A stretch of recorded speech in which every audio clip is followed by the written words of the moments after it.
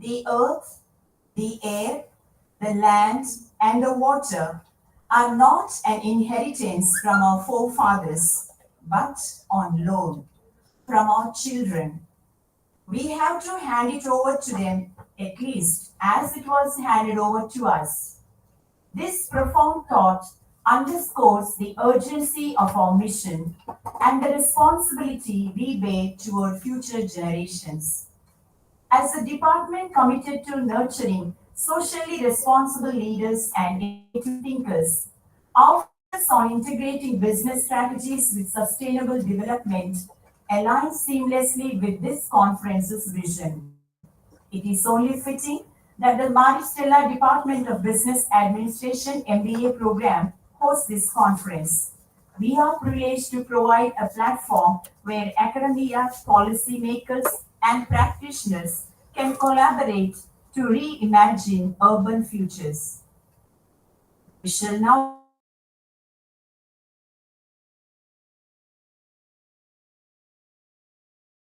invite and group to render a praise song.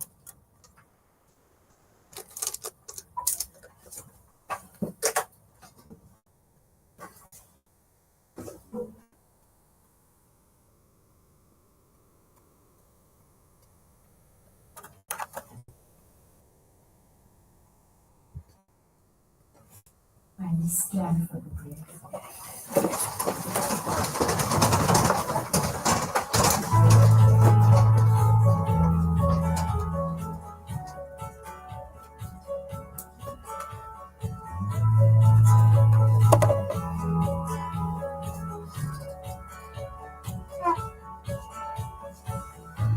Blessed be your name in the land that is cleansed of faith, where streams of abundance flow. Blessed be your name. Blessed be your name, when I found in the desert place, the road to the wilderness. Blessed be your name.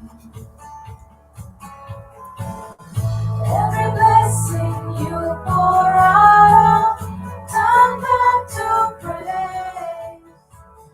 When the darkness flows as in Lord, still I will say, blessed be the name of the Lord. Blessed be your name. Blessed be the name of the Lord. Blessed be your glorious name. Blessed be your name. When the sun is shining down on me, when the world's all as it should be, blessed be your name. Blessed be your name, on the road marked with suffering, though there's pain in the offering, blessed be your name. Every blessing you pour out, turn back to praise. When the darkness closes in, Lord, still I will say, blessed be the name of the Lord. Blessed be your name. Blessed be the name of the Lord. Blessed be your glorious name. You heal and take away. You heal and take away. My heart will choose to say, Lord, blessed be your name. You heal and take away. You heal and take away. My heart will choose to say, Lord, blessed be your name. Blessed be the name of the Lord. Blessed be your name. Blessed be the name of the Lord. Blessed be the glorious name. Blessed be the name of the Lord.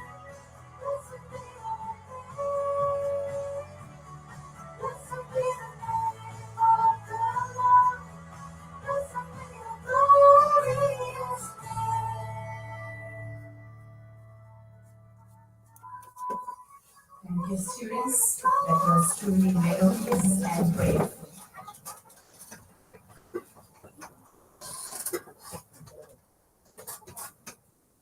I now have the pleasant task of inviting our dignitaries to the dais.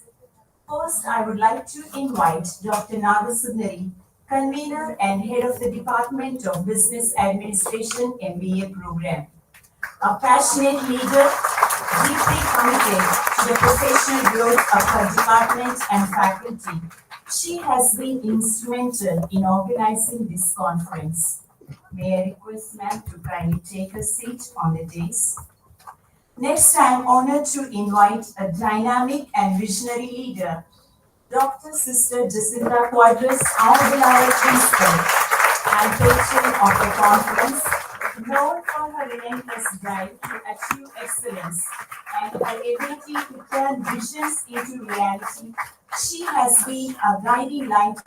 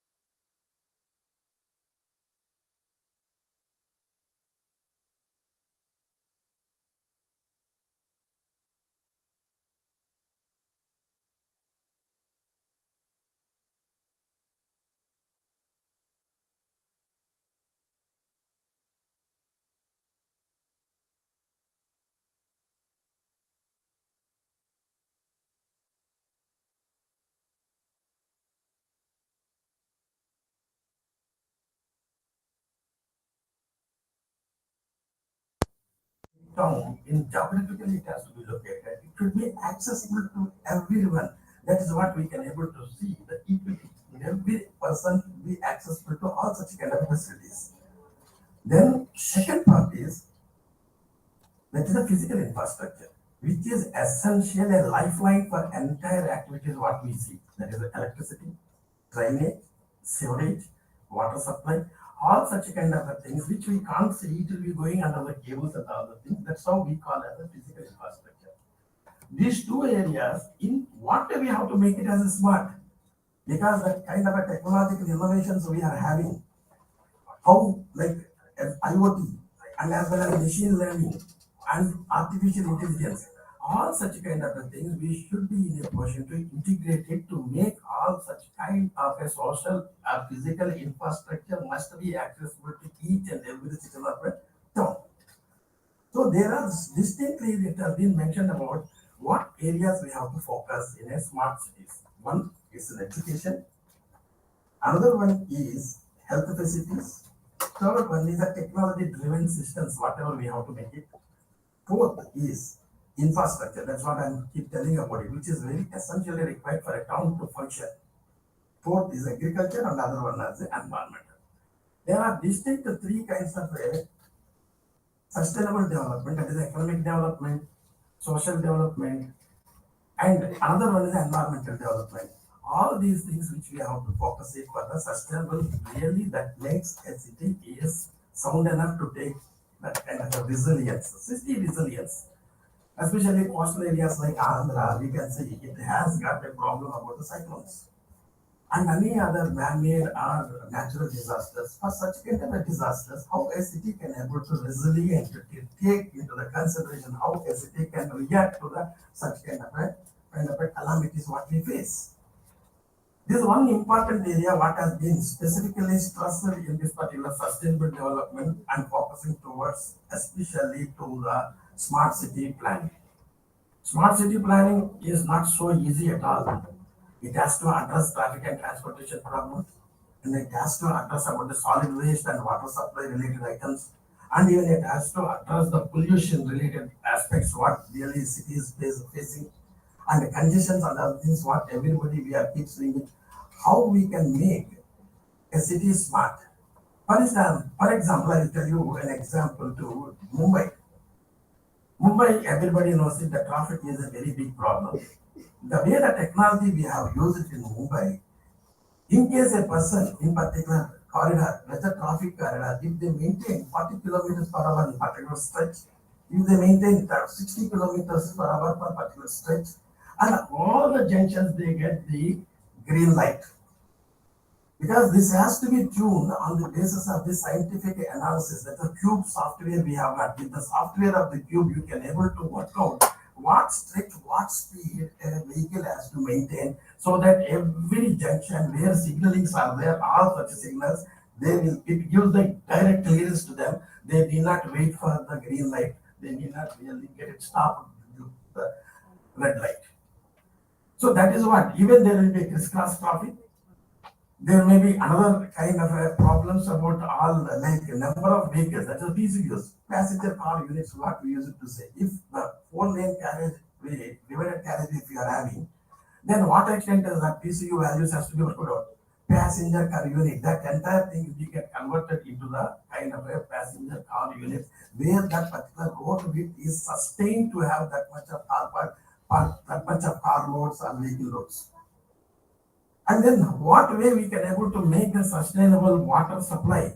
For instance, in the same Medicine College, if we have got 4 water tanks and different patches of the locations where people are keep using that overhead tank. Every person requires, as far as the standards are concerned, 136 LPCDs, liters per day per person. If 136 liters per day per person, if a person is using it, one particular water tank, let us assume they have consumed more.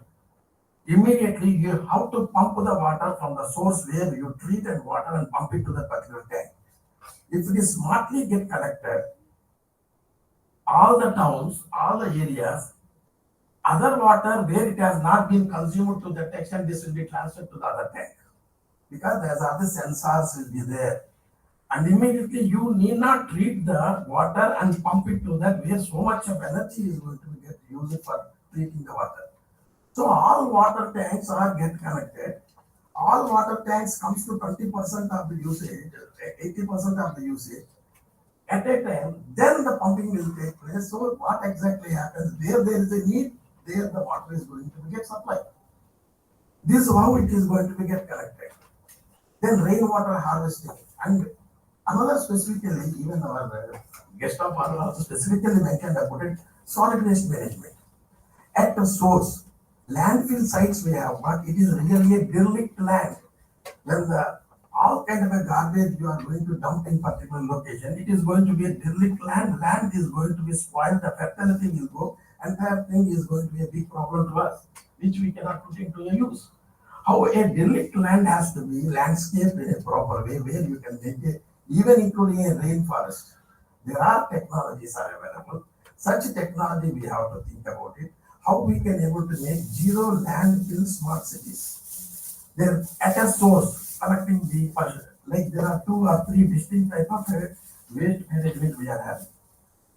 Perishable, recyclable, all kind of things it can be segregated at the source and making the people to understand about the importance of this particular garbage, what it generates.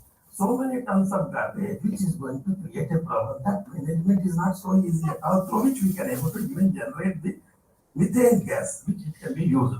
How, what exactly the quantum of the methane gas to produce? What is the quantum of the solid waste you supposed to have it? There is another method, is the modular approach. One has to go for it for everything. There are problems about the pollution, even the traffic and transportation pollution. And then heat island, that's one thing what we are telling. Nowadays we use so much of gadgets for electrical and electronic and all other facilities. We use it for the comfort conditions. What it generates the greenhouse gases. How do we reduce the greenhouse gases? Because of the greenhouse gases, you know very well there is a climate change. Rise in the climate change, melting the glaciers, rising of the seawater, and also going to create a havoc in terms of the aquatic environment as well as the general lifestyle and general climatic conditions of a particular piece of land, a particular town. All such areas have to be addressed very carefully with the due consideration to the sustainable development. That's what it has been mentioned specifically. And then Vikashit Bharat, that is a vision of ours specifically. By 2047, we wanted to make ourselves Vishwaguru, the global leader in all the areas.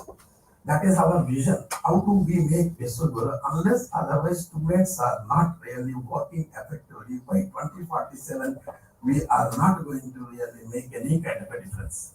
In what way we have to do? But that is the reason NEP 2020 educational policy brought by the government of India.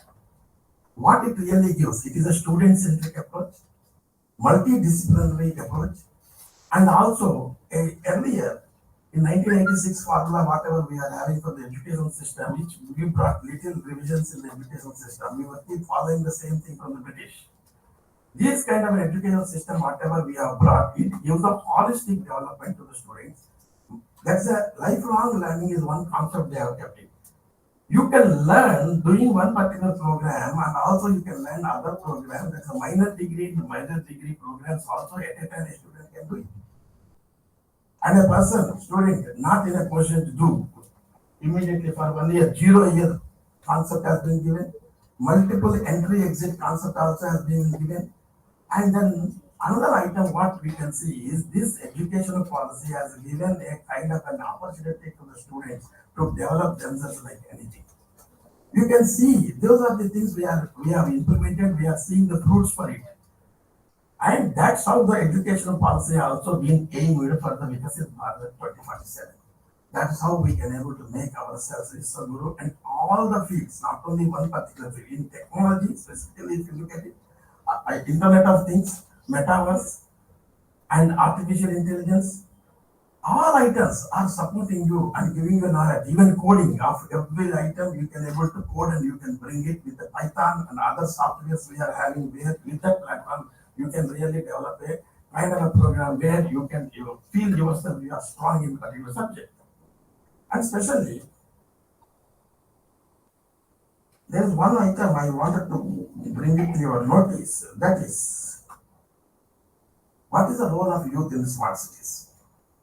Youth play a specifically critical role in developing the smart cities by driving innovation and adoption of new technologies, creative techno-savvy, especially that the nature to help us design sustainable solutions and urban challenges. Where in what extent we have to involve citizens in urban planning. There is a stakeholders meeting and there is a conceptual plan. Whenever it has been prepared, it will be shown to all the citizens of the particular town, or even students, citizens, other associations. All people will see the perspective plan what has been prepared for particular town or a city. Then they can give what area, in which area students can participate, how the particular neighborhood where they are living can be made more effective, more impressive, more naturally workable items.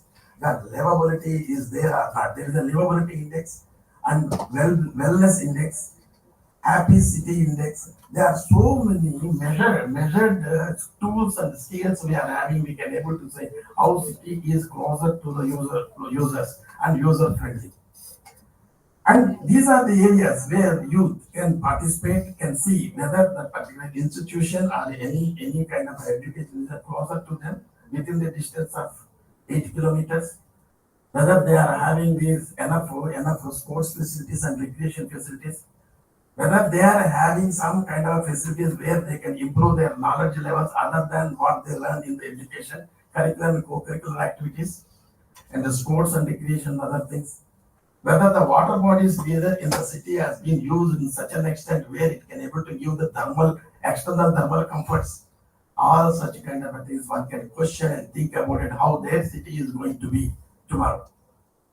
So the vision of India, if you see, it is like as I said to you, we have to make ourselves, give a path, give a way, and then to lead to a direction to make India as a global group that is called Vishwaguru, especially the educational policy and cities, like how we have to make it smart in terms of infrastructure, in terms of planning, in terms of its growth, in terms of its pollution, in terms of the usage of the energy. Where do we use the energy? Why we wanted to have energy and intelligent buildings? Intelligent buildings, how it is going to make? If the climate and the sun path and all other things, if you can able to understand properly, you can orient the building in such a way that that's called one is that is solar radiations. Every building faces the solar radiation, solar and as well as the temperature. Solar temperature will be exposed to the kind of walls, whatever we are having. That creates the heat island effect. The moment it creates the heat island effect, there is a problem for the flora and fauna. And also, you use other artificial gadgets to make your entire building comfortable. Once you are using these kind of natural artificial gadgets, generally it generates the greenhouse gases. These greenhouse gases, on our extent we can able to reduce it. Only the solution is water exactly the external surfaces, smart cities, that's what we say. How we can able to make the smart city is one of the concept in the smart city. In what way it is, the water, whatever, the rainwater or any other water, whatever we see, it can be absorbed very easily into the land and it really charges the aquifers. There are the dischargeable points, low-lying areas, and all other areas. It has to be worked out scientifically, technically. There's a terrain modeling we have.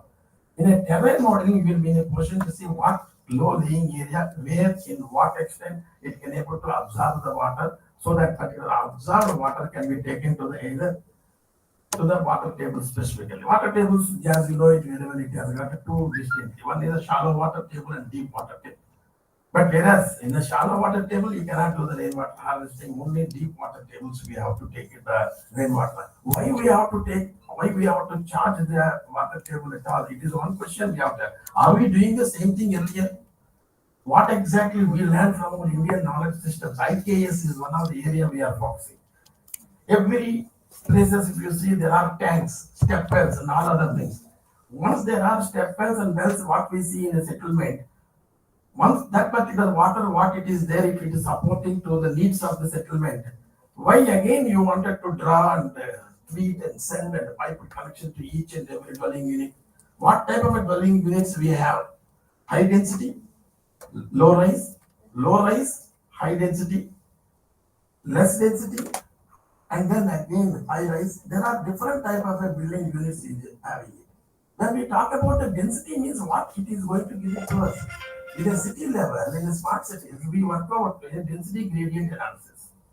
Means each and every pocket has got its own density, so many dwelling units per hectare. Highest side we go for the 450 dwelling units per hectare. Dwelling unit means what? That particular unit is going to consume this much of power, this much of water, and generates this much of solid waste, and also consumes this much of energy for their comfort conditions depending upon location that particular dwelling unit is there in the town, in that particular region. We have regions of different nature. Like what type of regions we have in the entire India? Hot and humid, hot and dry, cold and cloudy, composite weather. Some extent of heating is required for summer. For winter, some extent of cooling is required in winter. These are the two areas where distinctly you really consume so much of energy to you. What type of energy you have to consume? What is the appropriate energy? In what way you have to make it? And how extent you can able to reduce it? All such areas are essentially required. That one is really where if you approach to a holistic development. In it is not focusing one particular area. You have to focus distinctly all three areas. One is economic sustainability. What is economic sustainability? That's the one what the products what we prepare for the industry, the startups what we make, incubation whatever we are generating in a school level or any other things. That one in what extent the economic is nothing but the development. How this development and other things going to affect the kind of a total society. Because adversely it should not affect on any other environment, whatever we talk about. Environmental sustainability, biodiversity we have to protect, forests we have to protect, urban forestry we have to generate, and all other items which it is not going to affect the environment. Such kind of things we have to do it. That is how we focus it more on biodiversity. Thirdly, environmental. What is environment? Environment sustainability. We are going to talk about all kind of things like where we really mitigate the heat island effect for a town, which it is indirectly creating a problem to the climate change. As you know very well, everywhere there are so many summits.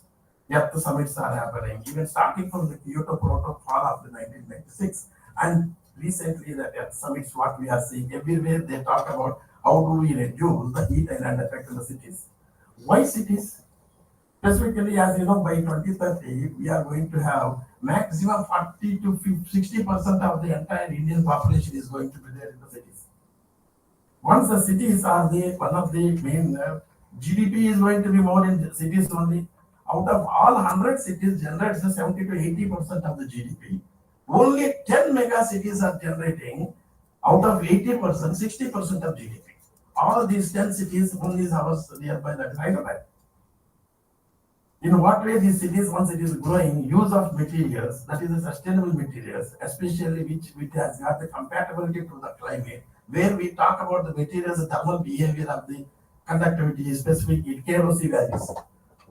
Out of each and every material, it really transfers the entire heat from outside to inside. That's the heat has got a tendency of sending, traveling from higher end to the lower end. And it creates a kind of a discomfort. Discomfort to really mitigate what we do, we use the gadgets. What type of a gadgets we have to have it. All such things, even minute details also to be worked out carefully to make a system sustainable and a holistic approach. That's how we have to look at it. Anyway, first before just only broadly I'm just telling about few areas, I have seen the way the programs being carved out and curated very impressively. One is human-centric, another one is technology-driven, third one specifically related to the climate change and resilience, and overall fourth item, it really gives overall understanding and how a policies can be drawn out of these three. That is how this entire program of 2 days it has been curated and carved out. Very impressive. I really enjoyed the way you know, Dr. Nagasundari is telling about it.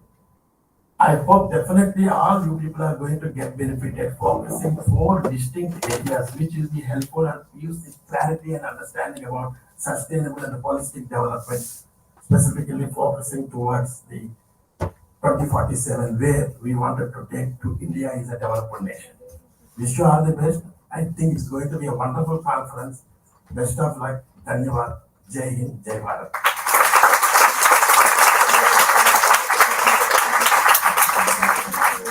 Thank you very much, sir. That was truly an enlightening address, touching upon the types of infrastructure. Very beautifully you brought out, sir, what is social infrastructure, physical infrastructure, and integration of technology and physical infrastructure for creating smart cities, and how smart cities can become resilient to natural calamities, and smart city planning, and also how to manage waste, solid waste management. And you have made your message very interesting with apt examples like Mumbai traffic management and water supply management, and also the role of youth in the smart cities. What is the role of youth, especially the use of technology? Sir, we are really amazed by the wealth of knowledge you possess on all these aspects, especially related to our conference theme. Thank you very much for your time and sharing your valuable knowledge and perspectives and insights on this great occasion. Let's all give him another huge round of applause for Sir. Actually, when we visited Sir at his office, he was very, very busy. Every minute is so precious. In spite of that, he gave some time for us, for our staff from Stella, and we are actually very happy to see how Madam Kalpana, Sir's wife, ma'am, please show your face, and she was our faculty member in the Department of Social Work, a very dedicated, committed person, and we are happy to have ma'am here in this conference to welcome to you and thank you, ma'am, for your presence here. Thank you, ma'am. And now, our distinguished chief guest and guest of honor have spared their valuable time to share their insights with us. As a token of our appreciation and gratitude, I request the principal and the correspondent to felicitate them.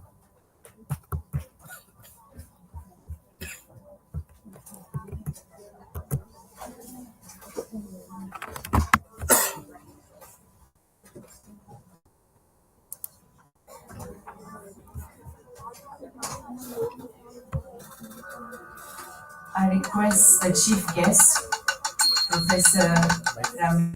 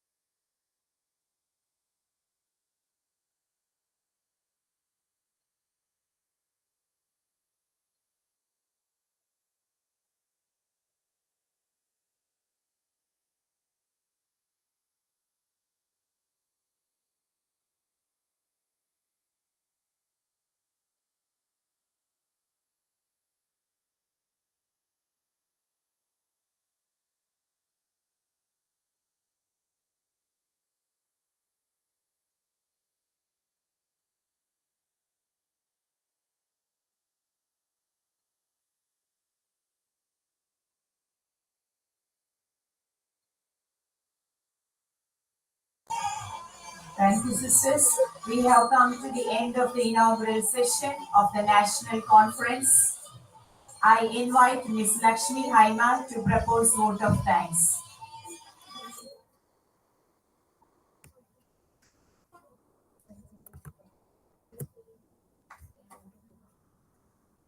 Good morning to one and all. It is with immense gratitude that I stand before you to deliver the vote of thanks on behalf of the management and organizing committee of this esteemed two-day national conference on Vision India at 2027. First and foremost, my sincere thanks to our chief guest, Professor Dr. Ramesh, whose insightful address set the perfect tone for this conference. Sir, your presence and words of wisdom have greatly enriched our discussions. I would also like to extend my heartfelt gratitude to the guest of honor, Professor Sivarama Prasad, for his valuable contribution and support. Sir, your participation has added immense value to this event. A special thank you to our correspondent, Dr. Sister Leena Quadras, for her constant encouragement and support throughout the planning and execution of this conference. I'm deeply grateful to our principal, Dr. Sister Jacinta Quadras, for her guidance and leadership. Your dedication and commitment have been a source of inspiration for all of us. I extend my sincere thanks to Dr. Sister Inyasemma, IQAC coordinator, for her support. My heartfelt thanks to Vice Principal Ms. Usha Kumari, all the heads of the department, and other faculty for their presence and encouragement. I would like to express my heartfelt gratitude to the convener and the head of the department and director, Dr. Nagasundari, for her tireless efforts and invaluable contributions. Ma'am, your expertise and vision have played a crucial role in the success of this inaugural session. I would like to express our sincere thanks to ICSSR SRC for their generous support and guidance. Your commitment to fostering research and academic excellence has significantly contributed to the success of our event. Deep gratitude is also extended to our co-sponsors, MaxiVision and Aparna Jute Creations. I extend my sincere thanks to the organizing committee for your hard work and careful planning which have made this event reality. My sincere thanks to the Commerce and Management UG faculty for extending their support. My sincere gratitude to Ms. Swapna, Media Coordinator, and to the print and electronic media for the wide coverage of our conference.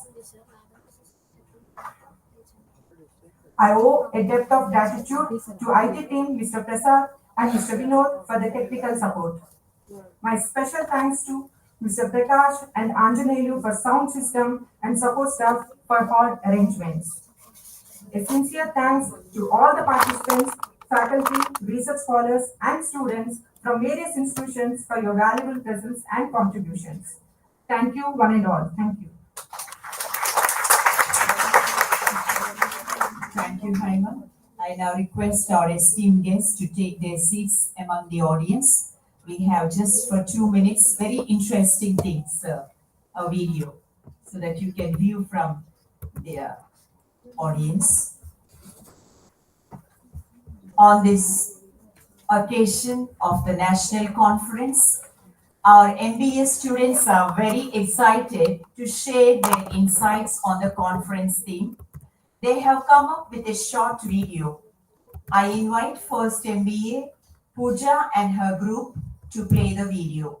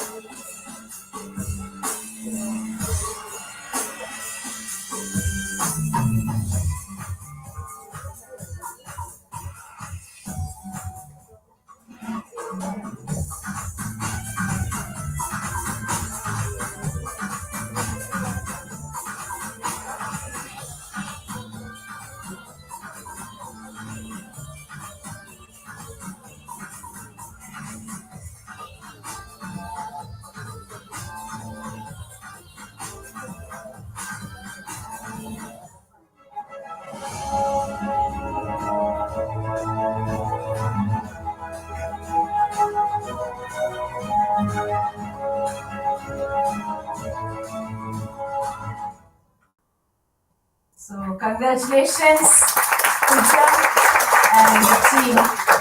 It's really great to see that you have beautifully brought out capturing the essence of the conference theme. Here I would like to acknowledge the support of our guest of honor, Professor Shivram sir. It is Professor Shivram sir who gave this brilliant idea to encourage students to prepare a video on the conference theme. Thank you very much, sir, for your support and guidance, and always from Stella. Thank you for your blessings. So, dear participants, now we shall have a short break, perhaps tea break as planned. After that, we'll come back for the keynote address by our chief guest. Just by 12:15, kindly gather back. The tea and snacks are served outside the hall. Make it quick, please.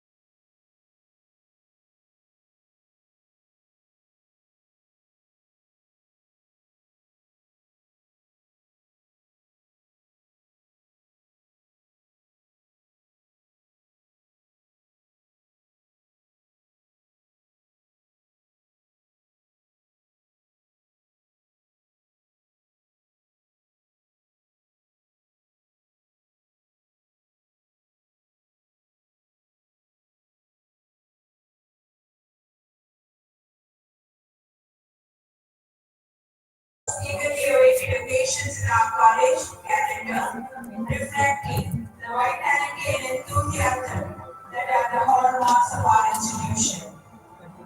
At a time when sports were emblem basketball కావచ్చు, ఖోఖో కావచ్చు, అన్ని sports కూడాను చాలా excited గా ఉండేది.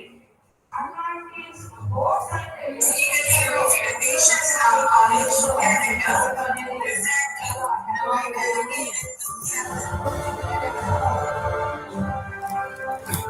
ఇది దీంట్లో ఇక్కడ చేంజ్ చేయాలి సార్. యాక్చువల్గా డిఫాల్ట్ ఉండిపోయింది. మనం ఇది పెడితేనే మీకు రెండు వస్తుంది. దీంట్లో ఉందనుకోండి అది రాదు. స్పీకర్ ఇప్పుడు యూట్యూబ్లో వాయిస్ రాదు. ఇక్కడ వచ్చింది. ఇది పెట్టుకోవాలి. ఇది పెడితేనే మీకు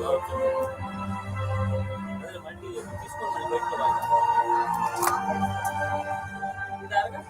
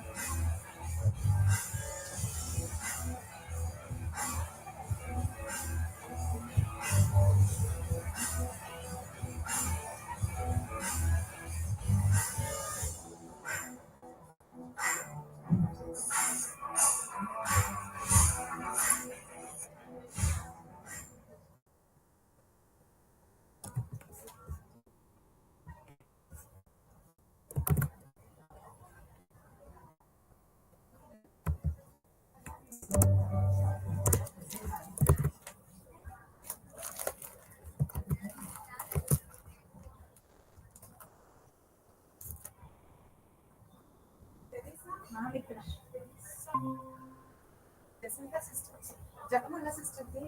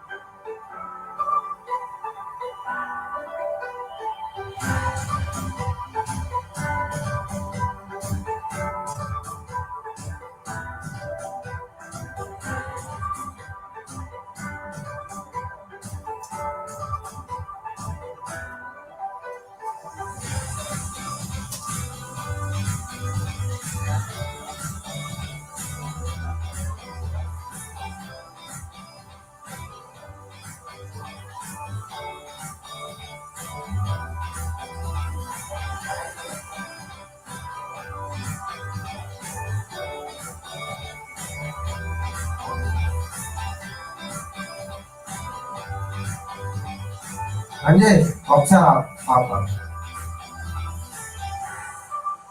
అదే ఆడియో ఆపు.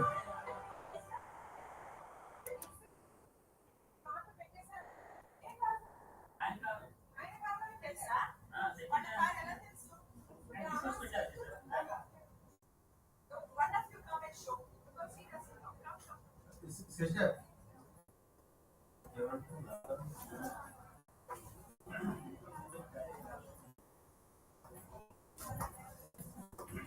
Come and show. You have seen? Who put ma? I'm Stuti. Hello.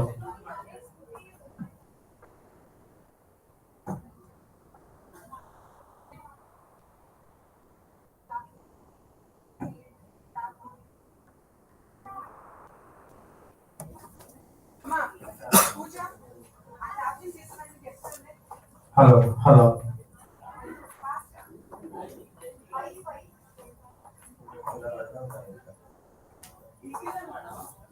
తీసుకెళ్ళిపోయారా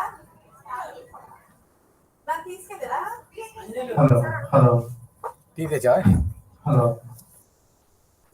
ये टाइम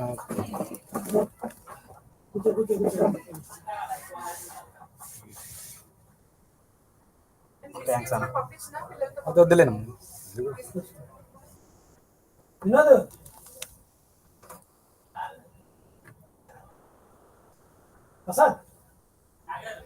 ఆయన అడవుల్లో ఉన్న ల్యాప్టాప్ అంట సెట్ చేయాలంట ఆయన మరి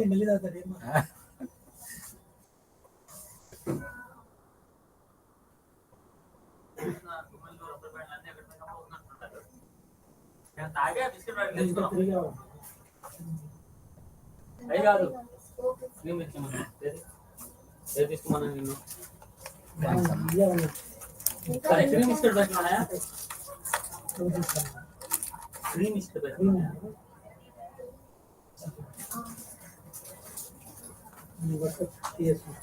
ఇదిగో తీసుకో మూడవది ఇక ఆకలి ఇది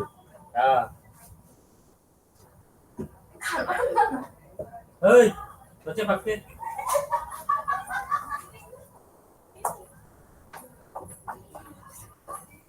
చెప్పా కదా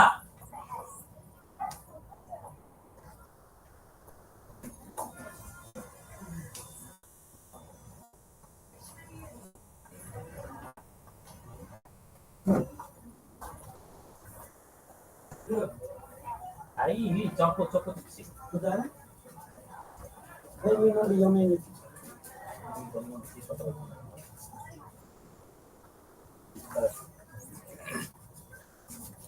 టైం 12 అయిపోయింది ఇప్పుడు బ్రేక్ ఇచ్చారా ఇంకా భోజనానికి ఎప్పుడు బ్రేక్ ఇద్దరు గంట స్పీచ్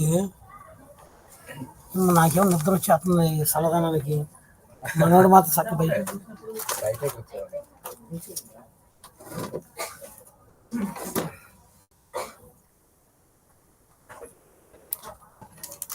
ఏంటి అమ్మిందంట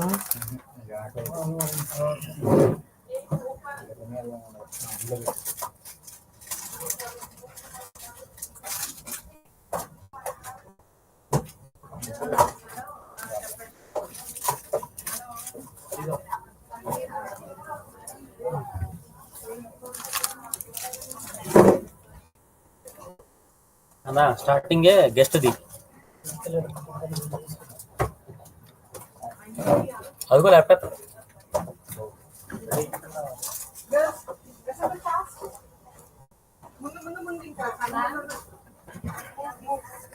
మేడం ఇక్కడ ఏమవుతుంటారు ఈ 3 లైన్స్ వస్తున్న వాడికి సౌండ్ రాకూడదు మనకి యూట్యూబ్ దగ్గర మా డిగ్రీ వాళ్ళు ఇందాక ఇప్పుడే లేదుగా ఇందాక మేము చెప్తా ఉన్నాం ఇద్దరం ఆ డిగ్రీ వాళ్ళు ఓగు ఇక్కడేమో వాయిస్ టచ్ అయిపోతుంది మాట్లాడదామన్నారు ఆయన చెప్తున్నారు నేను చెప్తున్నా మన ఎండి వాళ్ళు చెప్తున్నారు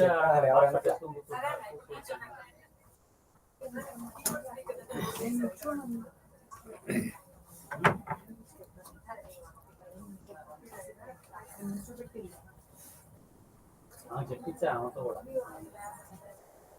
వెరీ గుడ్ చిన్నగా మాట్లాడినా సేపు ఆయుస్ వెళ్ళిపోతుంది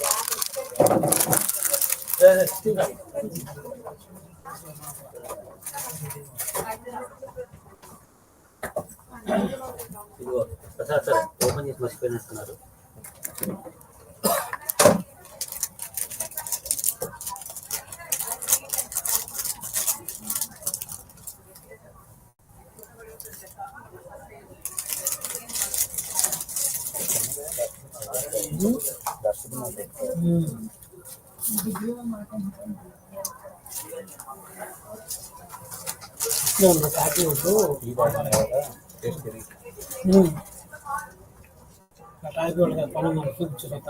ఫోన్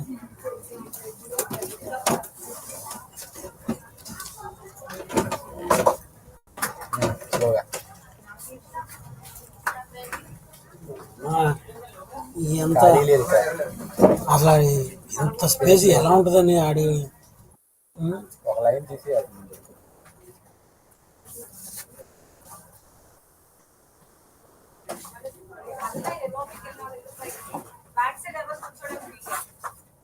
Back side ever కూర్చోడానికి లేదు. Do chess. Get up. No, all of you sit in the front. Andy, what is this? You want to sit in the corner? Why noise and both of the chairs? Camera ముందు కూర్చున్న వాడు అంతా voice live లో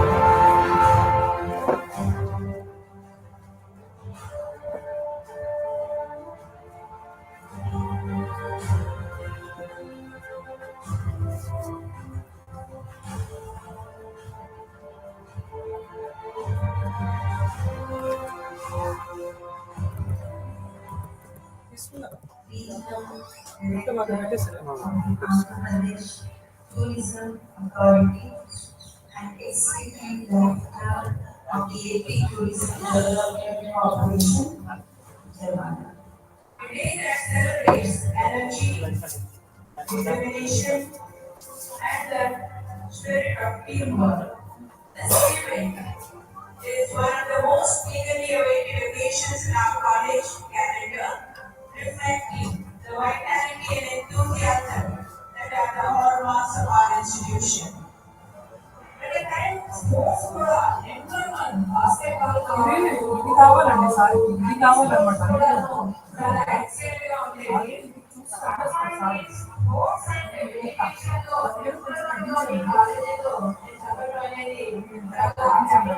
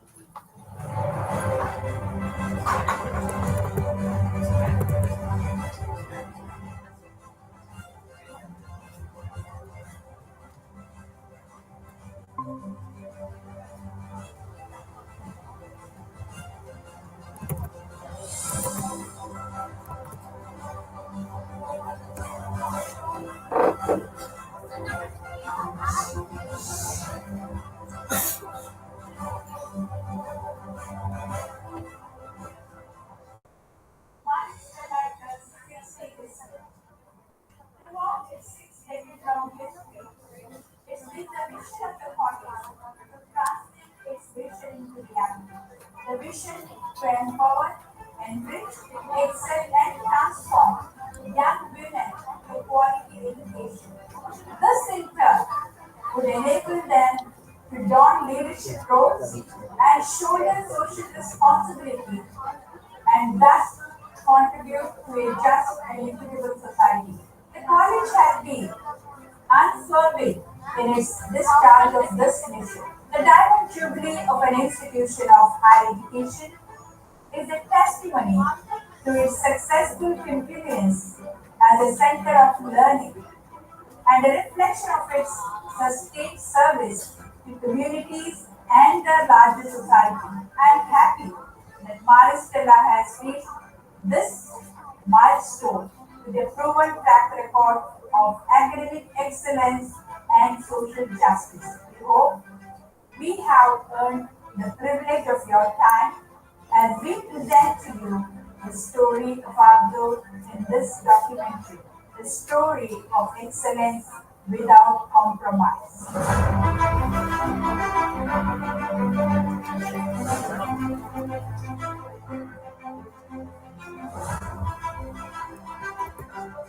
To recount the 60-year history of Mari Stella is to tell a story of exceptional contribution to the cause of women's education. It is a narrative of struggle and service, commitment and achievement, passion and dedication on the part of many, the founders, benefactors, citizens, well-wishers, officials, parents, staff, students, and alumni.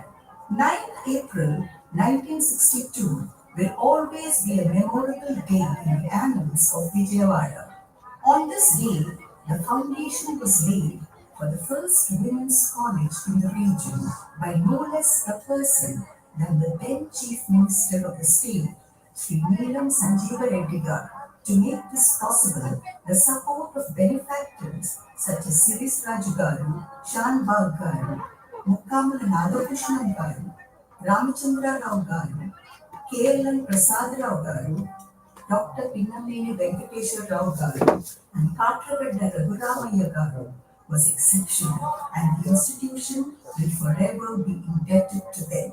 The first batch of 8 students entered the portals of Mari Stella College on 16th July 1962. From then on, it has been a story of phenomenal growth to become one of the premier institutions of Andhra Pradesh. This formidable and challenging task was begun by the founders, Sister Anne Marie Daly, popularly remembered as Mother Proinsius, a remarkable lady with an aspiring personality, influenced all those who came into contact with her. The college was indeed very fortunate to have her as the first principal, shining like a multifaceted diamond, each facet shining brighter than the other. Other pioneering personalities who made invaluable contributions were Mother Francois Leonard, Sister Teresita Polycarpus, Sister Sylvester, Sister Anne Julius, and faculty members like Karuna Bagju, daughter of a benefactor, Mukkamala Nagabhushanam Garu, Mrs. Kanakadurga, and the late Mrs. Rama Manohar. All of them helping to nurture the seed sown 60 years ago into the big, strong tree it is today. In their endeavors, they were ever guided by the star of the sea, represented in the college emblem as a ship sailing on stormy waters, guided by a star. This is a symbol of the student's life.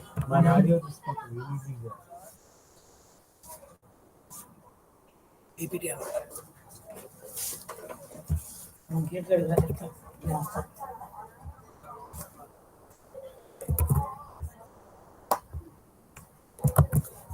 అది ready చేస్తారు తర్వాత Sir, kindly play the PPT. So welcome back, dear participants. So now I have the honor of inviting our keynote speaker, Professor Sri Sir, to deliver his keynote address. Let's welcome Sir with a round of applause. Thank you very much. Am I audible to everyone? See, let us first start with how a city will be planned. How do we plan a city? Planning for what? Planning for a city is almost we will be having for 20 years how city is going to be. Here Vijayawada, Chennai, Mumbai, Delhi, or any other city, if you just Google and open the master plan of the city means it tells you master plan of Delhi 2041. Means up to 2041 they have prepared the master plan. Similarly, if you just Google, I'm just giving an example, it may be 2031 also. If you just Google in Chennai master plan tells about the 2025. Generally, it will never be 5, it means the 2021, 2031, 2041, like that. For every 20 years, we are going to plan the before planning, why do we plan the city? It's a consciously we have to develop the city in an organized way. Organized way is one word which you have to underline. What is organized? Let us say, whenever you wanted to construct some residence to your house, residence to you, because there is a piece of land you will be having. In the piece of land, will have a survey number. That particular survey number you wanted to construct maybe a school, maybe a residence, maybe an industry you wanted to develop, maybe a commercial complex you wanted to do, maybe some activity in that particular piece of land you wanted to do. Otherwise, what you do, you prepare a plan. The land has got some capacity of construction. Each and every piece of land is having some bearing capacity, not like soil bearing capacity. It is a maximum extent how much you can able to construct. Like I'm talking something about backwards. Like as an end user, how you will see a city. When you wanted to construct a school or hospital or any kind of an activity, a piece of land what you are having, what immediately, how you will be having, the land will have a number that is called a cadastral number of your land. Geo-tagging will be there. Geological, like GPS, you know very well GPS. Wherever you are there, you will be in a position to locate yourself. Your friend will ask you, please send your location. Immediately you will send the location through your mobile. It means that the positioning of yours in particular piece of land in a global positioning. That is called global positioning. Each piece of land has an area and some kind of activity you can able to generate. Let us say a small piece of land of this auditorium size we are having. Can you construct 100 floors building here? Why? Because each floor plate is occupied by some people here. Like I'm telling you, here almost like 150 students can sit in this auditorium. If I am going to construct 100 into 150 students, isn't it that much? What you require? You require water for all 100 students. If they want water, means I should be in a position to provide the water to you. Entire area, I should be in a position to give the electricity to you. And it's a closed compact. You have to see the focus item on my screen. For that, what you should do is you have to have closed windows. Once the windows and all other things are closed, it becomes a stack effect. Once it becomes a stack effect, the temperature will rise. Once outside temperature is 41, after some time inside it becomes 42. Because for every inhaling and exhaling, our breath adds carbon dioxide to this particular volume of this space. For this, what we have to do, we have to have number of air changes. This entire volume of the air should go, and the fresh air should come. So in the air, how much percentage of the carbon dioxide, we have 0.03%. But a person, once you inhale and exhale, how much adds, that 0.3%. Even 100 times of the carbon dioxide, one single person is producing it, then it becomes miserable to us unless we are not having the number of air changes that will be operated by exhaust and crackments. With the natural buoyancy, it is going to happen. Similarly, why I'm telling you these are the things, are the supporting facilities, electricity, water supply, conditioning system, and that particular piece of land is going to bear. If there is no rule is governing, you construct whatever you want. Commercially, you wanted to rent it out, this particular one. As well as the technology supports, I can go even further 100 floors. But whereas the municipal supply of the water, electrical load, and other items are not supplying it properly, so I have to have some rules and regulations. That is called development control rules. Any development is getting controlled by development control rules in the master plan. What is master plan? Master plan is prepared for 20 years. For 20 years, that particular town, natural growth in the sense, children will grow, they get married, they will have the children. Again, that is called natural growth. Migration, if there are health facilities, if there are some educational facilities, if there are facilities, what the facilities are not having nearby villages, people will come for such facilities. They will be having the additional population for every year. And people will come to the cities for what purpose? For employment. If a person is coming for employment, entire family will come. Family may be, as far as Indian standards point of view, 4.5 or 4.1 nowadays. So that extent of the population is getting increased day by day, that particular migration. So what is going to be the population of after 20 years it will be projected? For such population, today Vijayawada population is 15 lakhs.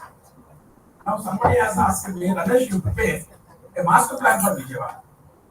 Present 20 lakhs, after 20 years, now 2025, after 45, what is going to be the population? There is a method of calculating the population considering the migrations, considering the employment generation, considering the industrial level policies. So many good industries are going to come and how much population is going to be added. Considering so many other factors, there is a geographical projection method. Our last 10 years, last 40 years, how the city is growing, the same way some percentage increase I will make it. This 15 lakh population is going to be, let us say, 25 lakhs population. For 25 lakh population, what are the facilities you want? For every 50,000 persons, if you are going to have one school, for 25,000 you have to have so many schools. All schools will be located in one location. Different locations, geographically, the residential areas, persons residing in a residential colonies, they can come by walk and go to the particular. That is geographical location of the social infrastructure. Similarly, for such kind of a social infrastructure supported by the physical infrastructure, electricity, drainage, sewage, and all other things. You got it? Got my point? For that, tomorrow after 2045, Vijayawada city is going to be having the population of something closer to present is the 15 lakhs, it is going to be something like 25 lakhs. For that, health facilities, how much it is required? For that, how many schools are required? For such people, how many cars they are going to add to the road? And then what type of links they are. For that, what is the residential pockets or zones? These residential zones, because if the population is increasing, I will be marking some areas. This area people can go and construct their residences.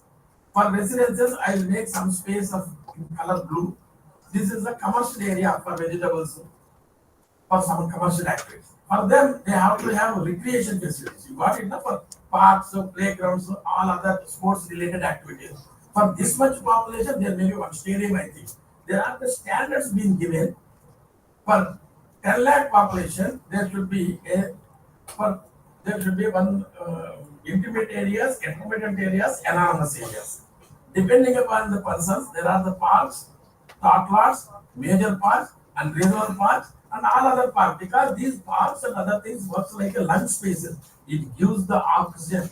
These are the oxygen is essentially required and keep the city cool.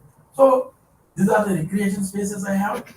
These are the social infrastructure I am having, and the physical infrastructure also I am having. And growing population के लिए what I have even the residential pocket also I have marked to support that such a population. I have marked these are the industries can grow like this, commercial area can grow like this, institutional area means schools and colleges will grow like this. These are the locations are required the hospitals and super specialty hospitals and all the things. 50-bed hospitals to 2,000-bed hospitals. All items what? These are the essentially supporting facilities required for coming 20 years. Now the coming back to the smart cities. What is smart city? And there are three distinct areas we are focusing. I told you specifically. Even same thing also I am trying to repeat. Economic sustainability, environmental sustainability. What is the third sustainability? Social sustainability. Social sustainability means what? Our democratic society tells, irrespective of the caste, creed, color, religion, everything, we have to be accessible to every facility given by particular organization or particular institution and particular area. And other than that one, universal design. What is universal design? Physically challenged person should be in a position to reach each and every place with his wheelchair, semi-ambulatory cane users, single cane users, double cane users, and the wheelchair. Even that particular person also accessible to the parks, playgrounds, government institutions, or any other activity or supporting facility given to the that is a universal accessibility. One accessibility in terms of the caste, color, creed, and economic power. And another one is related to the physical kind of a thing, physically challenged persons also access. These are the things how you will be in a position to do, in what way it has to be done. There are engineering and architectural designs can provide. Planning what we have made it for the 20 years like how a particular town will grow. Town will have a logistics because they have to distribute the early morning what I want. If you say I just tell you in the morning, you can see in Delhi, the bread will be coming on that particular day will be printed and supplied to the each and every colony, each and every shop in a colony. Bread, you know that bread? Bread ke upar there will be a date. You can use only single day in the particular day. Even milk packet.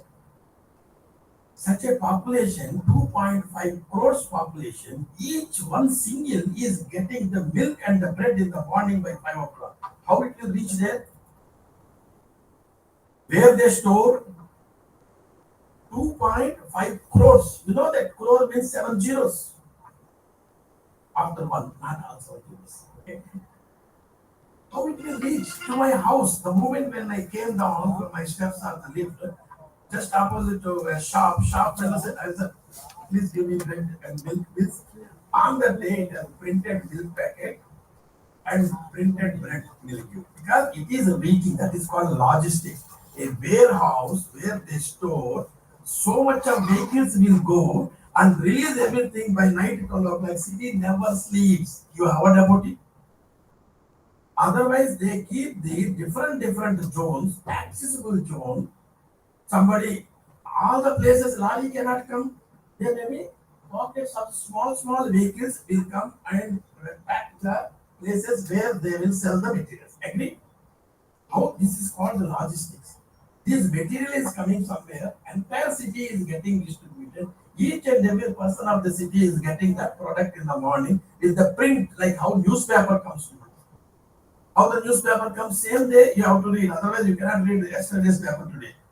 Though you have got some information about nowadays what astronaut has done greatest achievement, today we are not really much worrying it. That day when you read fresh news, then your excitement is entirely different. That is the news. But a food point of view, you have to use a fresh food only. How the logistics, that is the traffic and transportation logistics should allow and make these things can be done with a smart network.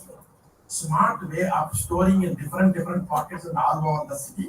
And from there, it will be coming to the wholesale, to the small pockets, and retail to the beneficiary. Beneficiary is that I am a single person. I am going to get benefited by getting that particular product in my hand in the morning. How do we do it? One. And next, you take our own life itself, how our life supposed to be in a city where the cities are planned for 20 years by providing all the facilities what I want. I want to go and travel some 40 kilometers to reach the workplace. 40 kilometers I have to reach.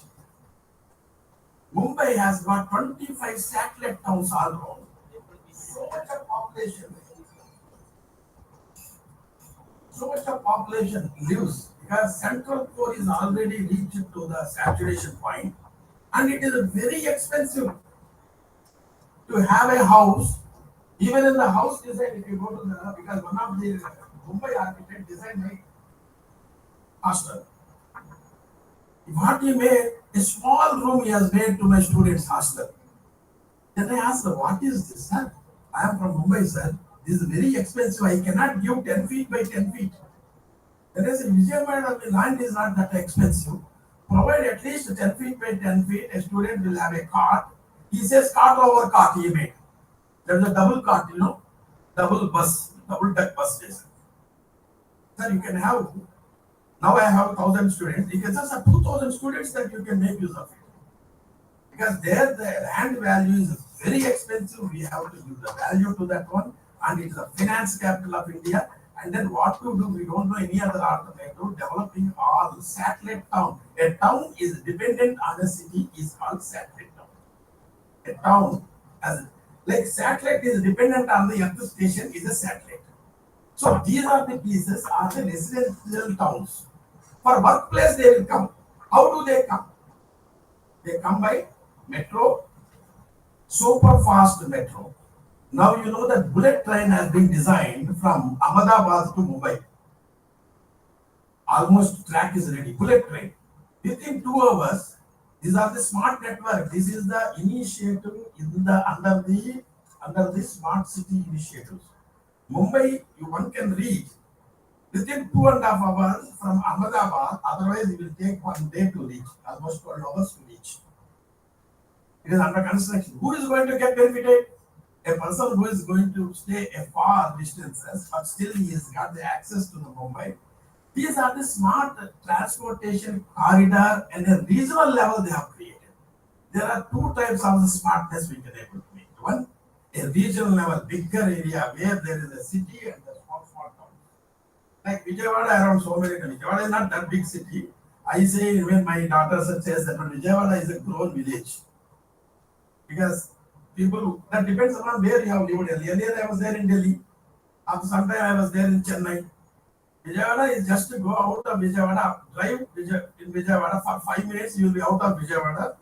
You will be there in the place where you will see the huts and the agricultural land. So, you keep driving like anything in Hyderabad, 1.5 hours it will take crossing from one end to the another diagonal of your outer ring in the ring road. In Delhi, it takes 2.5 hours.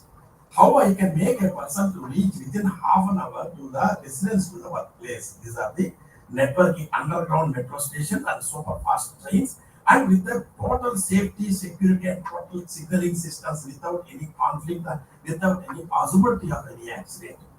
This is where the smart networks. Underground, you have to take means technologically, you have to have even 30 meters. There are some heritage structures are there in Delhi. You know that Delhi, Shahjahanabad, I've heard about it. There's a old city, Red Fort, you must have heard. And Jama Masjid, you must have seen just next to it. All old city, under the old city, 30 meters down, there is a metro train is going. Because those are the historical buildings, may not have much of foundation. If the train vibrations comes, means entire thing can settle. But all precautions being taken by Dr. Sridhar, as metro master, is the man who has designed it, and it is functioning fantastically. getting connected to the mode transfer. Modal change, you know what is modal change in the smart networking? You are shifting metro to the railways to the airport. Because metro gives the, within the city, it takes you to a railway station. From railway station, it will take you to the intra-transport. Inter-transport is this, intra-transport is this. You will go from one town to another town. Not one town like Vijayawada, one town, Vijayawada, two town. I'm telling you, one settlement, one city to another city, train will take you. Even not even suburbans will be taken care by the metro. You wanted to fly to some other country, you can go by train. No? Then again connection as a model change, then you will take a flight and go to the other country. Even within the India also you can go. I'm telling you about there's a mode change. Mode change, if you see, if anybody from Calcutta, you can able to see train, metro will be there, local train will be there, intra train will be there, steamers will be there. In all the things we can able to see. Because how such area, there is a lot of conflict, lot of activities. You have to have the proper information in your hand where to go. When Victoria Station in Mumbai, if you come out and you wanted to go to the church gate, you will be in damn confusion where to go. The signages and the mobile app. These are smart system, smart network. If you use it in a better way, it will be helpful to you. You can even in the wrong way, you will be destroying yourself. There are two ways, whatever each technology has got advantages and disadvantages. Let us come back to the smart network. Logistics for distribution of the food, and traffic and transportation for making this particular workmen to reach from residence to the workplaces, and then supporting facilities, social infrastructure. My daughter my children don't want to walk or move more than 8 kilometers. Even there is a say, if you wanted to apply for admission in different schools, within the 8 kilometers persons will be given first preference in Delhi. If I wanted to make my children to study only DPS, Nagar, GPS, some in the Delhi public school I'm talking about it. No, they will see first preference, not that one, irrespective of anything you have influence or anything, that's it, keep it aside. We will see within 8 kilometers, any person is there. So that number of trips are going to add so much of load to the road. Trips per person, trip should be 3.5 kilometers per day. It should not be more than that one. But the best transportation planning for a city is maximum trip you should have 3.5 kilometers per day per person. These are the things by doing so much of experiment. How that kind of a trip, once you reduce it to 5 kilometers to 3.5, you will reduce the carbon emissions by generated by what? By these kind of vehicles. Even if electrical vehicles are coming, even so many other vehicles, first CNG vehicles have come, now electrical vehicles are not time tested.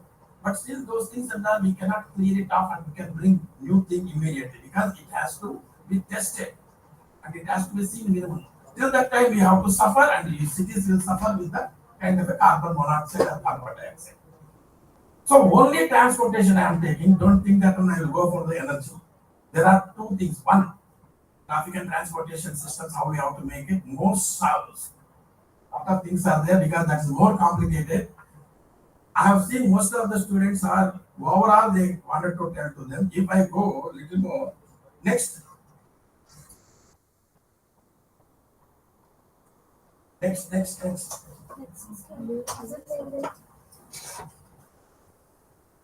Not believe it. They said that.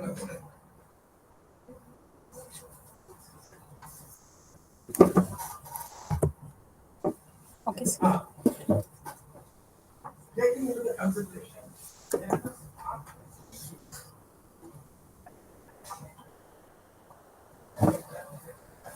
My wife is SDG goals are 17. All 17 cannot be applied at a time. Wherever the opportunity is there, smart city planning and smart city network, you can have the SDGs. Those two fellows went off. Not our people, call madam. So, we are under the technical team. Who is technical team? Then you have to sit here only. Why they will operate? Sit there. Okay. Last but sir, to come and put it on. We don't know. Prakash, this You will be in a yes, sir.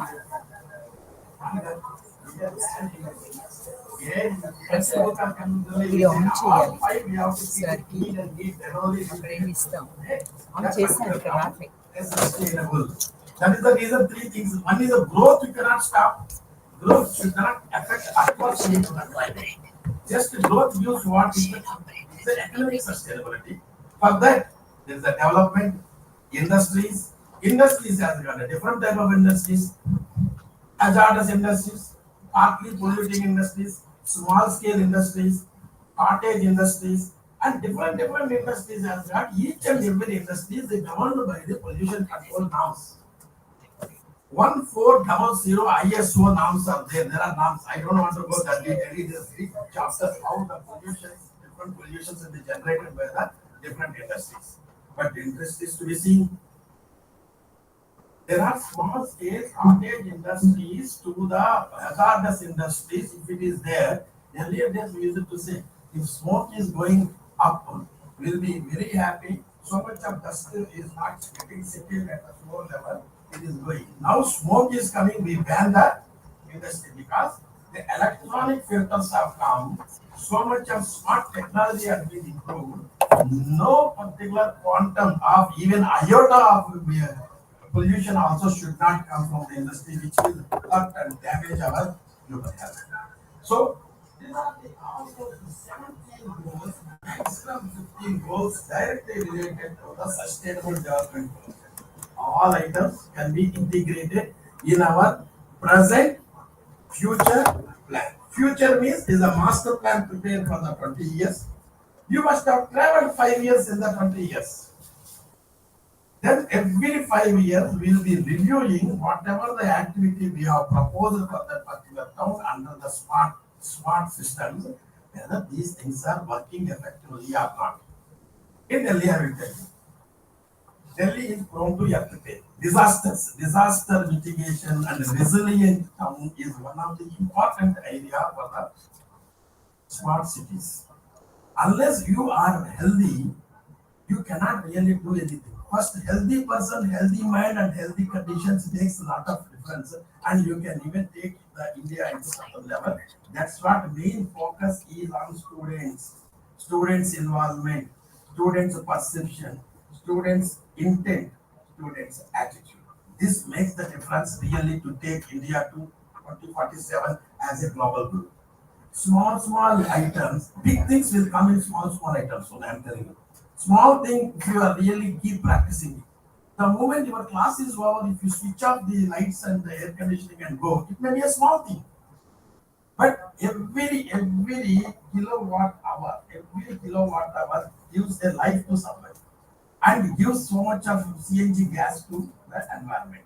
So what the areas we have to focus from small items to the major items, all items to be focused in through proper lens and it should be important. So the one what disaster mitigation and disaster resilience. Type of disasters what we have in India, if you look at it, we have different disasters. Upper hills in the northern India, you can see avalanches. If you see the western side of southwest, you can see the sand, what we call about sand storms. Sandstorms, have you heard about it? It comes like a totally, it becomes black. You cannot even open your eyes. Sometimes it comes like a fan in the sense the way the sand will be thrown on you. And another side, what we have? Cyclones.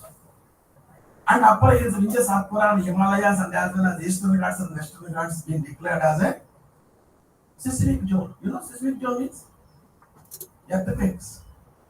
All entire for every second there will be earthquake is there in the earth planet. But whereas recognizable and feelable, that's where you can feel once it comes from the Richter scale of 3.4 onwards, 2.5 onwards, you start feeling the tremors. You got what I'm talking about it. So you be clear about it. These kind of all how we are having the total India, we are united in diversified languages, diversified locations. Each location has got its own beauty and its own difficulty and the challenges. One, floods. Other one, cyclones. Third one, even Toronto's also nowadays in some places people are keep seeing about it. So these kind of things, how our city, for instance, if there are some Toronto's and other things in the other places, what they have done, they have made the bunkers. For every house will have a bunker so that in case of that kind of a whirlpool kind of a air really ships that are building a roof and everything, they have to protect their life. And cyclones, how do we cities make resilient? In what exact of the kilometers per hour speed it comes cyclone? Maximum it goes up to 120 kilometers per hour. What way we have to design the roof and the windows, and what extent we should be away from the sea, so that any tsunami kind of a thing comes, still we can able to, because these are the nouns, these are the areas. You are on a land, it will face such kind of a problem. On a land, you have to create a kind of a land use plan. Particularly the use of the land next to the sea up to 300 meters, you should not construct anything. If the sea has got certain seas are deep seas, certain seas are shallow seas. Shallow seas are meant for swimming, deep seas are not meant for swimming. Shallow seas are meant for tourism, deep seas are not meant for tourism. All items, why I am specifically telling you, the geographical character and the behavior of entire item in the environment, whatever we see, it governs us to do what we have to, in how we have to plan a city. Then there are rainforests. Have you heard about rainforest? You are not supposed to touch the flora and fauna, and you have to really protect the rainforest and conserve the rainforest, because those are the things only maintaining the entire climate of that particular area. But we are doing in a different way to develop the city, to bring the good number of residential colonies. We cut the vegetation and we go for the concrete jungle. For going to the concrete jungle, it is going to change the climate and it is going to generate the CNG gases, and that is how the heat island effect we are seeing it. How do we mitigate? So there are three different distinct ways of addressing the smart cities. One, high density development. Another thing, economic stability of all the things you cannot see the holistic perspective.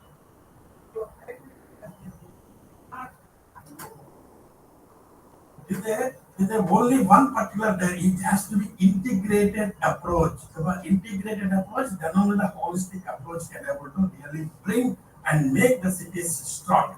One related to the economic sustainability, livability. What is livability? When I come out, I should be in a position to the footpath in a position to make me to walk on footpath. If just because of Stella College of Survey, no single footpath is making you to walk on it. Broken footpath, if you are not in a position to walk properly, it will break our feet. We will fall. And then there are some, the level to the footpath, cobblestone to the road, it should be ever friendly. It should be 6 inches. But whereas you will see 9 inches are there. And the places where it comes and joins to the main road, it should be slope enough. A wheelchair fellow, no wheelchair fellow can walk in Vijayawada and any other place even 1 or 2 meters. Just I am telling you why I am saying these are the things we have to focus. Every person is equal and every person has the equity. You should be in a position to enjoy everything.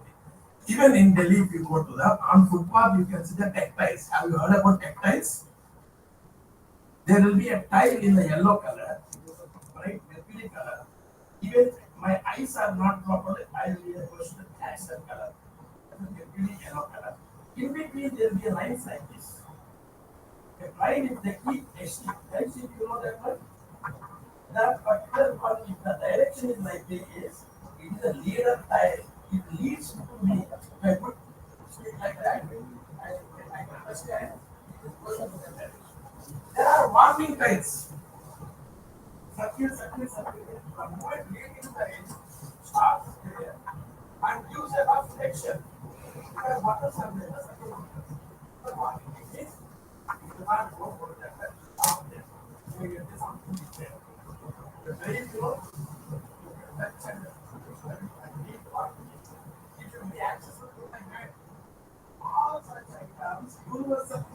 Universal design, that's what we say, everybody accessible, everybody equal, and equity, we have to bring it for that.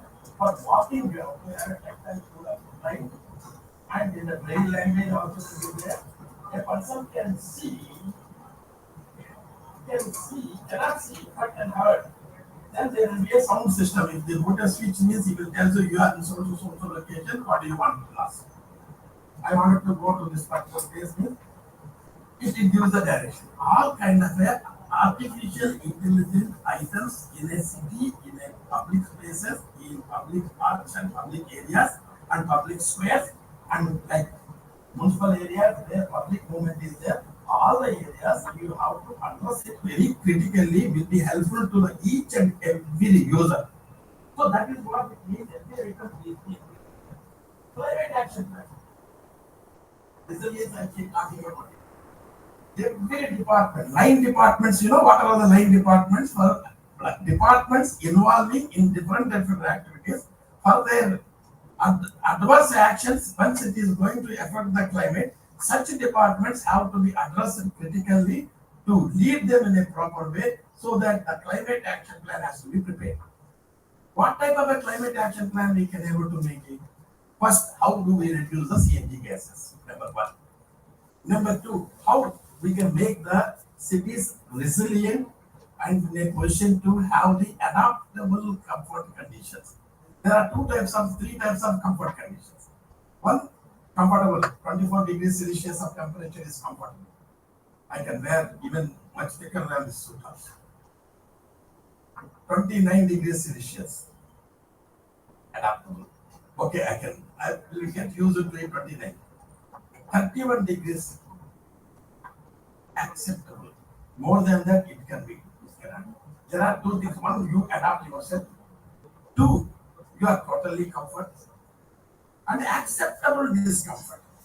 There are 3 items are there. Acceptable discomfort that we can lead. Because anything comfort is going to, you are going to pay for it. Means I have to think about my economic capacity. Till up to the acceptable discomfort, I will accept it. I can able to go for it. How do we make the resilient city should be able to sustain and come back to the normal level? Because in case of any disaster is there, there should not be damage to the properties and the life, and it should come back to the normal life within no time. How do we make this? That is how the action plan. In case any earthquake comes, there is a collapse, we should be having early warning system. Earthquake is very difficult. For cyclone, you can give the early warning. For tsunami, you can give the early warning. Or any other disaster, but earthquake is difficult. But at least when the tremor starts, what are the actions you have to take? There is a list of items out there. So that's how we have to make the cities are resilient either in terms of the different type of calamities, man-made calamities, normal. Any chemical disaster is happening, then development control rule says that you have to have a kind of a bunkers so that you will be away from the chemical action of the body. Then radioactive disaster, if it is there, if Sriharikota, they keep lot of radioactivity material. In case something happens like what happened 3-4 years, 5-7 years back in Japan, radioactivity station got attacked by tsunami. The wind direction towards the sea, so many people have saved their lives. So all other items, some of the essence what we have learned from the experiences, whatever the other cities are facing, those things also we can able to do. The city like Delhi, so much of the second in the number of cars. Each and every house, if you look at it, there are 2 to 3 cars are there. Then where do they park? So they started developing the underground car parking, automated car parking. That is also comes under the smart city. You come there, bring the car in a lift, put the car and take it back. Because the car is in. Inside there will be a pallet, there will be a schedule. There are 2 types the car will be taken, they will be kept in the slots.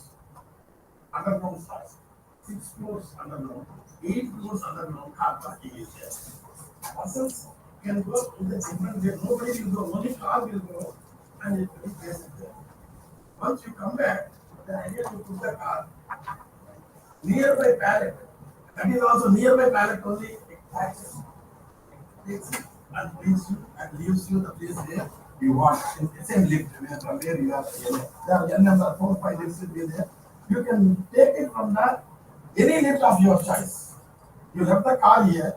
You have gone to the commercial complex, and you have gone to the other side of it. Underground there is a car parking.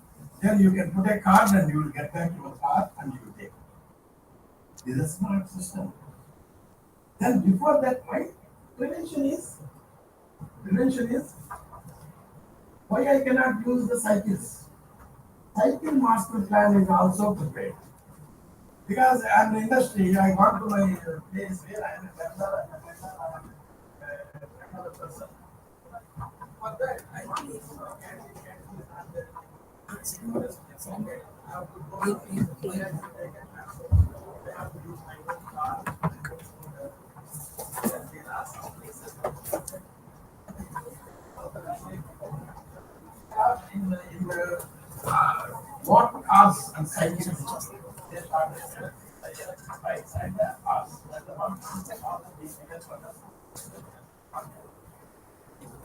Next please. Let us go back. Medium density and low medium density. Next slides. And low density and housing requires. See, there are two things. Density, what you are talking, sir, I am not in a position to understand what is this density. I know very well about density of the water. What is the water density? Why? There should be some unit for you to compare it to others, isn't it? Is she a taller? Then immediately we see what is the standard height of the Indian person. So we say that she is a taller, she is not a taller. But there is a unit, there is a scale, there is a yardstick, there is a measurement tool. What we have for everything. Low rise, low density. Some of the houses, these many houses for a piece of land is a context. These many leaves, these many trees in a piece of land is called tree density, leaf density, dwellings density, human density. Means the number of people per particular area. That's all.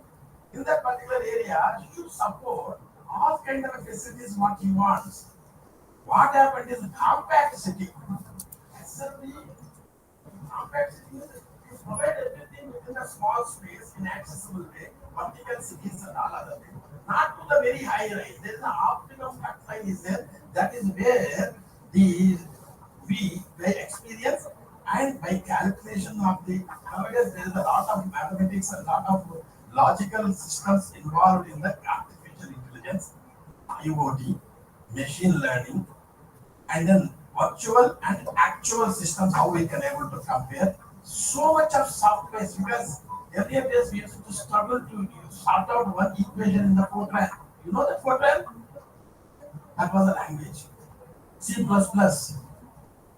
Now, one stroke in MATLAB you can able to do it. These are the things what we are seeing here. That is how the technology has been developed. Now what happened was, if I wanted to get some material from some one book, I have to read that this much volume book. For instance, I have given warning you have prepared almost 48 technical papers you people have written. Amazing, I am telling you. I really appreciate all the persons who have really made the paper. It was so interesting. That shows your commitment and your involvement in such kind of learning issues. The smart city and sustainable cities is not so easy unless you people are not involving, we cannot make it. So amazing work what you people have done. Even I am going to take it to my school. School is purely meant for the planning and architecture.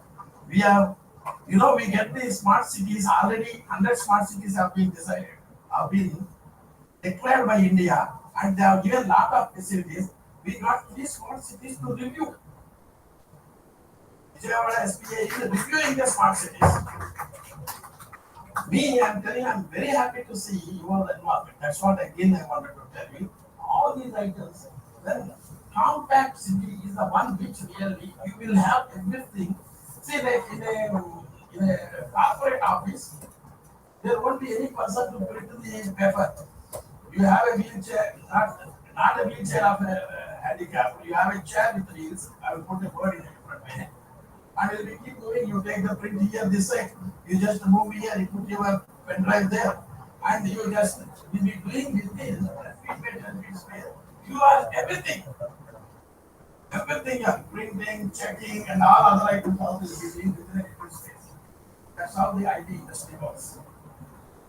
Because each space is important, how best and how efficient. Even if you want tea, you need not go out. Tea means tea will be there. Snacks means sandwich will be there on your table. Because they want that particular time you want to explore your maximum potentiality and give out a solution to the challenge what you are addressing. So that's how the system. And I'm reading here some terms are going, outward terms are going next to me. I don't mind because my concept is not my own and the topic where I want to involve and learn and do something there. So that's where the compact city means everything is available within the particular domain of a space. Such one is much better.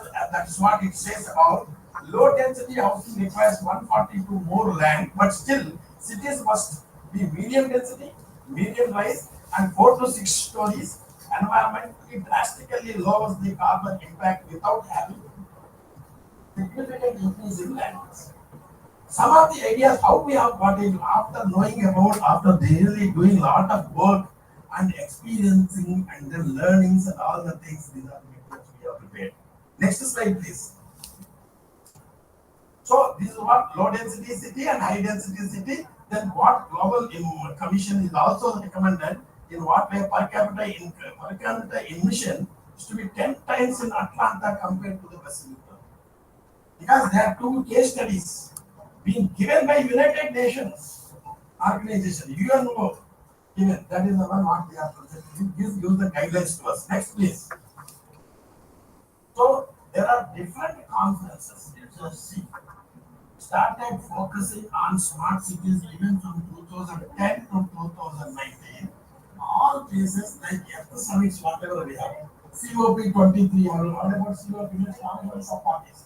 All nations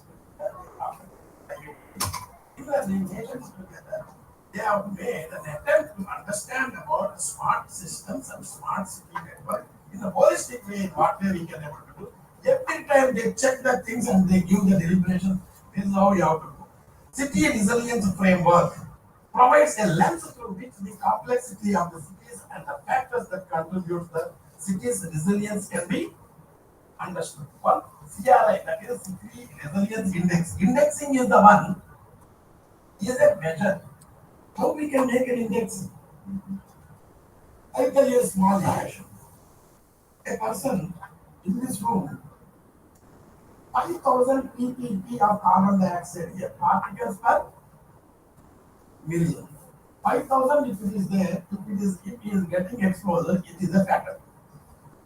Up to 500, it is acceptable. 5,500 divided by 5,000 divided by 500, 0.001. 0.001 is the index. Up to that extent, it can be. Because the indexing system, what is the fatal, what is the acceptable, what exactly you have.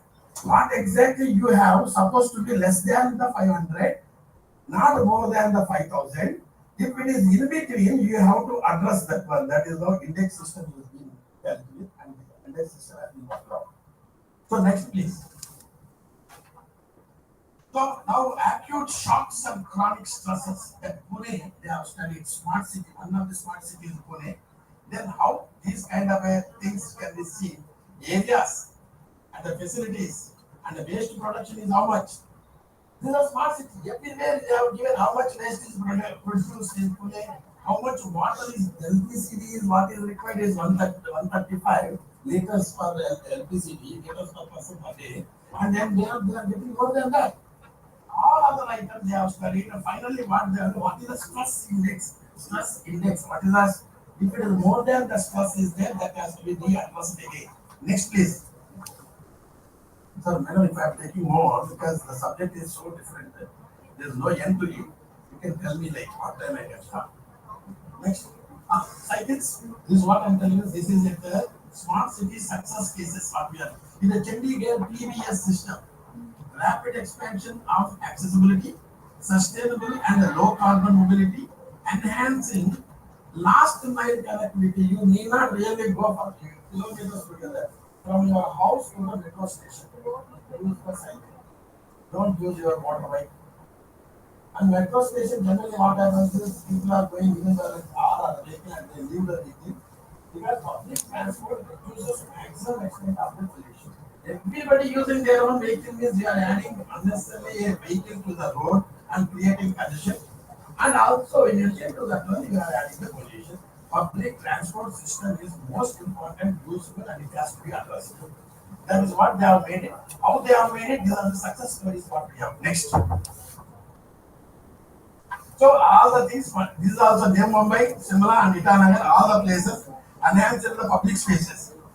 In Simla, what they did was you can earlier all vehicles used to go up to the upper mall. There are upper mall and lower mall. If somebody has seen the Simla, you can look at upper mall is the place where you will enjoy the beautiful view and so many statues, so many books. And Simla, whenever you go, that is the place where you really enjoy. For such place, all vehicles are going and creating a nuisance. Then they stop. And then only pedestrian movement, one has to leave their vehicle in certain location and the pockets in the market, there they have to leave and they should walk. Such small items really reduce. Otherwise, what happens is Simla is a place of thick vegetation, place where you really expect a better climate. So that when there is a hot summer here, everybody rush to Simla, Nainital, or any other Ooty and other places. Now we are spoiling that. That is a different part. We should not spoil. We should make it as it is to leave it. So what are the things we can able to do? That's what we have to see. Well, you can tell me anything. Next, please. So you can see there are few items which the traffic management in Vadodara and the monitoring of ICCC, something like in Gwalior about all these electronic and computer systems. Intelligent traffic management. Traffic management nowadays in your app, you can don't go to this road. It will tell you car and headline. It means immediately it will tell you how many minutes it will take to make you to reach that place. But it is not giving the alternative. Now our system, we are going to make it. We made some apps. What is the alternative system so that I am not going to consume more of my petrol or diesel. More slowly if you go, because even vehicle also it has to maintain certain speed, then only it will give the efficiency. But it should not certain speed only. I can use some more than the certain speed also it is it consumes more energy. Even less than the certain speed also consumes more energy. That speed is what it has been indicated in this vehicle. If you maintain your oil or your petrol or anything comes good number of hours and good number of kilometers it can take. So how we have to make it, what way we can do it is called the management systems, common mobility cards. You make it. I went to Florida. Somebody said, sir, you buy a card whenever you enter into the bus, that fellow will take so many, like 10 shillings. I said, why should I buy? Then he said, I don't want to make. Then there was the bus I entered. The fellow asked me to put money. I have given the money, he is not taking and giving the change. He is asking me to put that one in the box. I have to give $1. Here I have to give half a dollar, I have to give $1. He is not returning it. Because I am losing the money, then I started using the card next day onwards. Actual thing is, see, like even a small, even nowadays, you just Google Pay and whatever you pay, even if a person is asking for 41 rupee, you can give 41 rupee. Whereas you cannot give 41 rupee, whereas you have to search for 1 rupee. Otherwise, you have to give to the combinations of the 50s, something like that. So one way it can be saved, another way is how great facility you are having. Such kind of a smart facilities you should be in a position to use it. Next, please.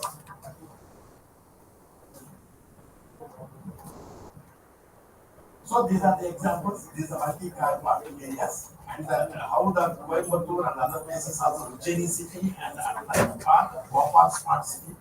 The median greenery. Already Vijayawada is also having the median greenery.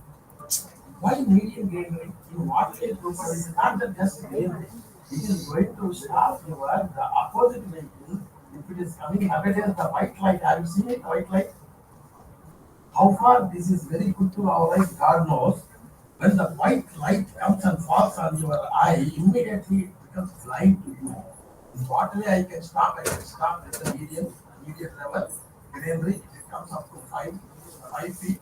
So the source of light is almost like 2 feet, 6 inches from the road level. Then the glare I can reduce it. Other than the glare, I can also add some kind of visual enjoyment. These are the every item has got the scientific involvement. That's called scientific temperament. Everywhere the students should generate why I cannot use it. Okay. If you have got the medium like this, robots you can able to make it. You can see the muscles coming in that particular direction, but at the same time you can stop the direct radiation. So direct beam, the photons what it generates on your eye, it should not create any problem. How we can make it, how we can make it more effective?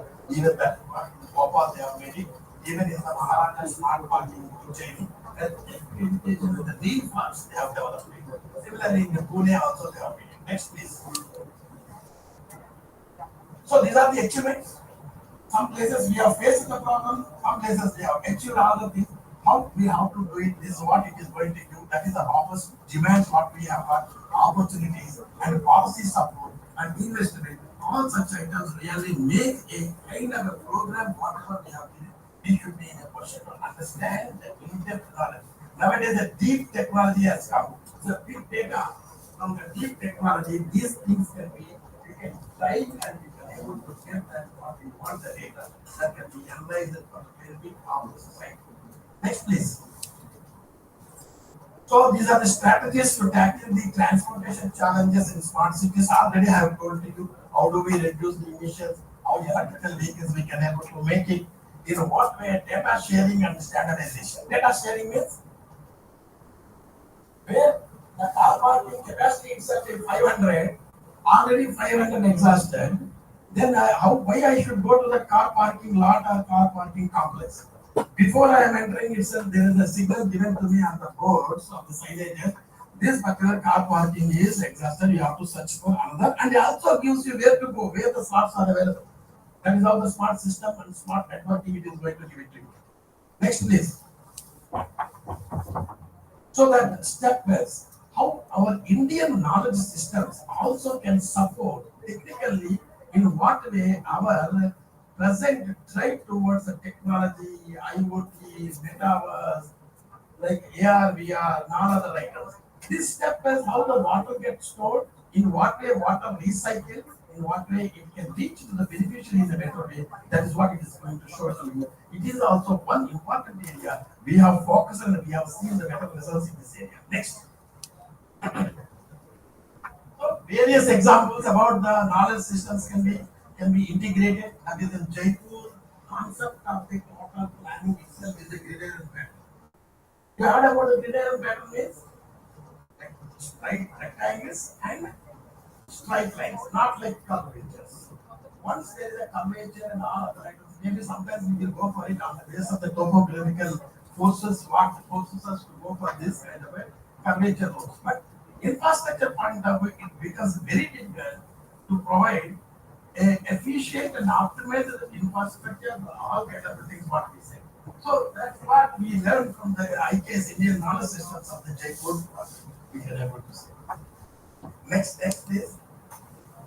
So lack of policy support we have seen in some places, other places technology and data limitations also we have seen. And concluding what we wanted to do, these knowledge systems and the present technology, both the things, if we integrate what it is going to give it to you, the techno-traditional values of our Indianized system. So such systems, how we can take it further. Because our interest is, we wanted to know what we are. The science temperament of Indians are much better than anybody in the world. What were the science and technology we were having earlier? such things such things how you can able to integrate it in a better way. Once you integrate and see the fruits of the smart network and smart system, where it leads to a 2047 to make our India as a global group. This is all transportation and resilience and policy making and use of low emission materials and creating the less intensive development. All items facilitates and supports to take the settlements in a better way with a smart network and smart thinking and smart systems. Thank you very much. Best of luck to everybody.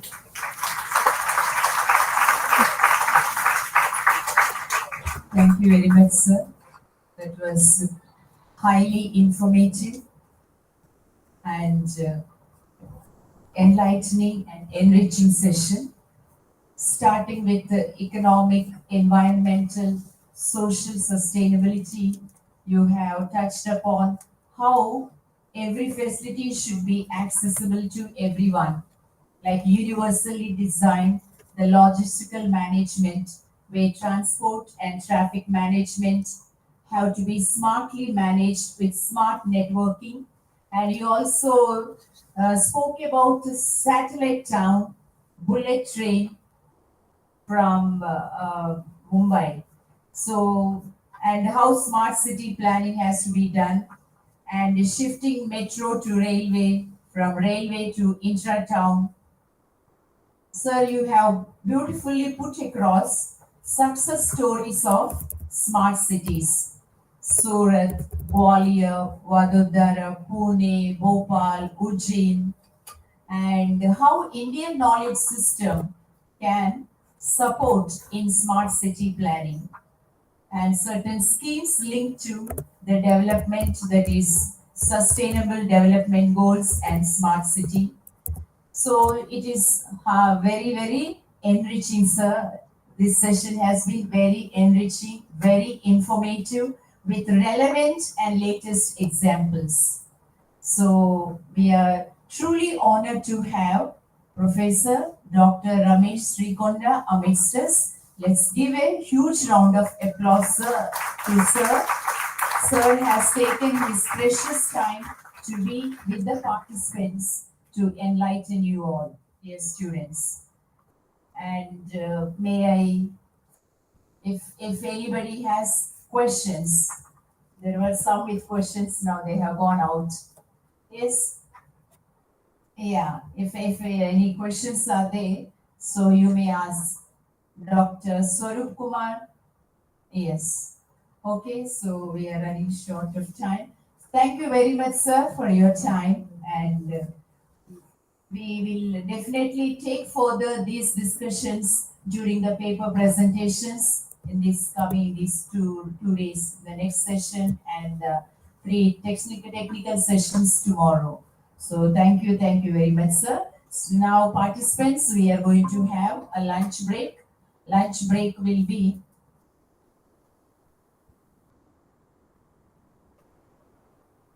okay, lunch break. I shall announce the lunch break soon. Before that, we have our co-sponsor, Maxi Vision. They would like to present about their Maxi Vision to the participants. So we shall begin.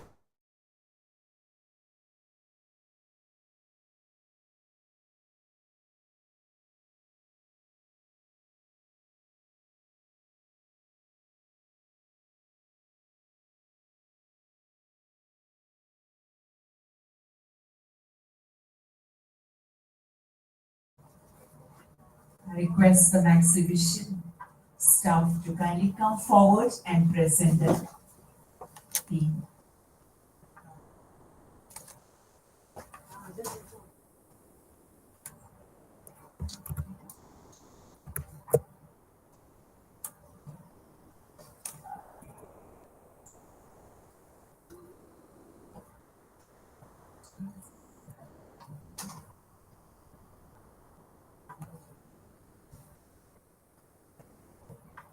So here we have Dr. Mansa, senior ophthalmologist, to explain to us. Welcome to you, ma'am.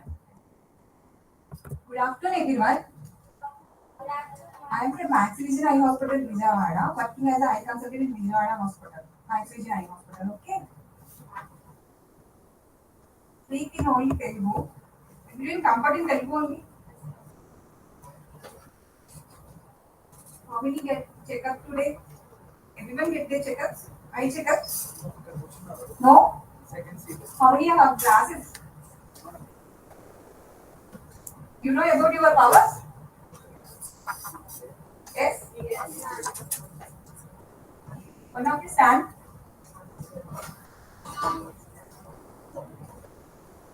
You know about your power? Eye power? Eyesight? No. తెలియదు ఎందుకని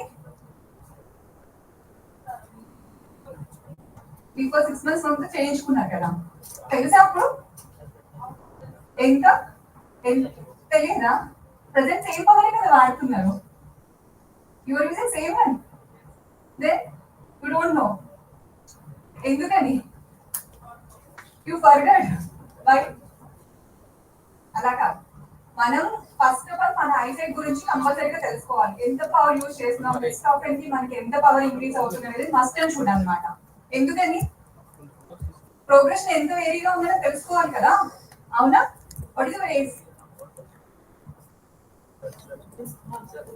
24 ఈ age లో కూడా పెరుగుతుంది still I power stability ఉంటుంది మన ఐలో 2021 వరకు stability ఆగిపోతుంది అనమాట కానీ ప్రోగ్రెషన్ అనేది ఉంటుంది ఎందుకు ప్రోగ్రెషన్ ఉంటుంది ఎందుకు అంటే డిస్టెన్స్ స్క్రీనింగ్ అనేది అందరికి ఎక్కువ అయిందా లేదా కదా థర్డ్ క్లాస్ ఎంతసేపు విన్నారు అందరూ తలలోంచుకొని ఫోన్స్ చూస్తున్నారు అవునా నో అందరూ విన్నారా మరి క్వశ్చన్స్ అడిగలేదు కదా సార్ ఎవరు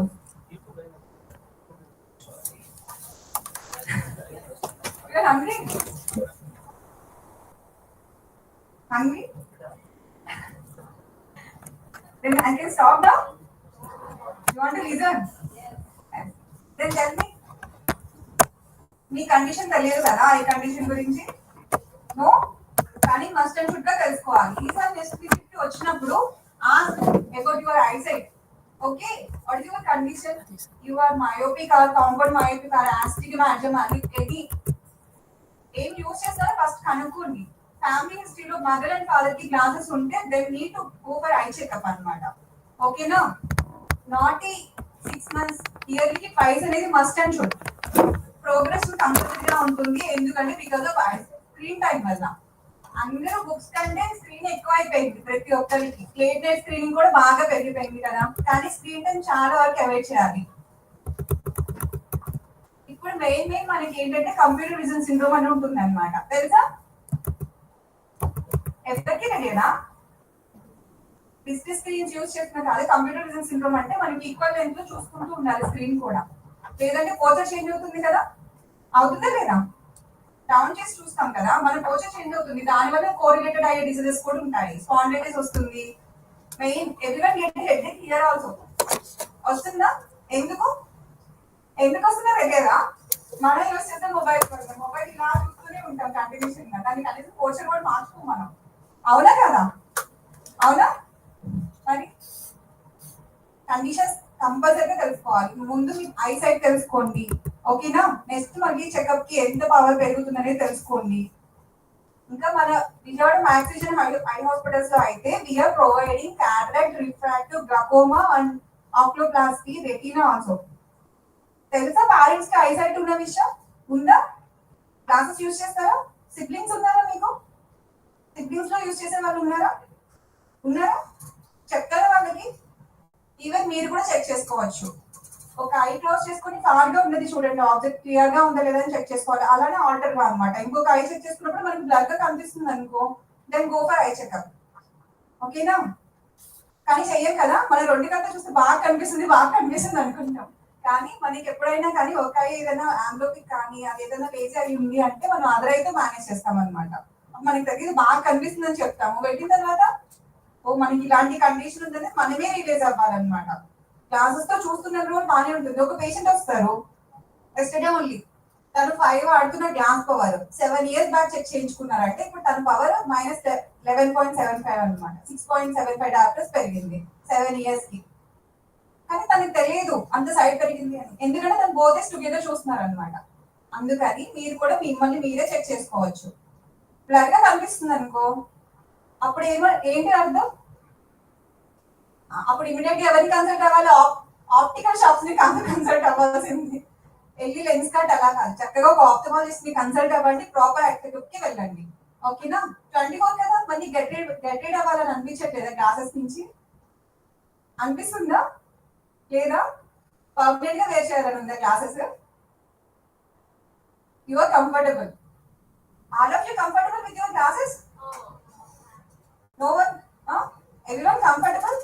గెట్ రీడ్ అవ్వాలనుకుంటున్నారా? మనకి బేసిక్ ప్రొసీజర్ ఉందన్నమాట. బేసిక్ అంటే మనం క్లాసెస్ నుంచి పూర్తిగా గెట్ రీడ్ అయిపోతాము. ఓకేనా? దానికి ముందు ప్రిలిమినరీ చెకప్స్ ఉంటాయి. We have lot of options. PRK, LASIK, SMILE is very very advance procedure. ఓకేనా? హ్యాపీగా మీరు కన్సల్ట్ అవ్వండి. ఫ్రీ ఐ చెకప్ ఉంటుంది, ఫ్రీ లేజిక్ వర్కప్స్ ఉంటాయి. మీకు సూటబుల్ ఉంది. మన కార్నియల్ థిక్నెస్ అనేది మెయిన్ అనమాట. మన కార్నియల్ థిక్నెస్ ని మెజర్ చేసుకొని దాని మీద డిపెండ్ అవుతుంది మనకి. అంతా బాగుంది అనుకుంటే అప్పుడు హ్యాపీగా మీరు గెట్ రీడ్ అయిపోవచ్చు. పర్మనెంట్ గా యూజ్ చేస్తారా? కాంటాక్ట్ లెన్స్ యూజ్ చేస్తారు. ఏదైనా అకేషన్స్ ఉంటే కాంటాక్ట్ లెన్స్ వాడతారా? గ్లాసెస్ తీసేసి ఏం కనిపించకుండా చూస్తూ ఉంటారు అలాగా? అవునా?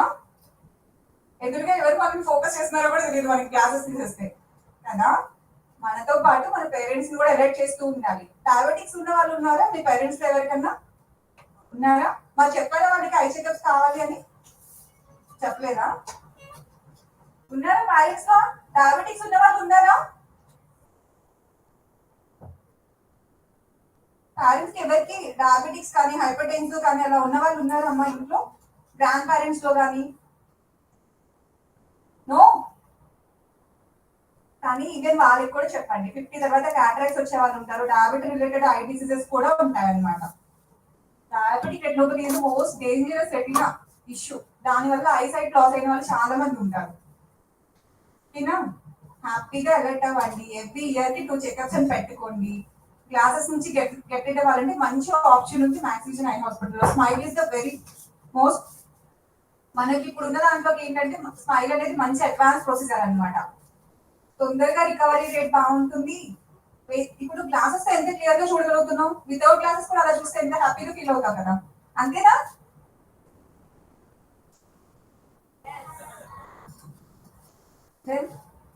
స్మైల్ చేయండి రా, నేను ఇబ్బంది పెట్టట్లేదు మిమ్మల్ని. ఆకలేస్తుందా? స్కాన్స్ అయితే ముందు ప్రీ స్కాన్ ఒకటి ఉంటుంది నాన్న, దాంట్లో మనకి కార్నియల్ థిక్నెస్ మెజర్ చేస్తారనమాట.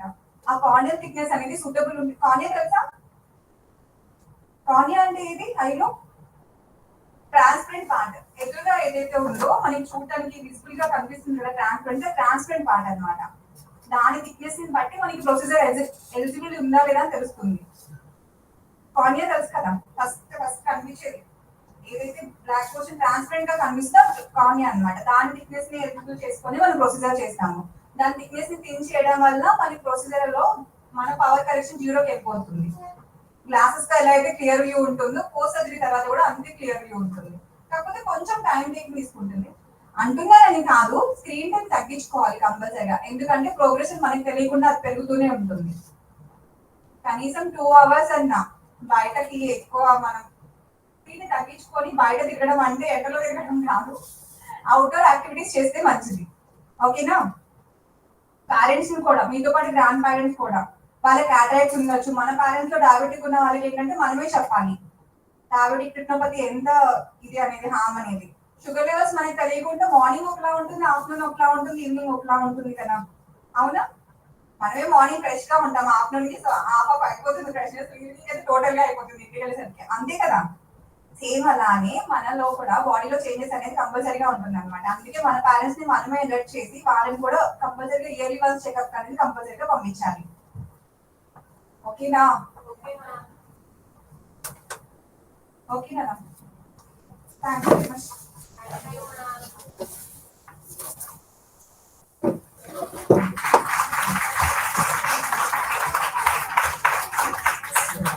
Thank you, ma'am.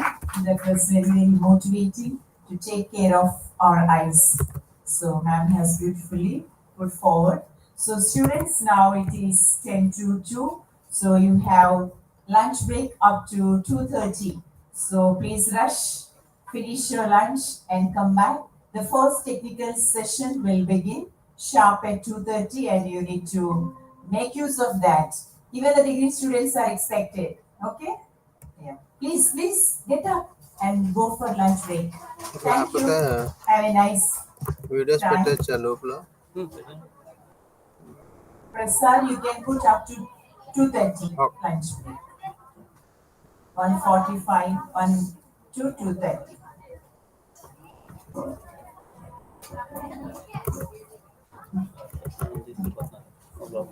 లోపల సో ఫస్ట్ ఇది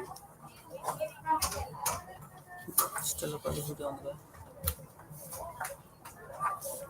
continue add made a playlist back media sorry media open multiple files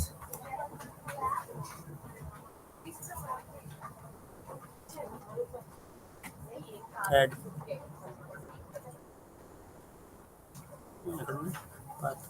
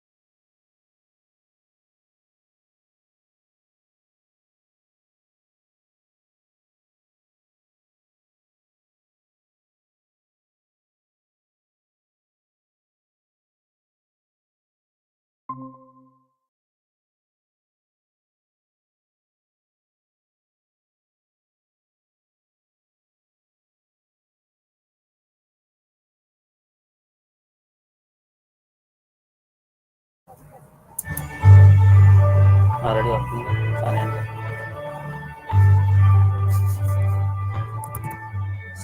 Speaker.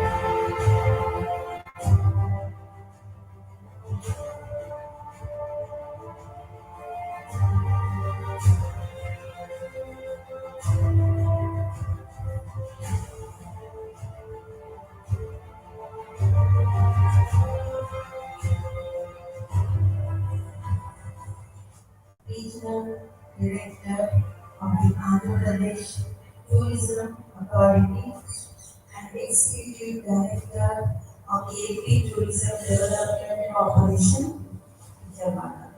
A day that celebrates energy, determination, and the spirit of teamwork. This event is one of the most eagerly awaited occasions in our college calendar, reflecting the vitality and enthusiasm that are the hallmarks of our institution. Sports కూడా number one basketball కావచ్చు ఖోఖో కావచ్చు అన్ని sports కూడా చాలా excite గా ఉండేది అట్లాంటి sports అంటే ఎడ్యుకేషన్ లో నెంబర్ వన్ గా ఈ కాలేజీలో నేను చదవడం అనేది చాలా హ్యాపీ ఫీల్ అయ్యాను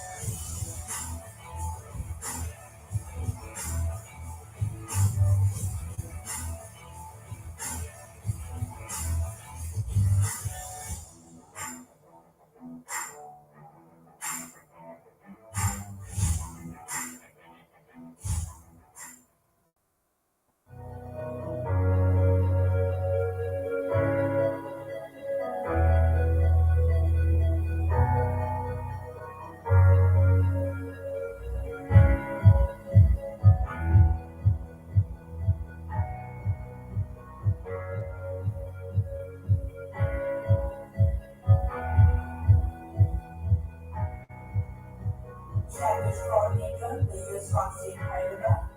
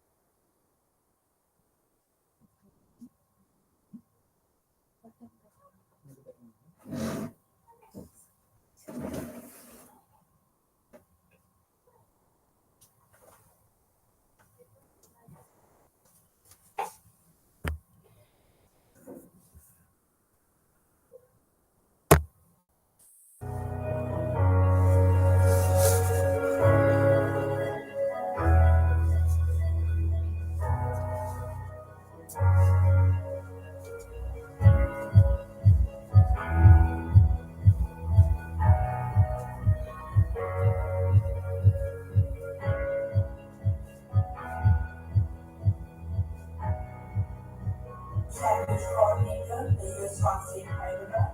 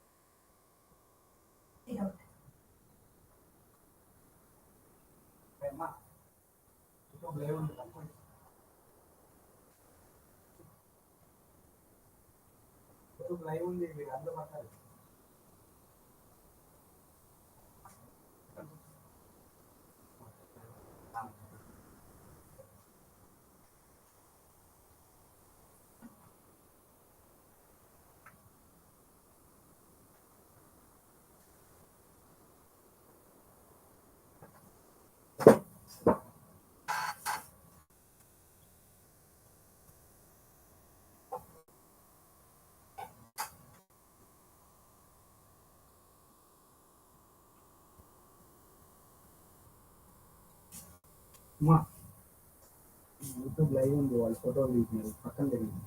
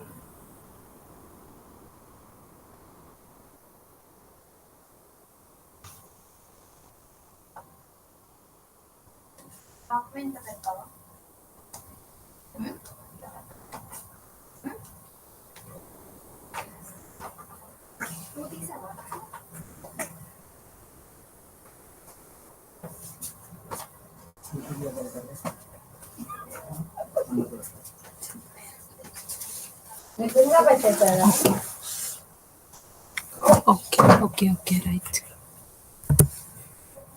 Cameraman focus. చేస్తున్నా.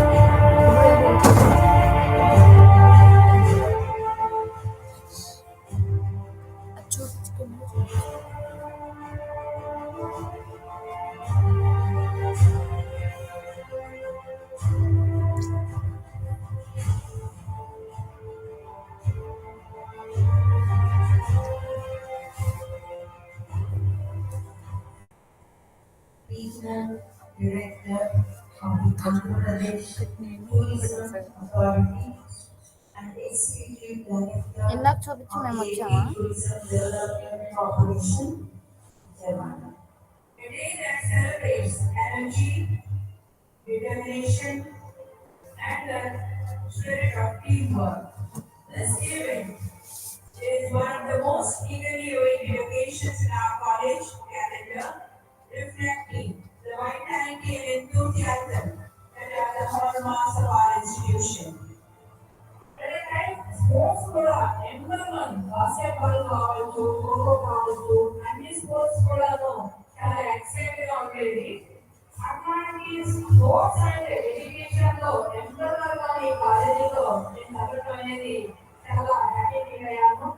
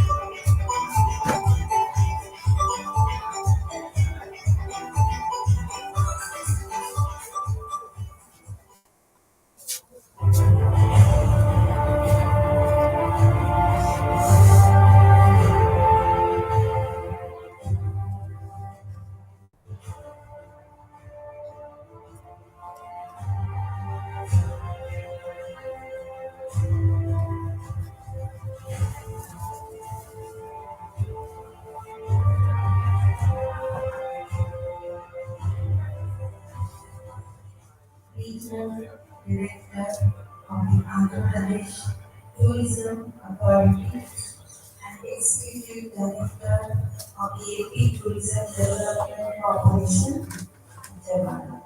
A day that celebrates energy, determination, and the spirit of teamwork. This event is one of the most eagerly awaited occasions in our college calendar, reflecting the vitality and enthusiasm that are the hallmarks of our institution. At a time, sports కూడా ఎంతమంది basketball కావచ్చు, ఖోఖో కావచ్చు, అన్ని sports కూడాను చాలా excited గా ఉండేది. అట్లాంటి స్పోర్ట్స్ అంటే ఎడ్యుకేషన్ లో ఎంతమంది కాలేజీలో నేను చదవడం అనేది చాలా హ్యాపీ ఫీల్ అయ్యాను.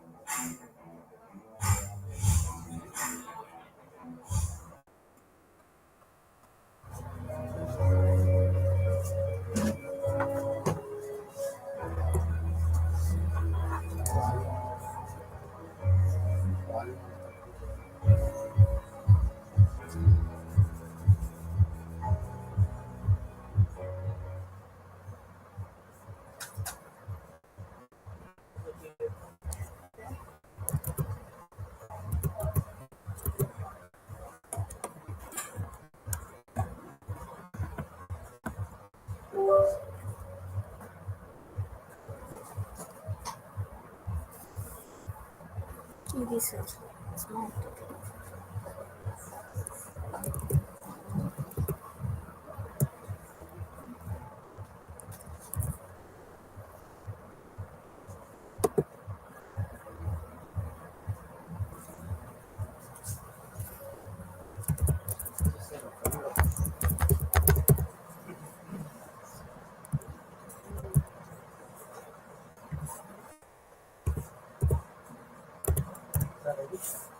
తీసుకొచ్చేసాడు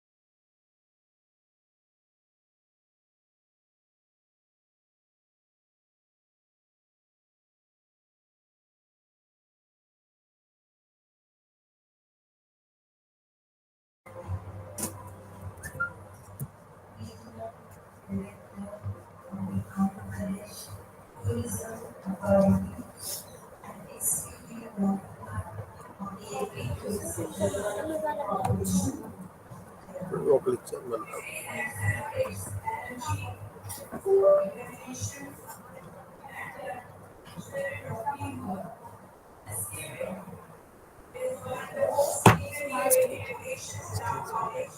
Smart health and education system.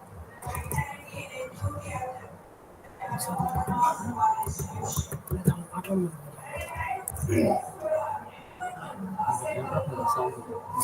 చేసి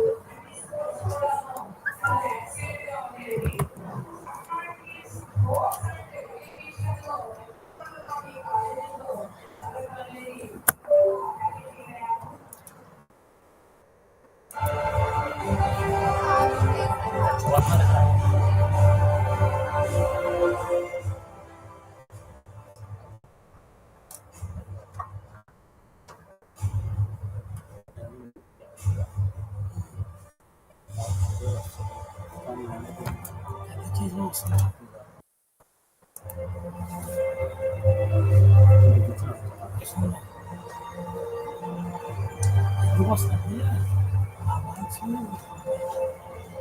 విత్ యాంప్లిఫైర్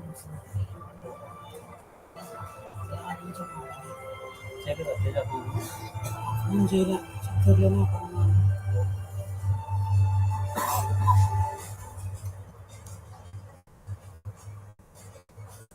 నేను ఎంత చేసింది బెలూన్స్ లేకుండా చేశాను సరే బాబు చదవాలి అదే కాదు బెలూన్ పైసారా చెప్పి ఒకసారి ముగ్గురు ముగ్గురు ప్రిన్సిపల్ గారు అది చెట్లు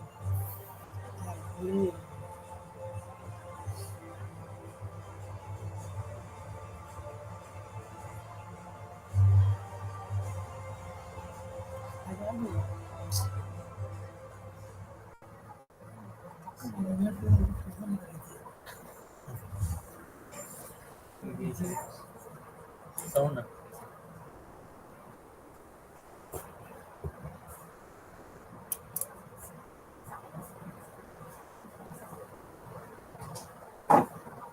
Good afternoon, respected dignitaries, esteemed speakers, distinguished guests, and my dear colleagues.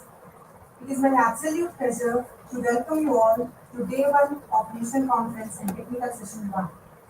The theme of this session is Human-centric approaches to smart societies. It is my pleasure to welcome you all to this exciting and thought-provoking conference. As we stand on the brink of technological transformation, it is crucial to ensure that the advancements in smart technologies, urban planning, and digital systems serve the most important purpose of all people.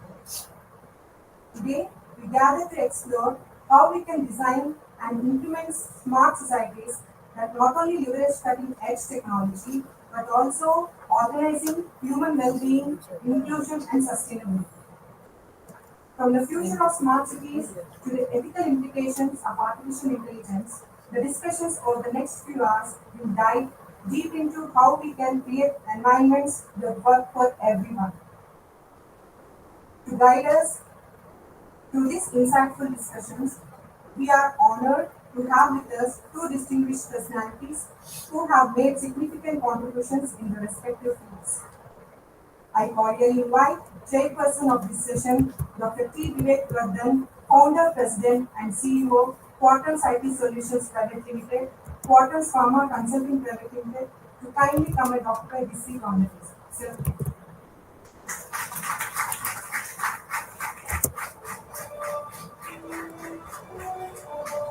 Jahnavi, our first MBA, welcome sir this afternoon.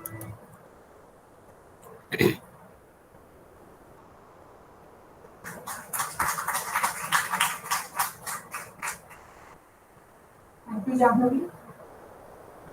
I also have the honor of inviting co-chairperson AVS Ramsalina, Assistant Professor in the Pharmacology Department, KVSR Siddhartha College of Pharmaceutical Sciences, Vijayawada, to come and occupy this chair on the dais.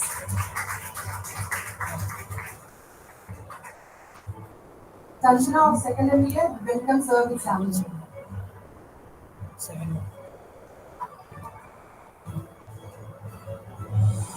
Thank you, Sanjana. We are glad to have Dr. Rekha Devi, Coordinator, R&D Life Sciences, Stella College, a rapporteur for this session. May I invite Madam to take her seat on the desk.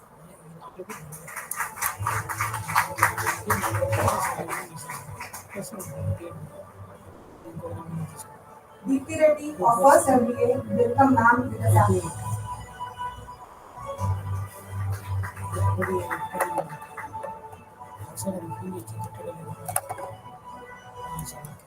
Next session will be followed by Dr. Rekha Devi.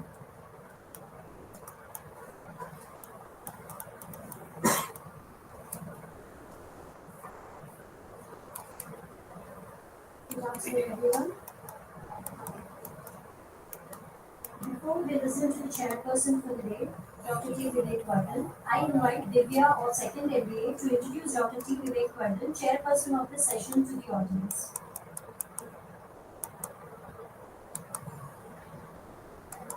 Good afternoon, everyone.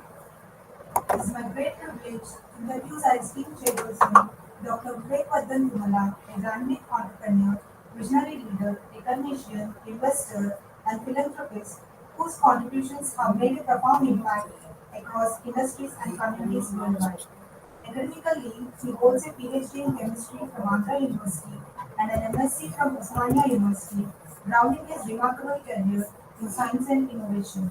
Dr. Vivek Vardhan Sir is the founder and CEO of Quatrums Pharma Consulting Services, Quatrums IT Solutions Private Limited, and BF Constructions with investments in pharmaceuticals, IT, space technologies, and healthcare in universities. With over 27 years of experience, he has held senior roles at QPS in the US, GPK Biosciences, and Dr. Reddy's Lab in India, providing expertise for over 500 global clinical trials and playing a key role in approving hydroxychloroquine sulfate during the COVID-19 pandemic. His IT venture, launched in 2022, now employs over 54 people and serves major US and state government projects, while his real estate ventures include apartments, commercial spaces, farmlands, and more. A passionate philanthropist, since 1998, Dr. Vivek Vardhan Sir donates 2 to 5% of his earnings annually to noble causes in India, providing over 15,000 meals yearly, funding education, healthcare, and support for orphans and cancer patients. These efforts reflect his tireless commitment to uplifting the unprivileged and making a meaningful difference in society. We extend a hearty welcome to you, sir. Thank you. Thank you, Divya, for that introduction to sir. Sir, I now invite you to present your insights on human-centric approaches to smart societies. Over to you, sir.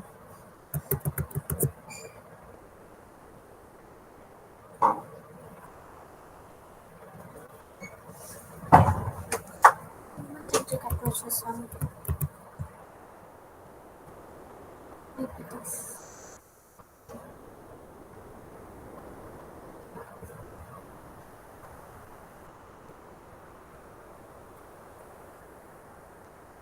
Centric approaches.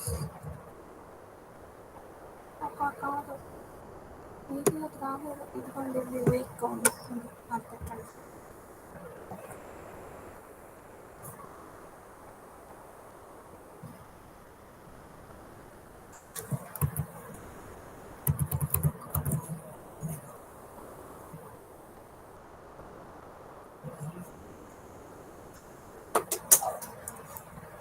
Alright, welcome all.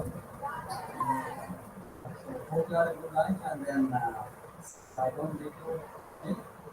So I make my thought with system good.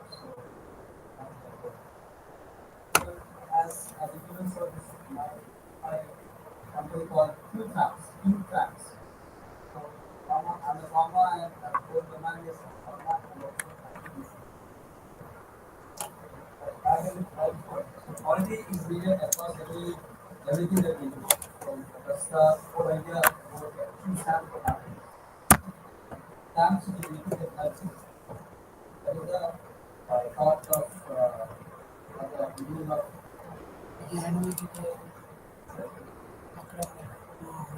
Anyway, as introduced, I'm always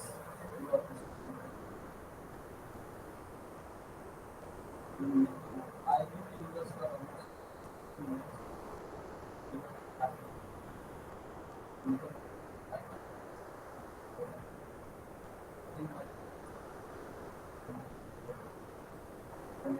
I'm in different industries. I work in pharma, chemical, and also in construction industry.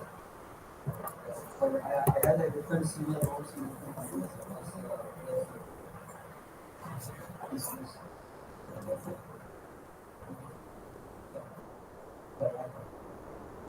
Yeah, fine. So, yeah, one of the key contributions or accomplishment that I cherish is the key contribution during COVID. I don't know how many people that you remember in the first wave, in the first month of COVID outbreak. Globally, hydroxychloroquine sulfate was identified as the savior for life. But so across India and the world, there are only 3 companies, of which one company is based in North India, and then where they got an approval from US to manufacture and sell it to US with a third party approval. And I am the third party approval, one of the quality part of it. So that's the greatest one of the more recent achievement that I did. And after that, then after that, then they turned into vaccines was the main, I know, helpful in terms of anyway, and then I founded this IT company in the year 2022 with a passion to. I don't see myself restricted to any one field. So, though I'm into pharma, but I am. If somebody else can do it, I can do it. That's what my statement is. So, and anyway, and I'm working on many projects, especially there are two projects currently in US and one.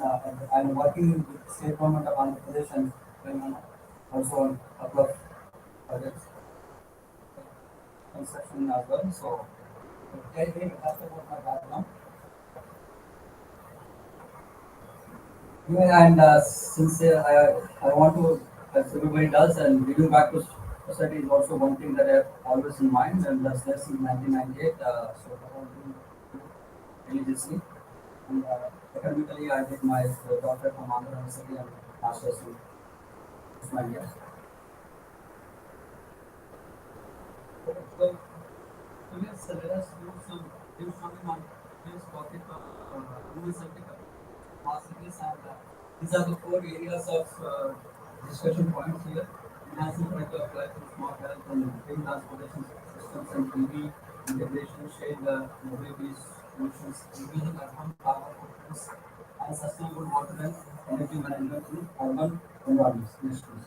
So since I wanted to make you understand how does the pharma is linked to these things. So since I come from pharma background, I wanted to make you understand how the pharma service. So I try to go like a summary on it rather than going line by line sometimes. So just so to make you understand. So the pharmaceutical industry, I don't know how much you are aware of it. So one of the major industry in the globally is pharma, comes under healthcare. So as you all know that when you fall sick, you take medicines, right? So medicines means pharma. So and just the background, pharmaceutical industry is a major global sector. India's major pharmaceutical industry is into a third largest globally in terms of production value. Plus, we know, right, we are at 140 crores of population. So imagine how much of medicine that we need. So that's why, and India is I would say number 3 in the generic market. As you all heard about generic medicine, right? That's why it plays. So that means imagine how much of manufacturing happens and how much of waste, so much of environment is there. So that contributes to the carbon footprint or that contributes to the effluent growth, that contributes to the environment uh, and everywhere. So in subsequent slides, I'll give more emphasis on how and with a pictorial understanding for your yes. So this is a a quick overview of the topics that I'm going to cover so that roadmap. So basically, what is pharma and smart societies and different types of things that we deal in pharma. What is pharma 4.0 and also it's for industry 4.0. More recently, across all industries, there is a new concept developed called industry 4.0 which is capturing all the evolutions, latest considerations, latest technology development into their industry. So, as a part of that, pharma also brought it for pharma 4.0. So today, as I said, we'll be talking on more about decarbonization, carbon reduction strategies, digitalization, artificial intelligence, how the artificial AI will and bring into pharma industry for all those things that we talked about, climate changes, greenhouse emissions, renewable energies, which are talking more and more about it. So how these renewable energies are utilized in pharma, thereby reducing the environment, the impact on the environment and the climate. And then also for everything there are some regulations and compliance and there are some governing bodies, right? So what are those governing bodies? Control or guide the pharmaceutical industry in India as well as globally. Okay, so what are smart services first of all? Should be begin with. Does anybody understand what are smart services? Does anybody understand what are smart services?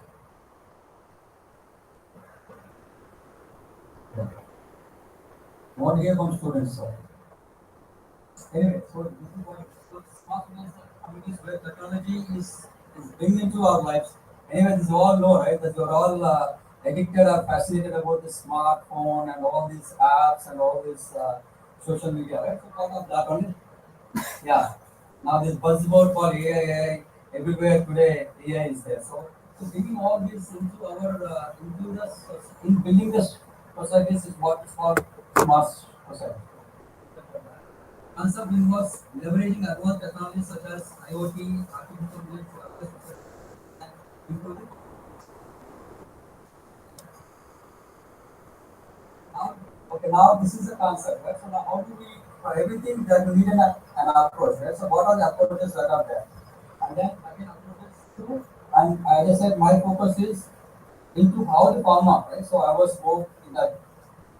There are many approaches to obtain smart societies, and today I focus in illustrating how the pharmaceutical industry contributes to in very smart.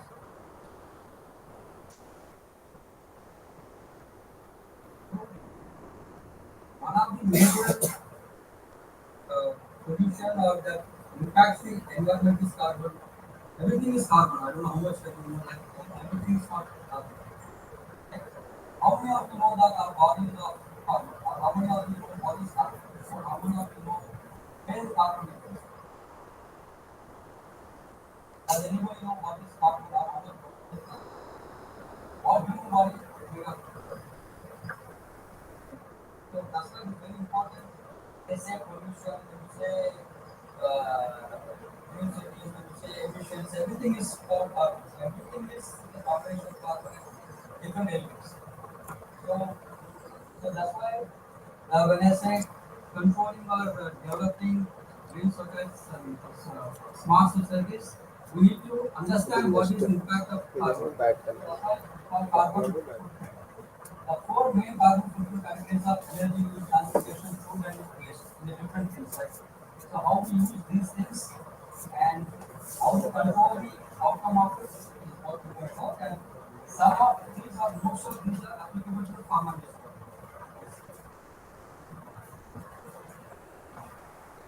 Next, please. So as I said again, most of these above categories are applicable in pharma as well as at a different level. So now, as a part of that, carbon footprint, right? So the first element of discussion would be is on the decarbonization. So decarbonization, right? So there are many. So there are globally there are many initiatives from the pharma fraternity and also from many industries across the globe. Many forums of India, many organizations have come up how to make it consumer targets I not go much details into it very high level, but there are globally there are I will confirm it, tell you that is mostly happening across the world. So how to control the carbon decarbonization, carbon emissions, and also control the pollution in the environment, and how to make it climate and sustainable and use of renewable energy. All these terms that we're talking has been highly taken into the industries across all the industries as well as in government. So now, for everything they need certain, it should be done in an organized and a systematic way, right? So for that you need to be policies and choices that you need, how to run it. It requires the policies and choices and how to operate, in particular how to travel and deliver services, engage the supply chain, to ensure optimize the low carbon options and deliver the decarbonization targets. So everything should have certain milestone. Just like you study, right? So you need to achieve A grade, B grade, or over the targets also. Everything should have a milestone. Everything should have a targeted approach. So that's what it's like. Other than without target, there is no you do not have a how to achieve it. Then you mentioned the pharma transformation. So the pharma has been undergoing many transformations and applying technical enhancements, developments across globe, including AI, sophistications, automations, R&D, manufacturing processes, quality enhancements, packaging, supply chain, and other operations. So see below some of the carbon footprint across multiple industry. I'll show some pictures after this. So you can understand what is carbon and how the industry is contribute to these high levels of carbon emissions. What does that how this picture is now last for 2 years? How this carbon emission across the world, across the India. Researchers are taken by pharma companies to aim to understand the carbon footprint of pharmaceutical industry and subsequent responses to mitigate their environmental impact. So this is the main objective of pharma companies. So how their manufacturing process is, or how their manufacturing go, how tons of manufacturing is impacting the environment by in terms of carbon dioxide emissions, or in terms of waste, in terms of effluent waste. There are so many things. There are so many factors that are there. That's very useful. These are have somebody seen these things?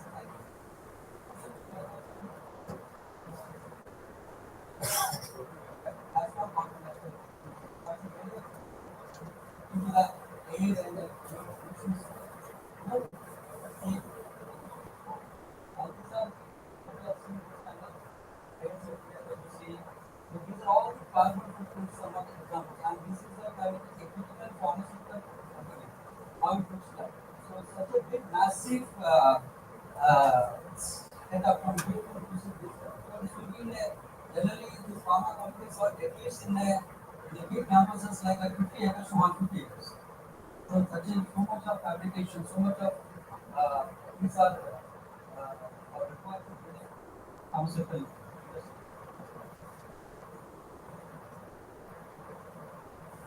So now, how I feel that are we getting bored? Okay.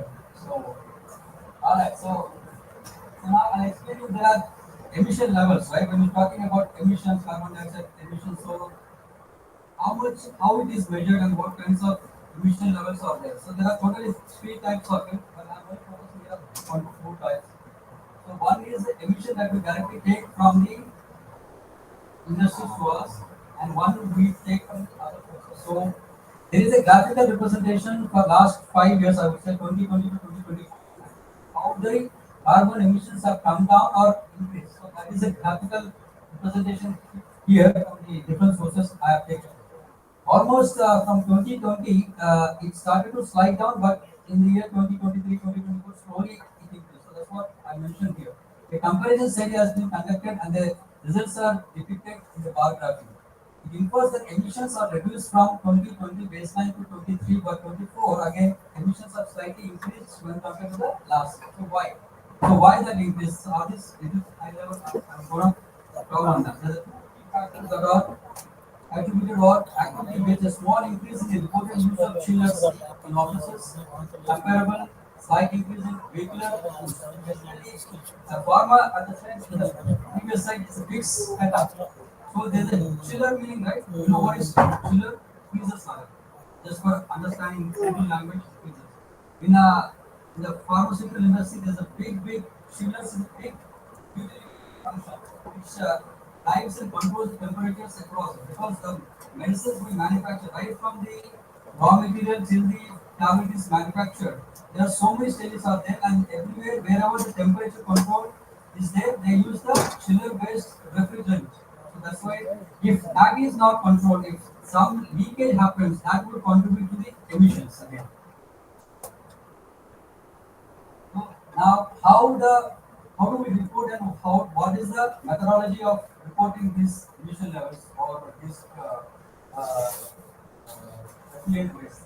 A change in our reporting approach and calculation methodology for emissions arising from air conditioning and hybrid electric vehicles. Emissions increased this year due to greater use of company cars, which were primarily used to support infield survey works in accessible uh, locations. Inaccessible locations. Sometimes because these farmer districts are some are within the city, some are outskirts, meaning very far away from cities, 70 kilometers, 100 kilometers. So to transport everything, not only the people, not only the materials, so they use these vehicles, right? So obviously when you use the vehicles, they emit carbon dioxide, and that contributes to the emission, high levels of emissions across. So that's what it is. So now to control all this, subsequent slides, understand. As a part of such advancements, I'll focus on couple of most happening implementations for artificial intelligence and pharma 4.0. As I said earlier. So now, given all these things happening, all the major contributions from pharma industries, how do we control it? So what changes that we need to bring into our processes, our formulation development, our quality approaches, everything? How do we manufacture? How do we procure things? How do we supply things? So for that, these are the two primarily. One is the technology, one is called Pharma 4.0. As I said earlier, every industry have come up with that was called Industry 4.0 now. Of which now our focus is on the Pharma 4.0. Just once. So now again, yeah, as well as use of AI is widely used in many industries, including pharmaceutical and medical devices.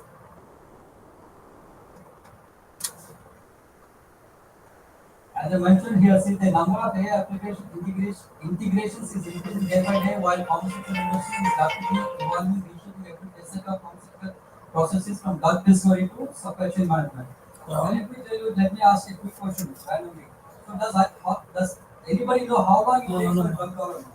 I will definitely know how long it takes, how much research, how much time it takes before it comes from ideation to consumption market.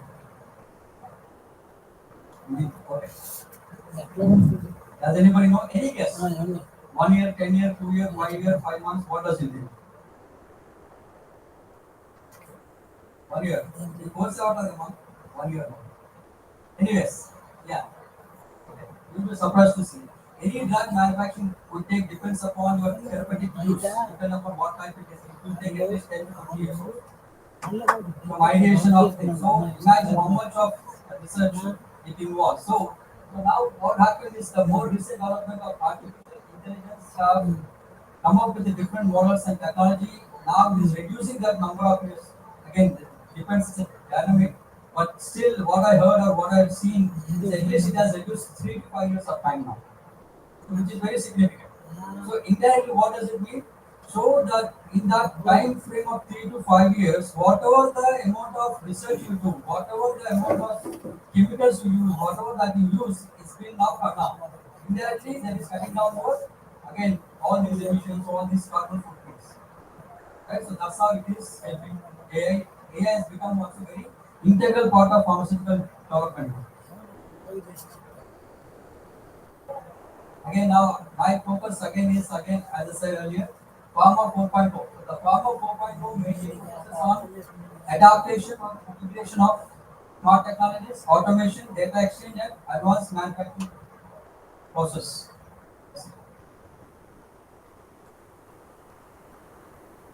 So as I said again, pharma adapts the develop principles to improve the pharmaceutical sector, focusing on generally anything is what you need a production, right?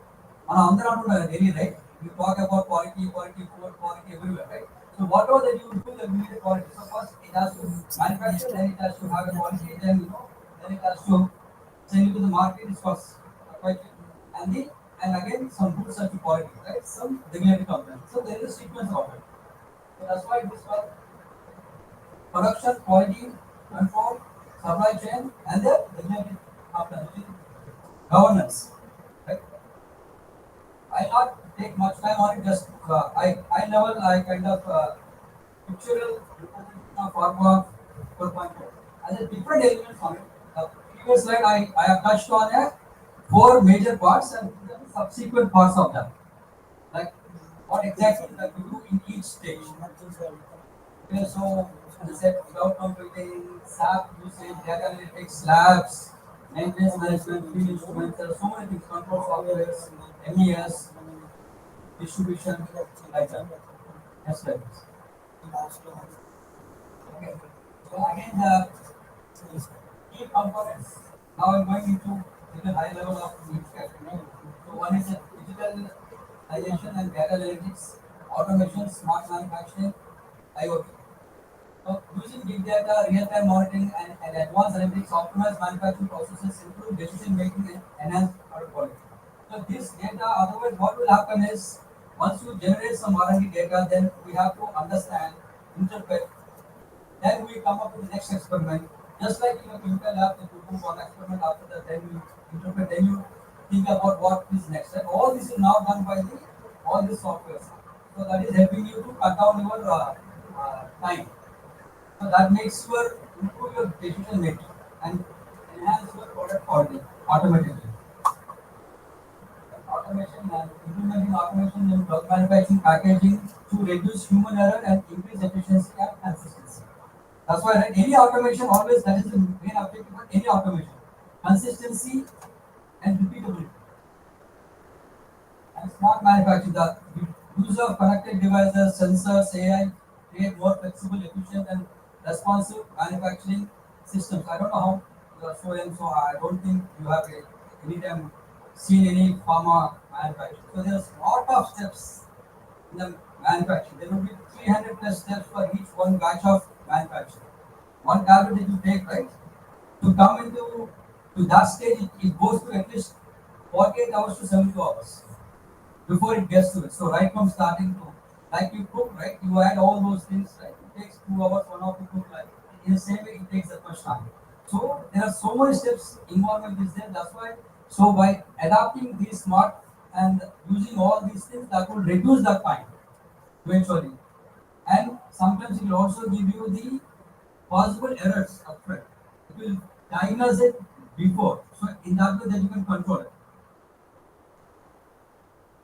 Anyway, supply chain. And I say when I use supply chain here, supply chain is a term that you use in the industry where you supply your goods. That could be anything.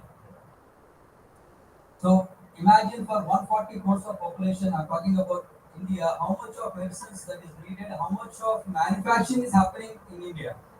And India is the generic drugs is the number one in the world and largest manufacturers of the world. So imagine not only for 140 crores of population and also they supply to towards the world. So that means you should imagine there how much tons of medicines across multiple therapeutic areas are being manufactured every year, every month, every week, every day across multiple places. So again, as I said, everything needs some regulatory compliance and quality assurance. So emphasize continuous monitoring, validation, automation, regulatory. There are many governing bodies. I'll tell you in one of the slides in India what are the governing bodies which regulates all these manufacturing processes. Okay. Main objective again is the same thing: reduction of carbon dioxide emissions. I cannot make it zero.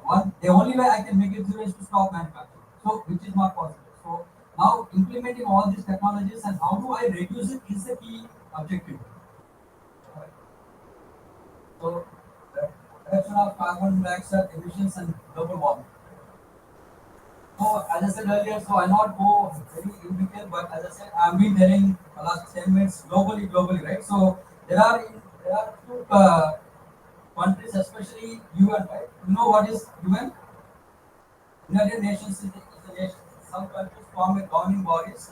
Not only pharmaceutical, they govern on many aspects of the across the world. So in lately also UN and also in uh, European, they come up with so many what I call so many kinds of governing bodies to control the emissions across the world. How do they implement these things in their operating? In their operations.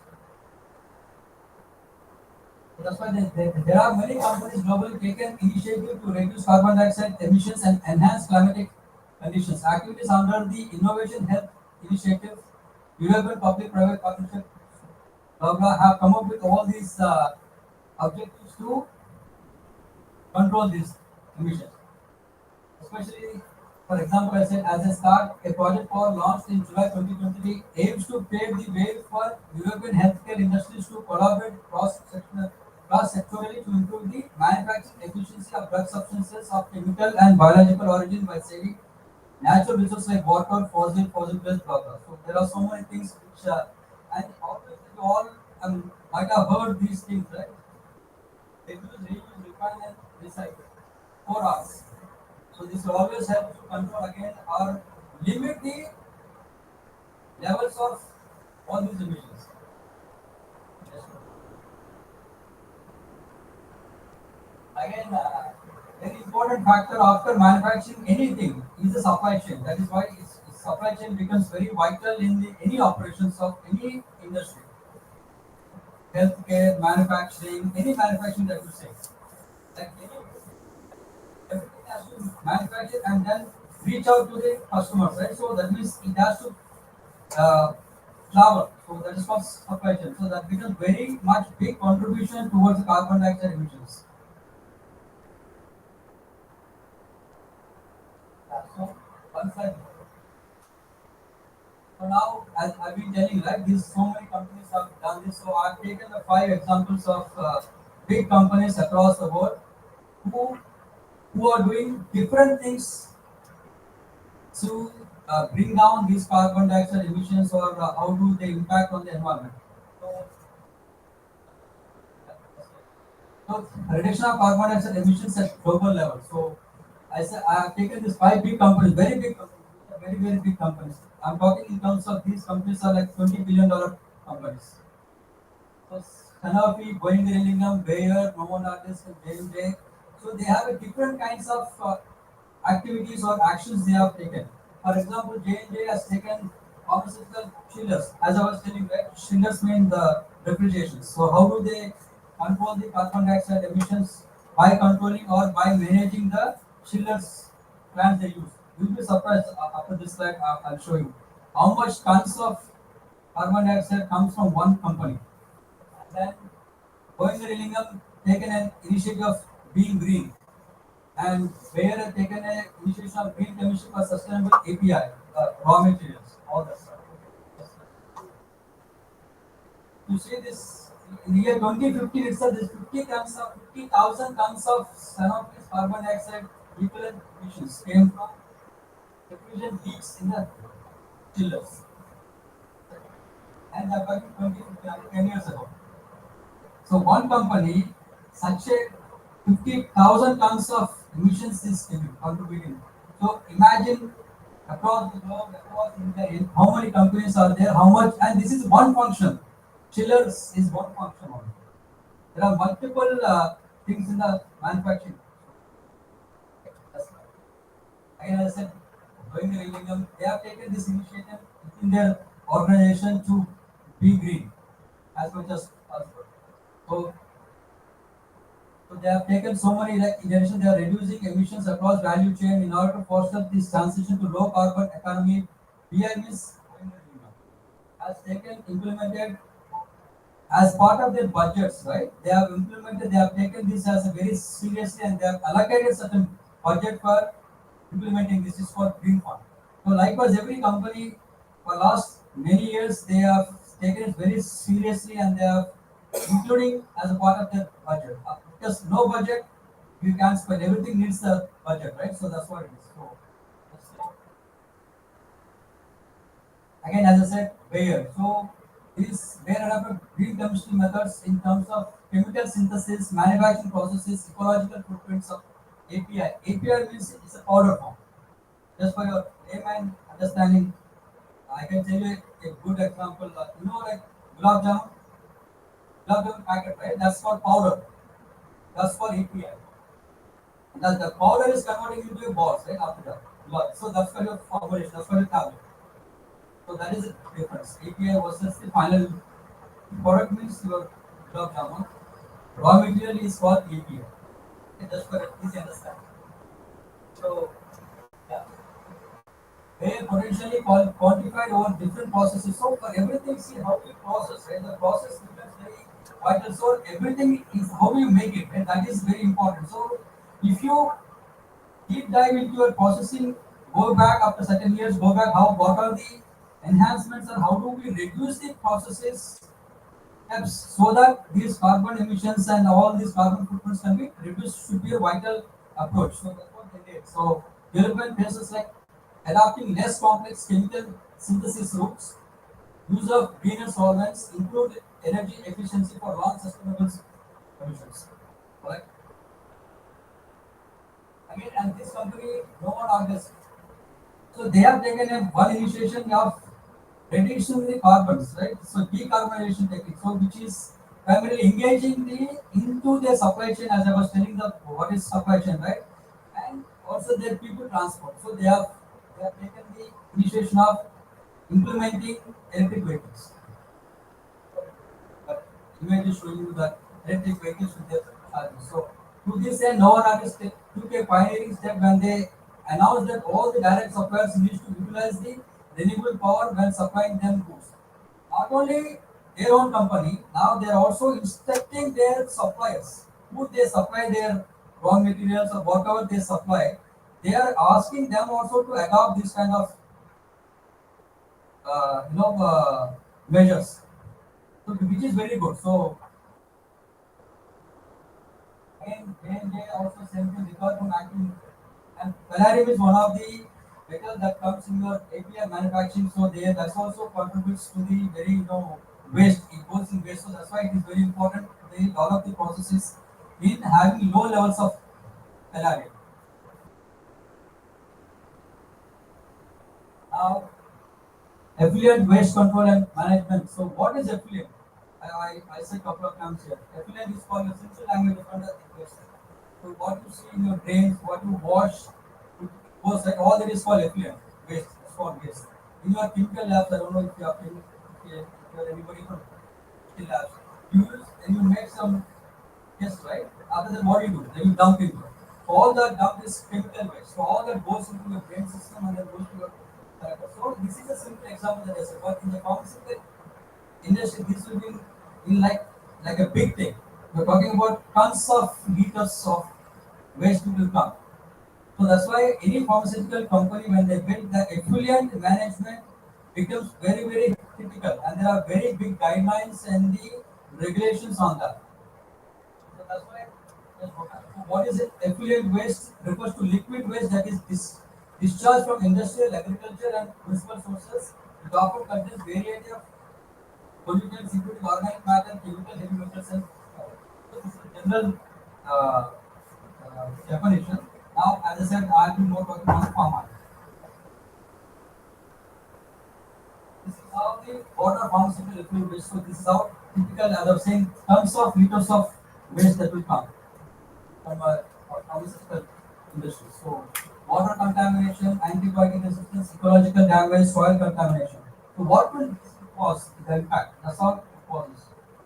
And here if you see water pharmaceutical waste, so chemical residues, pharmaceuticals and active ingredients, solvents, cleaning agents, biological contaminants, heavy metals, toxic byproduct.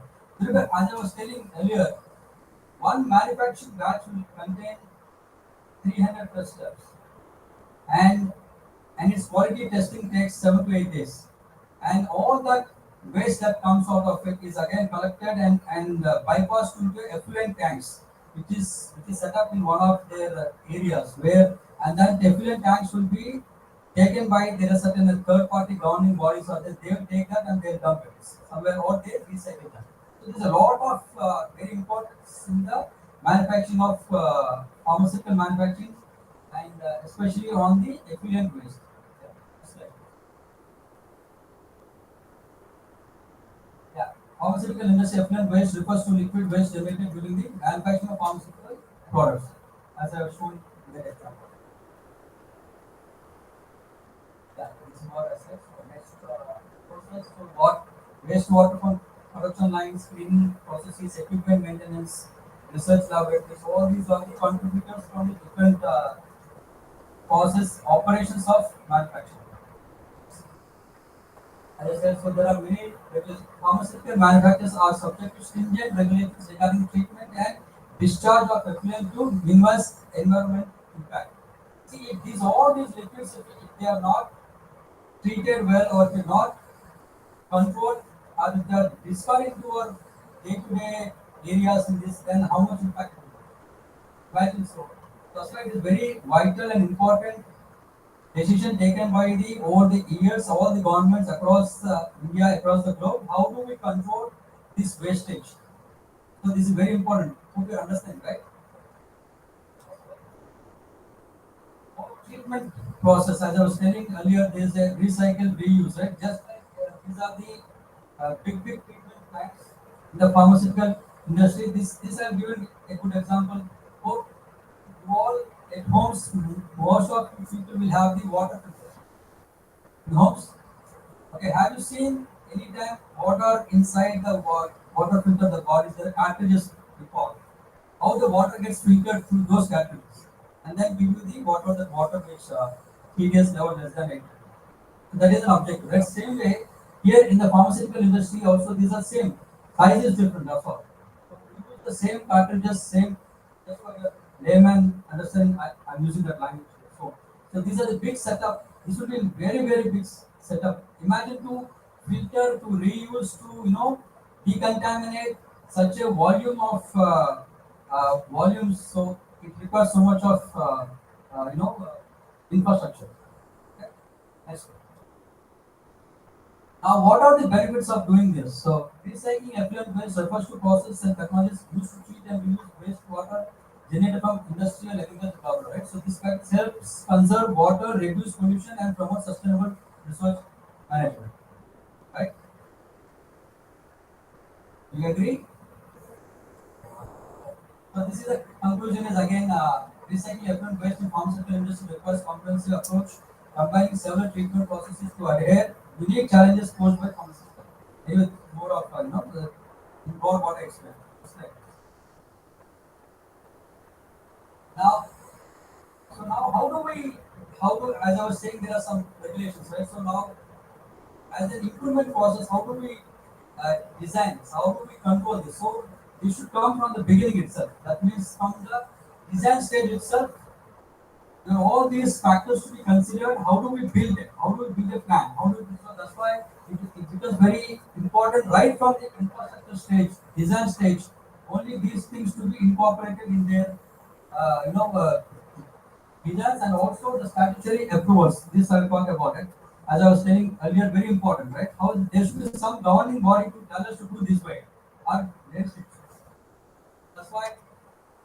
Yes, 1 second. So green initiatives to be considered during design stage of manufacturing plants and sites. When providing approvals for all the government, public sector bodies should bring a mandate statutory requirement across all the industries, some law, sustainable prerequisites, measures to protect the environment, including but not limited to having greenery, plantations, use of solar, electric vehicles transportation, and low emission of chemical use that contains low emissions. So these are the 6-7 elements which are there very important and have to be mandated from the regulators. As I was saying earlier, there are few bodies in the government bodies where these are the 4 major bodies which give approvals for the pharmaceutical industry. BCGI, Drug Control of General of India, CBS, the Central Drug Standards Organization, Pollution Control Board. Hope you heard pollution, chala mani. environment, right? So pollution control board also plays very vital role. Not only for pharma company, but across everything. So overall summary and action. So many other companies have taken numerous initiatives and targets to reduce emissions. So as I said earlier, so this is my focus is on the pharma, but there are many industries also uh, have these emissions. So how do they control? They have taken their own initiatives based on their operations requirements. So, so we call this. This is the word that we always use. The life also. It's called. So something happened to us. What do we do? First, we try to fix it. It's called corrective action. Second thing, what do we do?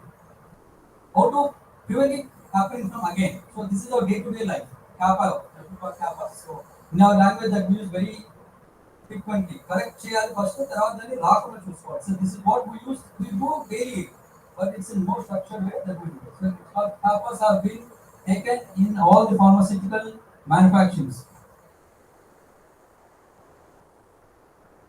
Again, so proposed actions. So there are many carbon footprints. So how do we control the carbon footprint? So there are many initiatives. So I have some of here. Whatever that we discussed just now, I have taken it on quick. And so pharma 4.0 automation, digitalization, manufacturing facility, design, goods transfer assets, sustainable practices, rainwater harvesting, treatment of all things just now that we discussed. Some of the examples to show you the pictorial images for your understanding how these measures are taken across the globe. These are the see how much of solar panels have put, how much of do you know what is this for? As windmills, that's correct. So these are all windmills also. So they use these windmills and they use these solar panels across to generate their power and renewable energies. Okay, so as I said again, so I'm summary. So global companies collectively committed to build a carbon neutral own operations. Everybody have taken that initiative. How much level that we can reduce in our operations for carbon load?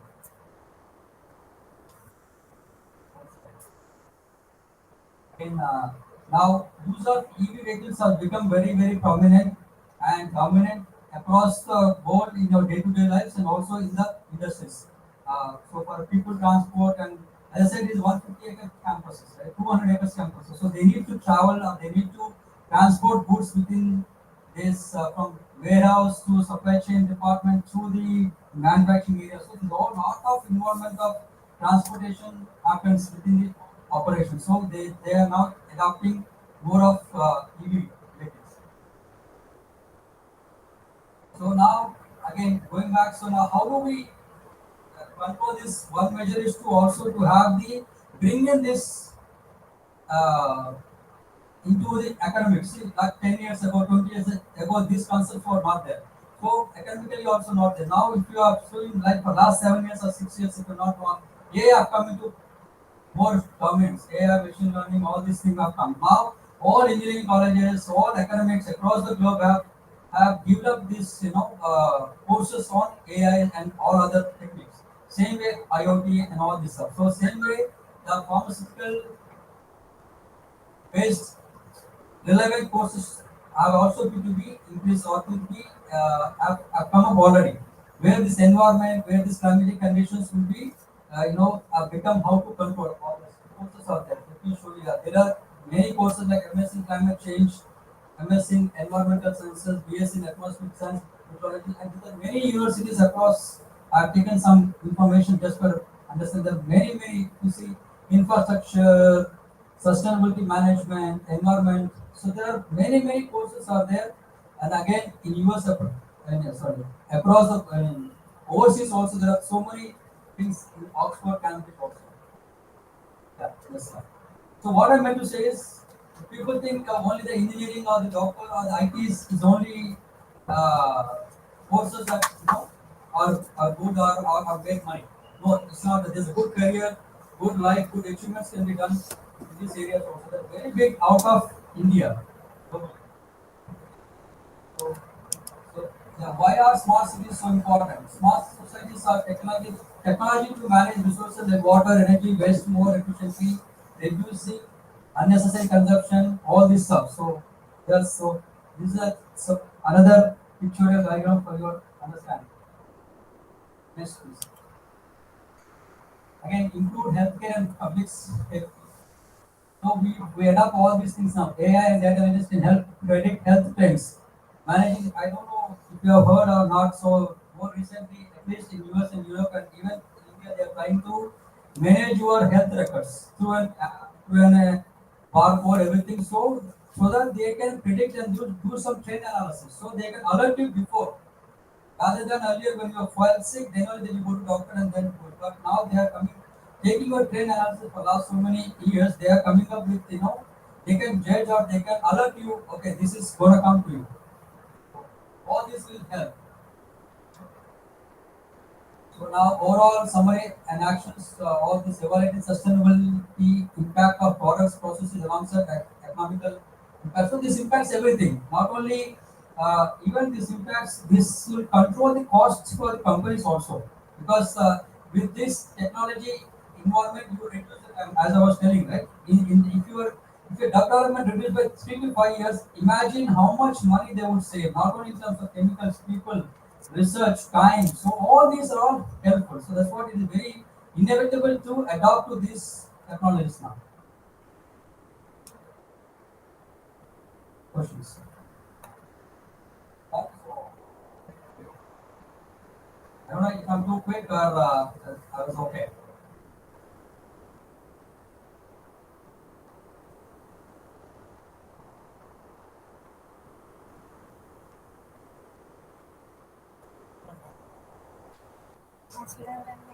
Sir అడగాలండి mic Right.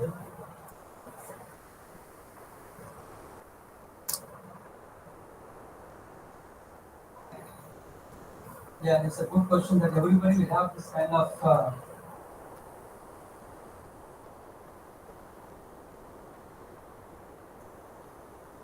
understand. That's a common question that everybody will have. Uh, uh, Before that, I'll tell you,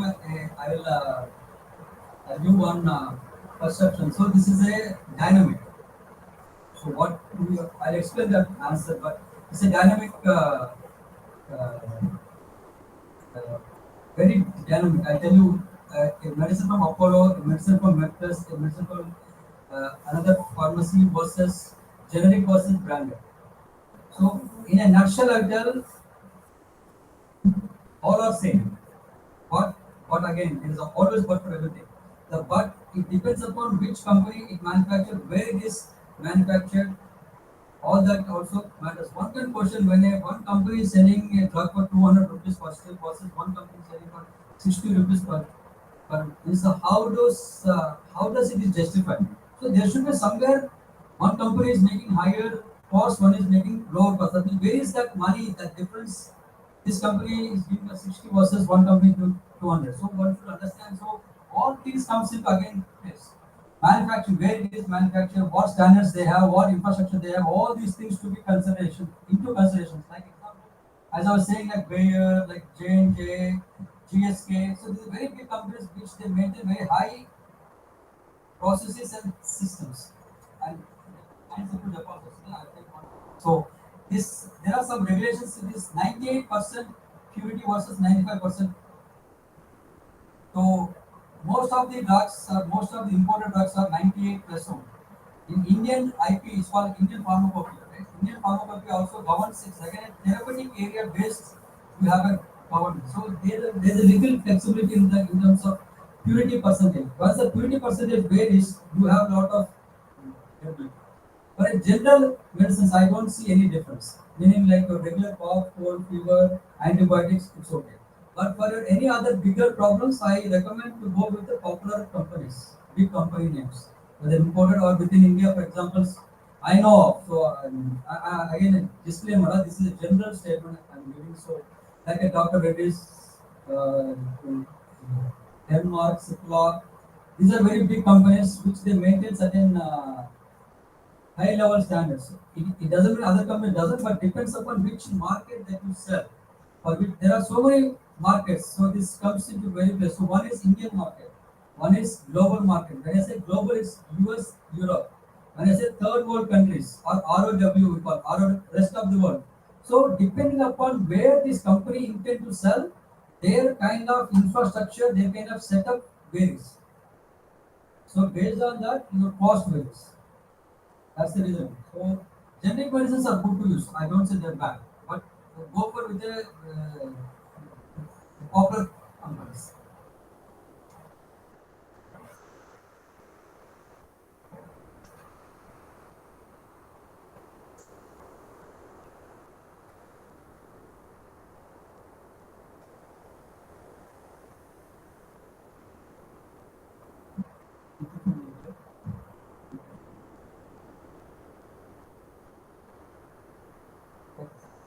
Is this content in line to the application? Yeah, go ahead. Sir, knowing the future problems in our health, how we to work on it and so like prediction, I mean, it is not safe to know that we are going to get a heart attack nearby. So that's one is my question, that how we should work on it. Yeah, because see, if you acceptance, we need to accept it. So knowing it, The future before so it will create panic. That's what you're saying, right? So yeah, definitely it creates panic, but prevention is better than cure. That's always is there. So you need to accept it. So at least that will give you an opportunity to change your lifestyle. Today, why all these things is happening just because of your lifestyle. So if you change, okay, knowing in next 6 months I may get something, at least how do I control it rather than thinking rather than fearing, let's compact it. Is a thought that we need to build on. See, if you don't do anything also, it will come. So rather you accept it, okay, now I need to work on it. What is the remedy for it? How do I control it? Is what we need to think in that direction. Rather than, yeah, gender statement is that one. Mundiga there is one tension or panic or something. Yeah, that is there, but so this is health government. Other things that accept does not. But health is better. So prevention is better than cure. So these are the two statements that you need to adapt. So rather, otherwise, don't go for it. Do your change your lifestyle from the day one. So then how many so young, so I don't know. You're very young to say, but food habits can one day, fitness habits can one day. So all these to be developed from the young age, so that then you don't have to worry tomorrow again. And say, at least you have taken control on your lifestyle. In spite of that, if you get something that is not in your hands.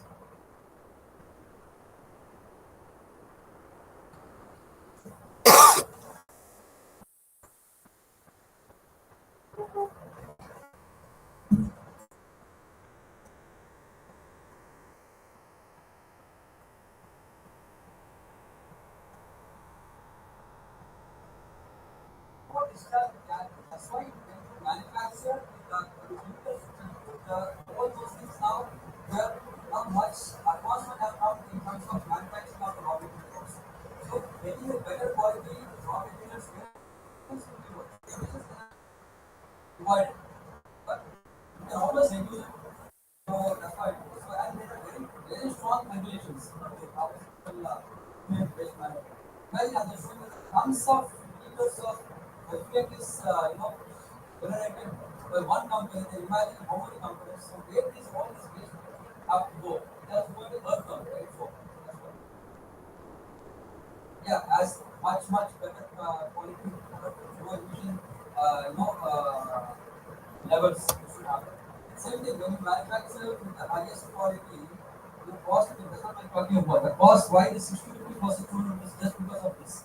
Use of your raw materials makes the difference.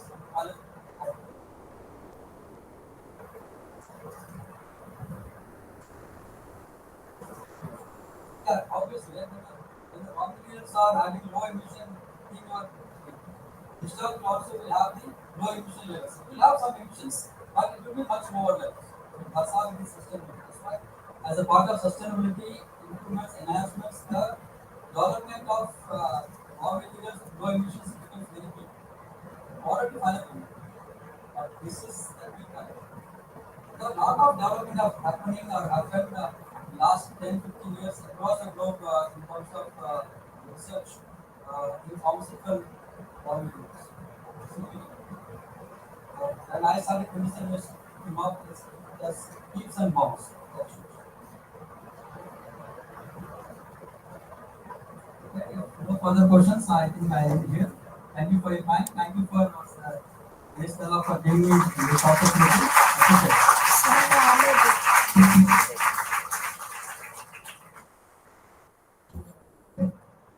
Thank you, sir. Thank you for your insightful and thought-provoking presentation on human-centric approaches to smart societies. Your innovative inclusiveness is portrayed in your thoughtful naming of your company, Cube Brands. So that is very attractive, sir. And we are fortunate enough to have you who has contributed to the country during the COVID time. That is very fortunate enough of us, sir. And also your multidisciplinary approach, both in IT as well as pharmaceutical industry, to provide employability to the youth is very appreciated.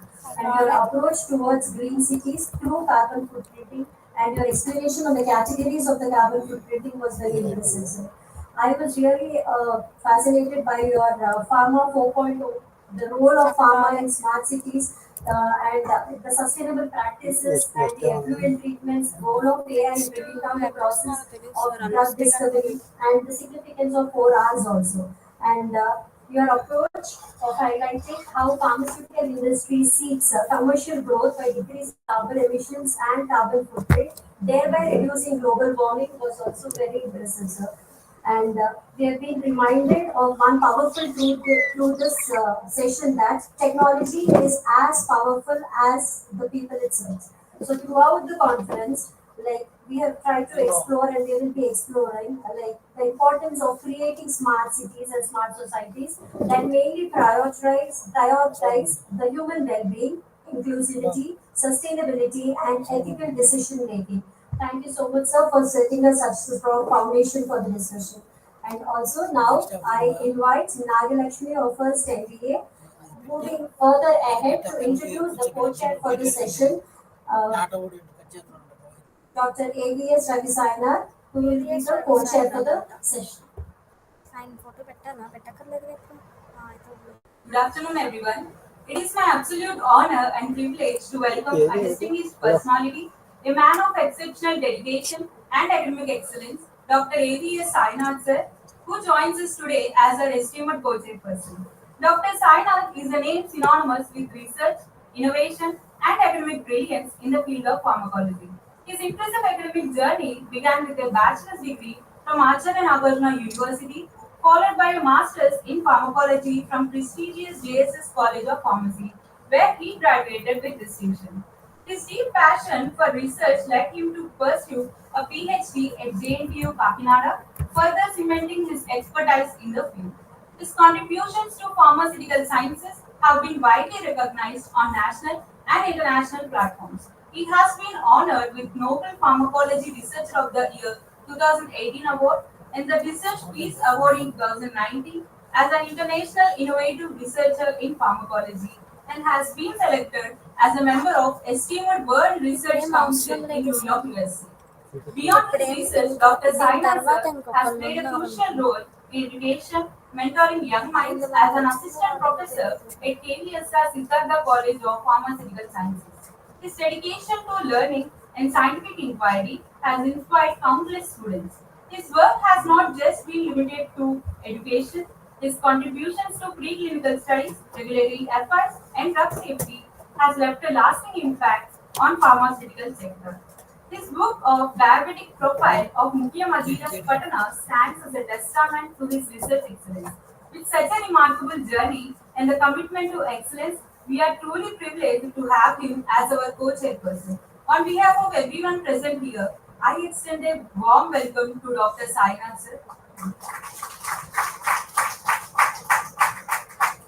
Thank you, Nagalakshmi, for that introduction. Further proceeding towards our session and enhancing our knowledge in pharmaceutical sciences, I now hand over the stage to Dr. Ravisainar sir.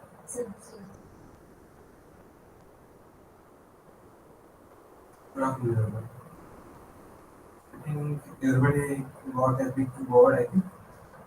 Because pharma sector is like a testament there, where if you are liking that one, it will be giving insights into that one.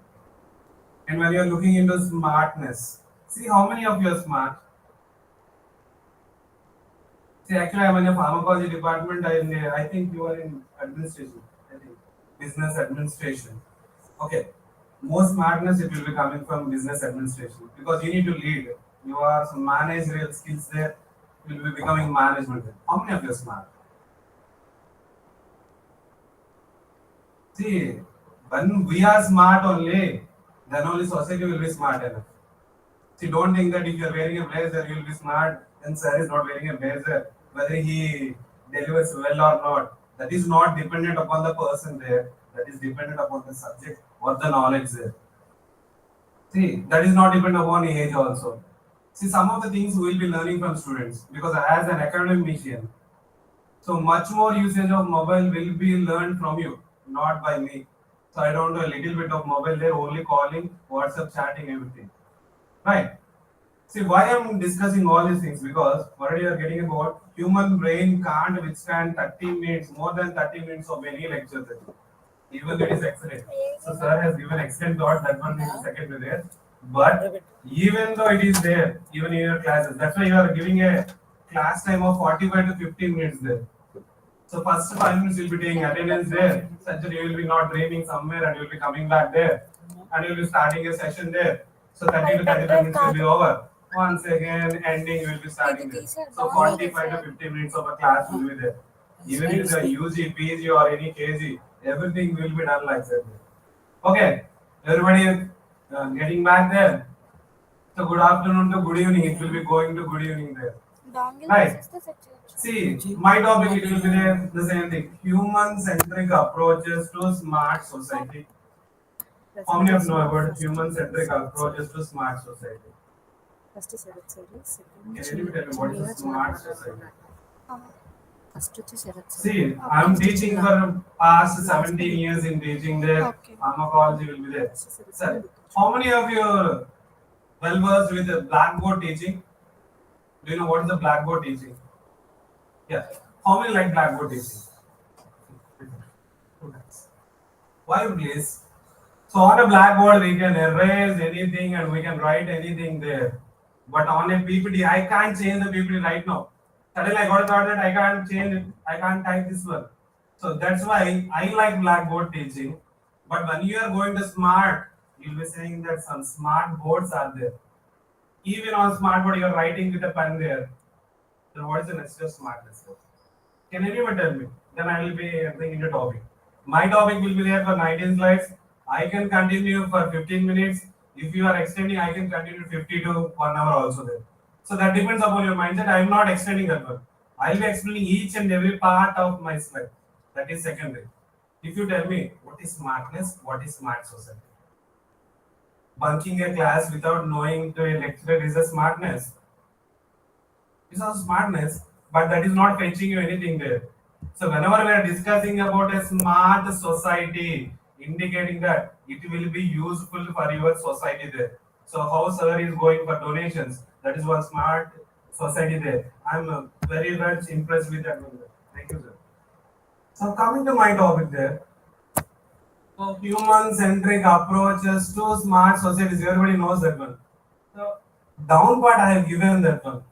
So balancing technology with human needs. ఎందుకని పెట్టానంటే so whenever we're purchasing any good there చిన్న star mark ఇస్తారు కింద conditions apply మనం పట్టించుకోం Sachin Tendulkar banner పెట్టాడా లేకపోతే AR Rahman song పాడాడా దాన్ని బట్టి will be selecting the product there so here we're not checking that one need అనేది మనం చెక్ చేయట్లా see how many are using pens with reasons nobody use and throw. So you're using a pen there, and after writing you're throwing there. Where you're throwing?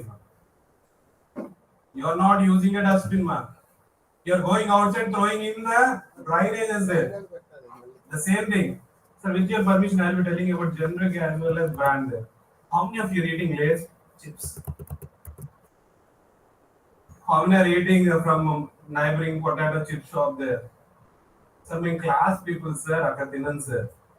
But When you're purchasing a Lay's packet, it is 20 rupees. It contains only 20 pieces of Lay's chips there. The same if you're purchasing for 70 rupees, 250 grams of chips will be coming there. But when compared to the, I'm not discussing about the, what do you say?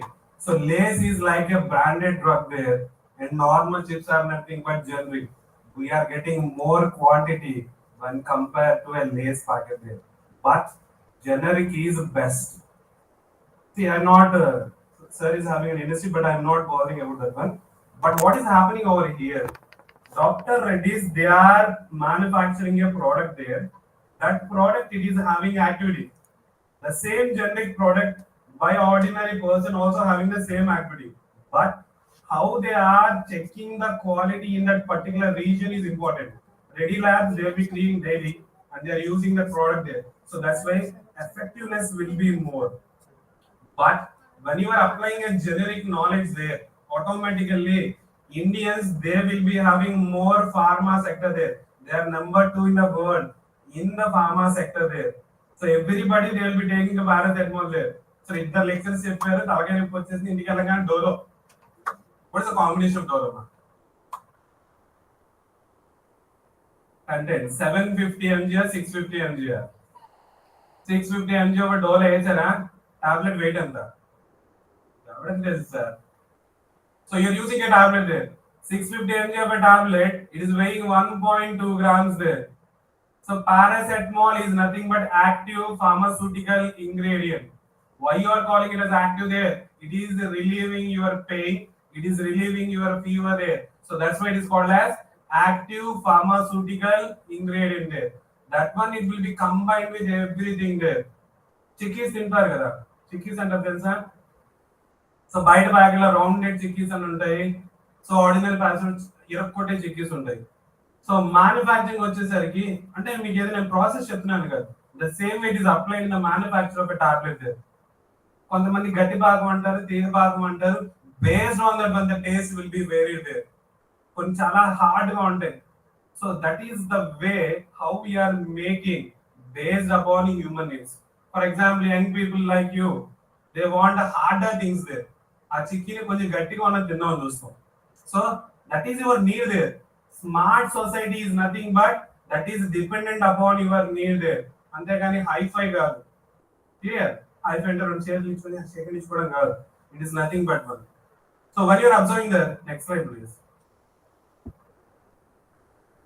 సరే ఎంత smart సొసైటీలో అని చెప్పుకున్నాను. What is society? So called engineering something. What is that society here? I can look on the slide there. I am not looking on the slide. What is society, man? Anybody? Society is people, only people. What is environment or environment? What our pronunciation is different. What is environment? So environ is nothing but surrounding there. So environment, మన చుట్టూ ఉండే environment. So when you're discussing here, society is a concept that plays a fundamental role in our daily lives అంటాం. So రోజు లేవగానే, for example, me Stella college students కాబట్టి you need to come to Stella college, right? If you're coming to KVS or Siddhartha College of Pharmaceutical Sciences, we are not allowing your people. We don't have an ID card there.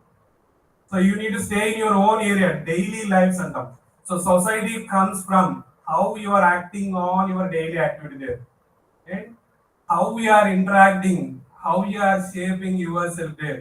So చక్కగా చదువుకున్నాం అనుకోండి, మంచి business administrator అవుతారు. So business analyst అంటాం. Will be calling it as business analyst. What is business? See, when we are learning, our faculty they have taught us don't mug up. See, how many are from Chaitanya Intermediate? Chaitanya, Narayana. See, all we are going for mug up there. So when you are mugging up there, somewhere you will be stopping that one. Suddenly you are not getting the definition there and you will be stopping that one. But when you are learning the concept there, then you will be getting the smartness there. So that is called as your smart society there. So first of all, we need to know our surroundings there. మన చుట్టుపక్కల ఉన్న friends కానీ faculty కానీ, how many faculty they are ready to support you there. So that is bringing your smart society. Next So smart society మాట్లాడుతున్నాం 2025 vision 2025 vision 2047 whatever it may be. What is smart society? So దీంట్లో రెండు రకాలు ఉంటాయి. One is autonomous. It is a regular thing. It will be going on. So blockchain అంటాం.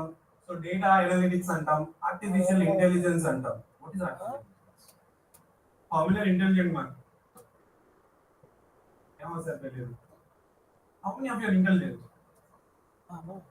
I should say all the hands because everybody is intelligent. It is not confined to one person. Topper or least are not the concept there. Every person is having that zeal there. They are backing up on that one. One person is best in one activity. So everybody is not best in all activities.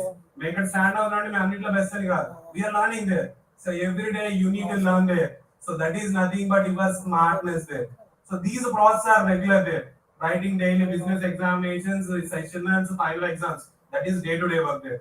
So those are nothing but analytics as well as your artificial intelligence. So intelligence ka artificial intelligence ki tag avunda leda. Only round of that. So mobile phone use చేయడం వచ్చా మీకు రాదా? Manufacture చేసిన human being a robot. Human being made a robot there, that robot is making a machine there. So artificial intelligence అంటే మన కాపీని మనం బయట పెట్టుకుంటాం. That is nothing but your artificial intelligence. In coming to the second part here, the intelligent apps and data. See how many of you are wearing a smart watch? Why you are wearing a smart watch? So here you are thinking about IoT, Internet of Things and 5G. How many are having a 5G SIM? Right. See here I want to tell one thing. 2G better, 3G better, 4G better, 5G better. Don't say 5G. So 2G is better now. Why? Because when you are applying any smartwatch and you are using a 5G SIM there, radiation it will be entering on the skin there. If you are resistant, your hand will not have anything there. Sir, see, I'm having an iPhone there, I'm having an Apple Watch there, everything is there. I'll be using that one, but sometime only for tracking your steps, anything there. But continuously you are wearing, so it will be causing harm to your hand there because of the radiation. IR radiation will be there. Red color or green color light will come there. So that is nothing but you are having a radiation that is entering inside your system there, which is damaging your own thing there. Okay, am I going harder, louder? Okay, right. So because when you're teaching there, we don't know how much voice it will be raising depending upon the topic there. Right. Next one, please. Sorry. Sorry, Pradaka society and smart society and what are the benefits here?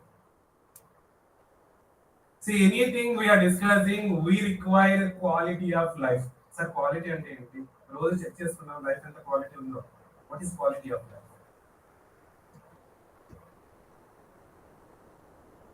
See, how many of you are happy, man? Manspurtiga. Okay. So Manspurtiga happy ante, for example, 3,000 phone కొన్నామా 30,000 phone కొన్నామా దాని మీద కాదు. How you are using that one. ఒక class కి వెళ్ళాం. Excuse me, ma'am. Second row.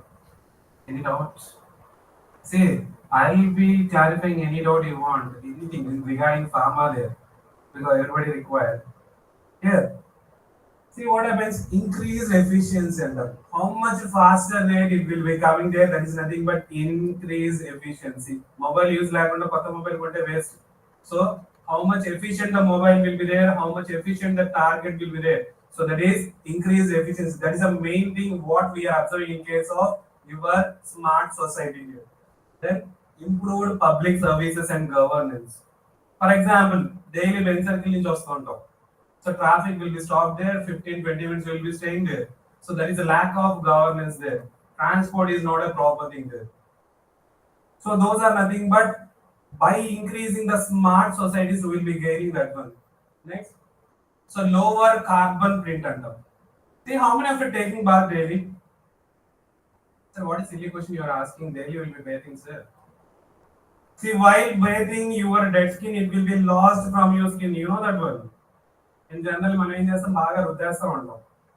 So some sort of skin it will be lost there. That is also going through your drainages there. So that is also your carbon imprints there. I'm not discussing about just industrial affluents there. Our body also is having more affluents there. And daily we are moving on the roads there. Pollutants are on your skin there. You are washing your skin there. Once again, they are coming under this one.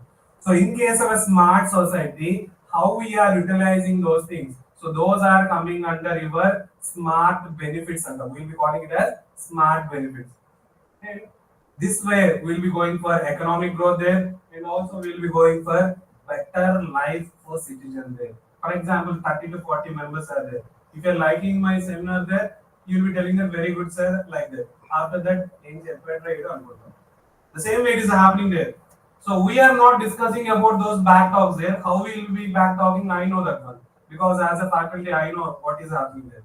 But what is it? My target is that how we need to become the smarter society there.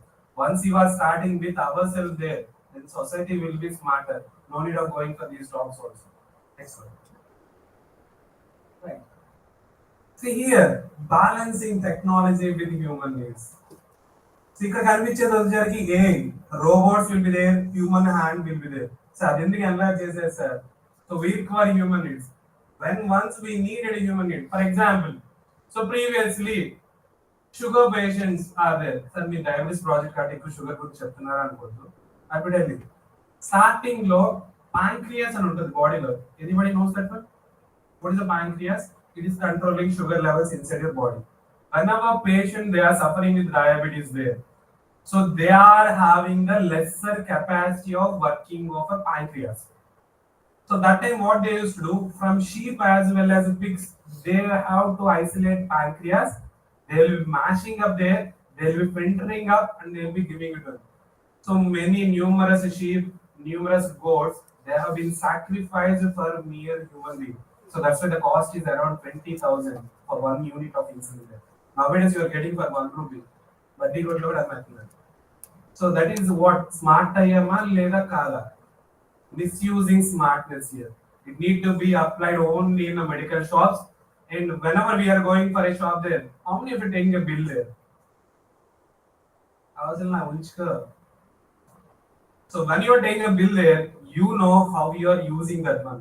So smartness or a smart society, it will be paid based upon your billing there. So if there is a problem, we can take that bill there and we can go for consumer courts also there. And we need to go for a better society. Better society you need to be smart enough for taking a bill there for medicines or anything there. Then next one. So this is my object there. So smart society is a concept. I'm highlighting some points here. One thing is technology, data, as well as innovation. So what is technology? So ఇదివరకు ఇంత చూడాలంటే చిన్న MOP వేసుకుని తుడిచేసేవాళ్ళు, ఇప్పుడు వచ్చేసరికి vacuum cleaner వచ్చేసారు. So that is nothing but technology. You are not bending your back there and then bottle వచ్చేస్తుంది. So every technology is having a plus point as well as a minus point there. When you are negating that minus points, automatically society will be smarter there. So what happens? You need to have a design there, you need to have an innovation there. So that one, it will be going for quality of life and also your governance, and finally, it will be giving sustainable economic development. Sorry, management or economic development. Right? What is economic development?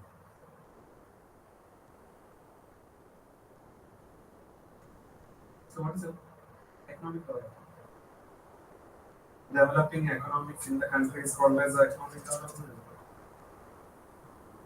So economic developments, we are going for increasing our GDP rate there.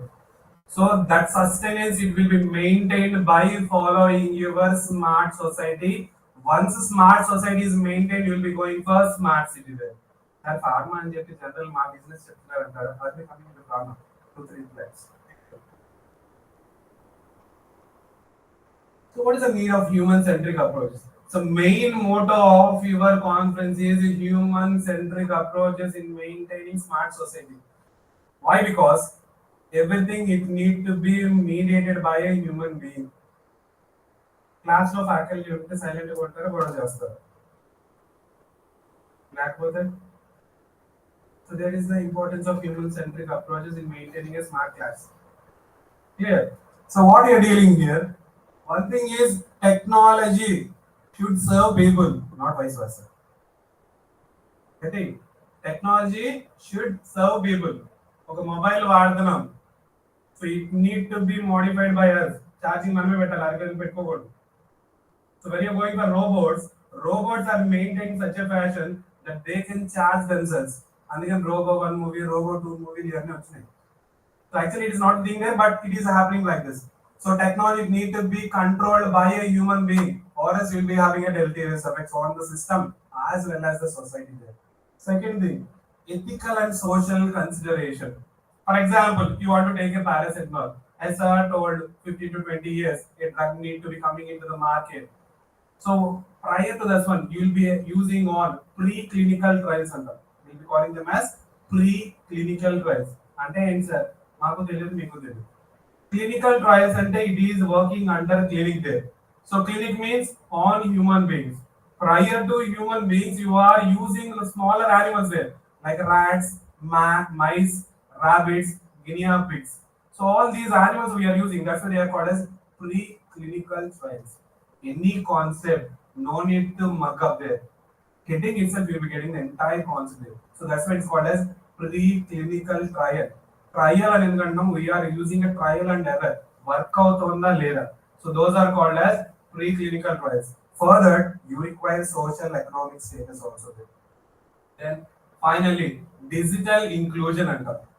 For example, what is the weight of this flower, ma? Can anybody tell me what is the weight of flower? ఎలా చెప్తున్నారు? అందాజుగా చెప్తున్నారు. So when you are using an instrument there, that is nothing but your digitalization there. Accurate. 897.5 grams is the weight of the flower there. So that is called as accuracy there. Minimizing human errors. So that is nothing but why we require human-centric approaches. Next one. So inclusivity and sustainability. So privacy and security. For example, everybody using smartphone there. Thumb వాడతాము, face వాడతాము, password వాడతాము, అన్ని వాడతాం. Why you require it? మనం ఎవరితో chat చేస్తున్నాం, ఎవరికి తెలియకూడదు వన్ థింగ్. సెకండ్ థింగ్, మన బ్యాంక్ పాస్వర్డ్ ఎవరికి ఉపయోగపడదు.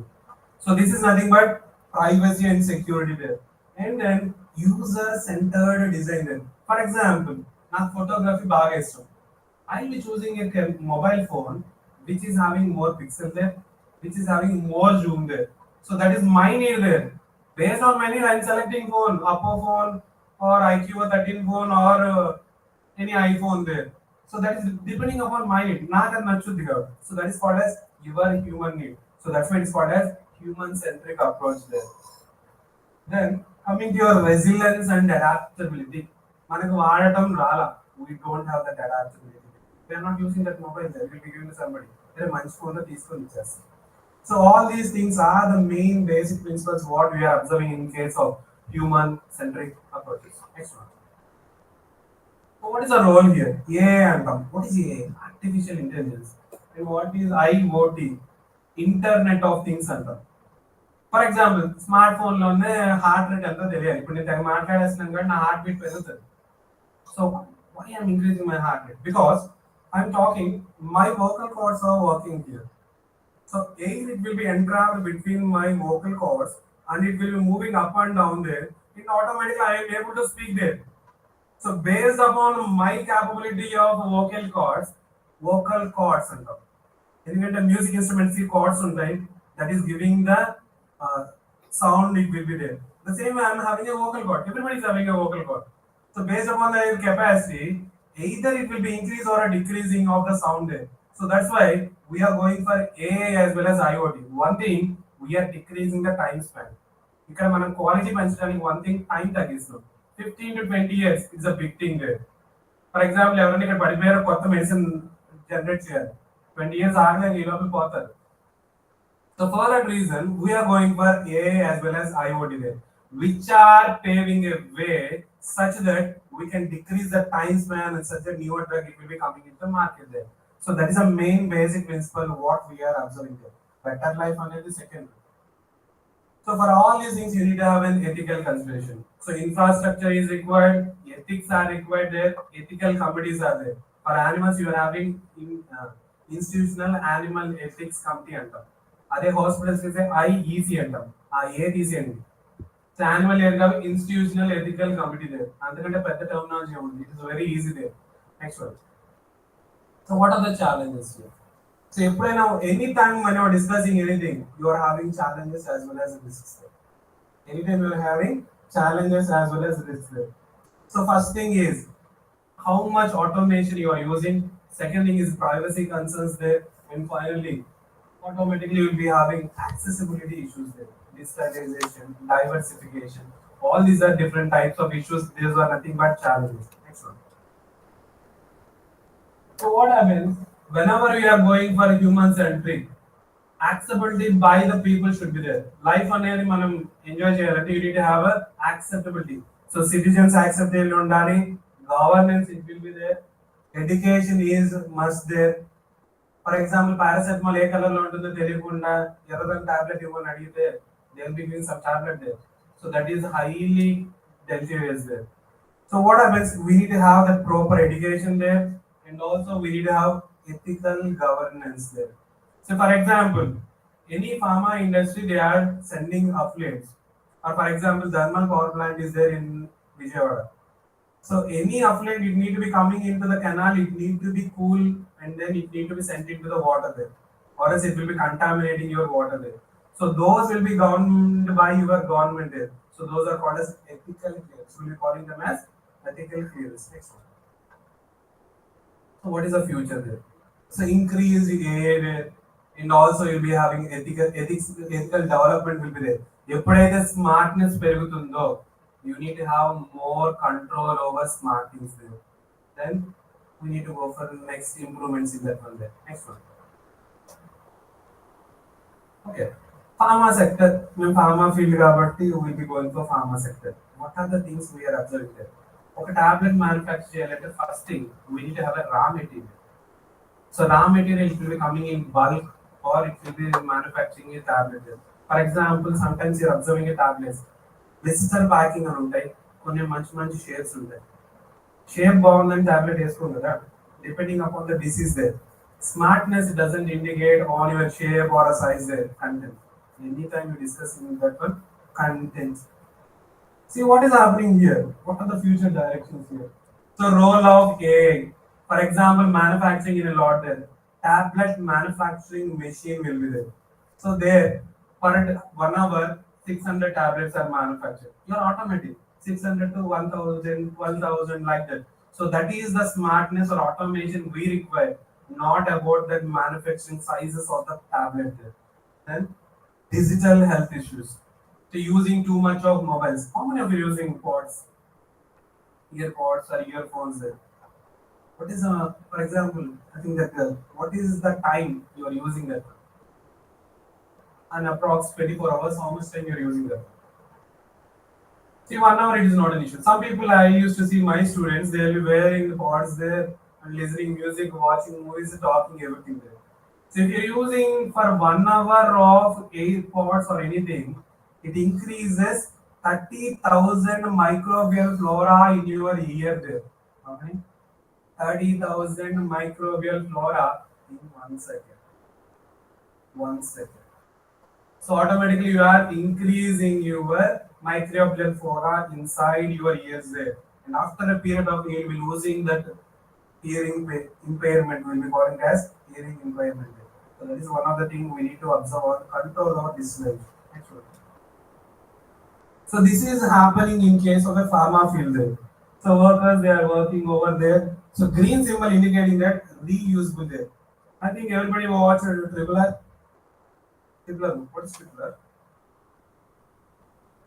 Movie control.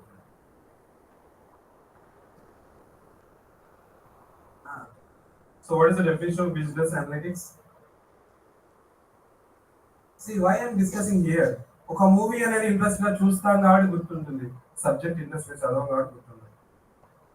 If you are applying that one, that is nothing but your smartness. No need of giving a lecture for smarts. Actually, they have given for 30 minutes. I am taking more than a chairperson there. Right, next one.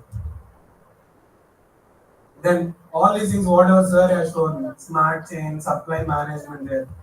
ఇవన్నీ మీరు business people కాబట్టి ఏం to have that one supply chain ఎంత manage అవుతుంది. For example one tablet need to manufacture, how much of raw material is required, all these things are called supply chain management. Then a forward demand, ఎప్పుడైతే demand ఉంటుందో supply ఉండాలి. Demand కంటే supply ఉన్నా, supply కంటే demand ఉన్నా, it will be not an useful thing for a smart society there. That is nothing but your smartness there. And also we need to go for a real time monitoring there. హాస్పిటల్కి వెళ్తారు. For example any time after Covid, one major problem that we are observing in Indian fraternity is that you are going for one just common cold there. They will be starting from that, writing the test there. From 50,000 to 2 lakhs it will be there. And finally they say just normal cold, so you can relax. అందుకే previous ఒక సామెత ఉండేది, జలుబు తగ్గాలంటే ఏమి tablet వేసుకోకుండా 7 రోజులు ఉంటే చాలు, రెస్ట్ తీసుకుంటే, లేదంటే టాబ్లెట్ వేసుకుంటే 1 వీక్ లో తగ్గిపోద్ది అంటారు. సో బోత్ ఆర్ సేమ్ నా. This the happening in case of your smart society there. అదేదో పులిని చూసి నక్క బాధ పెట్టుకున్నట్టు చేసుకుంటున్నాం. when you are not having over control over technology, it's a waste there. Still India is a developing country. It will be developing only if you are not using this particular concept there. Next one. So this is the way our transport of supplements and transport of goods also require more emission there. And one more thing, more electric vehicles are liberated into your country there. But when compared to your diesel as well as petrol affluents there, the batteries that were discharged, they are causing more pollution there. So still we are going for electric EV there. That's why nobody will there, because government requires profit there. Everywhere you are also going for management, you'll be going for profit only. Only thing that is looking without profit is academics there, teaching there. See, I'm teaching. I'm not interested in teaching, but I went to teaching. Forcefully, I came to teaching. But I'm working on it one because I'm giving 100% effort. The same way students need to be there to build a smart society there. One person is smarter means they will make 3 persons smarter there. So that is the concept of smart society there. The same thing, drug discovery, AI-driven drug discovery. You are decreasing the time span of a drug entry into the market there. Then clinical trials with the digital monitoring there. So you are observing each and every person, how they have been given with a tablet there, how their changes have been taking place inside your system. All these things will be checking because of AI-driven monitoring here. And then finally coming to your ethical considerations. Next one. So these are present in the entire pharma field there. So nurse will be there, provider will be there, clinical pharmacist will be there, behavioral health will be there, team assistant will be there, patient care coordinator, reception as well as medical assistant. Actually hospital should be like this. But మనకి ఇక్కడ doctor వస్తాడు 8 ఎంజీఆ సరిపోలేదా 10 చేసుకో అంటాడు. There is a pharmacist need is required there. So pharmacists are between a patient and a doctor there. If you are going for abroad countries, a pharmacist has the right to send back the prescription there. నువ్వు ఎక్కువ drug వేసావు తగ్గించని చెప్పి పంపిస్తావు. ఇండియాలో గమనంలో అంటాడు. So this is the happening inside your Indian countries there. That is mere against India sir. I am a hardcore fan of India there. But we are having the rules, but we are not following. Abroad people they are following, and 80% of abroad people are Indians only. Right. Next one. This is the patient-centric medicine. Human-centric అని మాట్లాడుతున్నాం కదా, patient-centric. For example, adults they don't take tablets. They need to have solutions there. Syrups కాదు. చిన్న పిల్లలు కూడా tablet వేసుకోలేరు. So they need to have solutions. So that is nothing but patient-centric medication.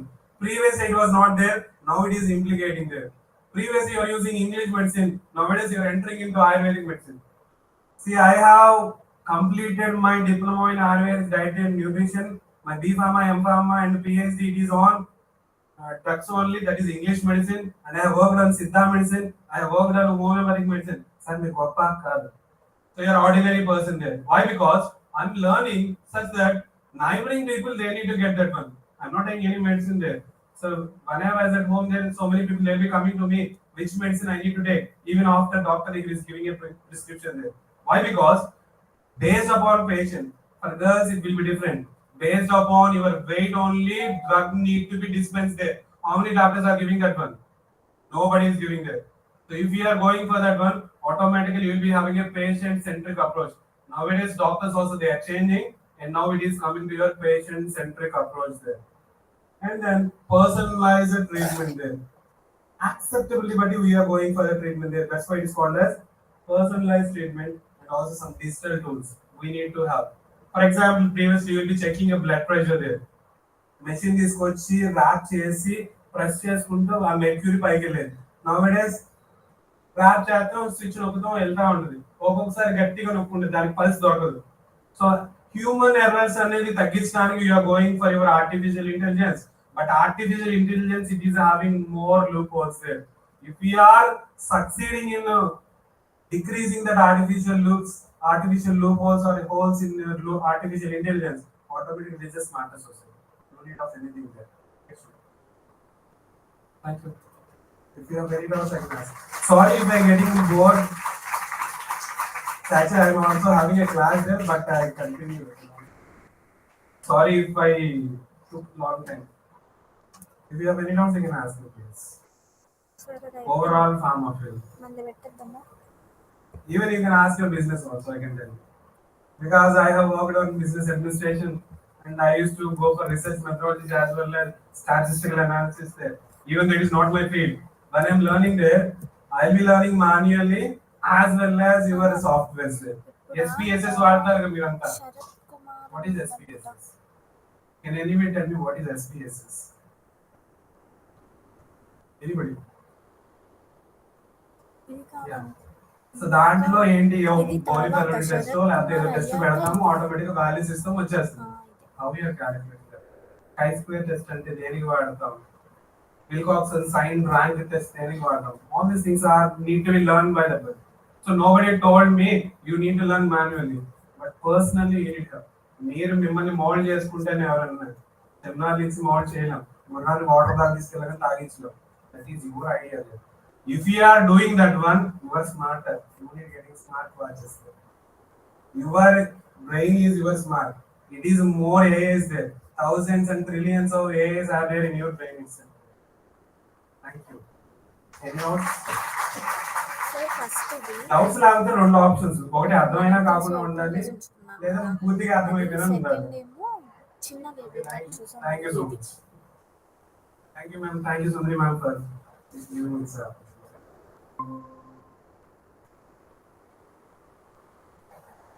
Thank you, sir, for your compelling insights on human-centric approaches to smart societies.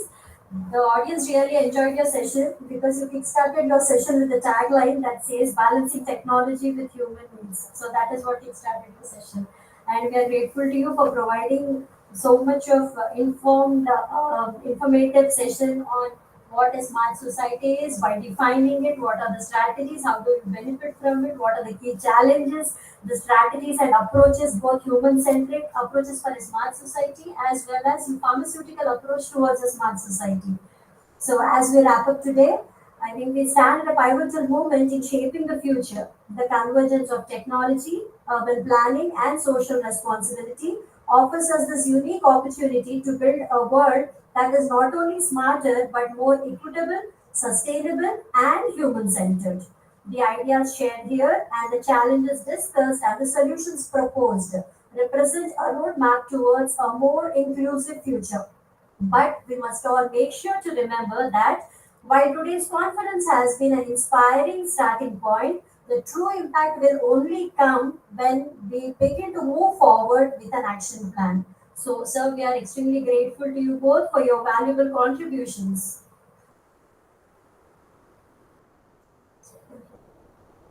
Yeah. So, as we move on, I now invite the paper presenters. The oral presentation session will continue from here on. So, I would wish to inform the presenters that you will be given 5 minutes of time for your presentation, followed by a brief question answer session. So I now invite Mr. Sharat Chandra from the Department of Journalism, Stella College, to come forward for his research.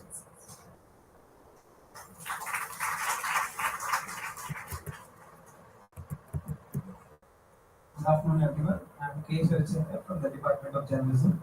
My topic is smart education strategies for teaching and learning.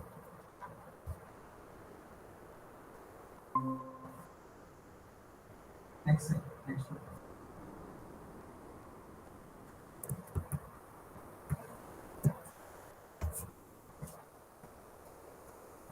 Uh, my study looks at a wide variety of evidence-based tactics to maximize the efficacy of classroom instruction. Based on an extensive analysis of scholarly literature, empirical research, and professional viewpoints, this study presents practical suggestions for educators who aim to improve their instructional strategies. Next slide. Research question. What specific strategies can be employed to enhance the effectiveness of classroom teaching? Hypothesis. Implementing targeted strategies in classroom teaching will lead to improved learning outcomes, increased student engagement, and a more positive learning environment. Objectives of the study. To identify and analyze a range of strategies aimed at enhancing effectiveness in classroom teaching, to assess the impact of these strategies on student learning outcomes, including academic achievement and engagement, to investigate the influence of these strategies on the classroom environment, including factors like student-teacher relationships, classroom culture, and student well-being, to provide practical recommendations and insights for educators and educational institutions seeking to improve classroom teaching practices. Research methodology. The research methodology for this paper involved a comprehensive search of academic literature to identify relevant studies pertaining to strategies aimed at enhancing effectiveness in classroom teaching. The following databases were utilized for the literature research: ERIC, Education Resources Information Center, Site Info, Google Scholar, JSTOR, ProQuest Education Database, and the research was conducted between January 2023 and June 2023 to ensure the inclusion of the most recent research findings in the field. Conclusion. A survey of the research on methods to improve classroom effectiveness revealed a wide range of solutions that have great potential for improving students' educational experiences. In summary, the methods discussed in this paper provide a strong foundation for improving the efficacy of instruction in the classroom. Teachers may build dynamic, inclusive learning environments that enable students to realize their full potential by carefully implementing these tactics. Next one. Recommendations. So, integrating technology thoughtfully, embracing differentiation, nurturing a positive classroom culture, implementing formative assessment practices. Next one. Prioritizing professional growth and development, and there are also a few limitations like contextual variations, resource constraints, time constraints, student readiness and accessibility. Future research. So I would like to continue this research with long-term impact studies, comparative analysis, innovative technology integration, cultural responsiveness and equity, teacher well-being, and self-care. And I would like to sum up my topic with a few points.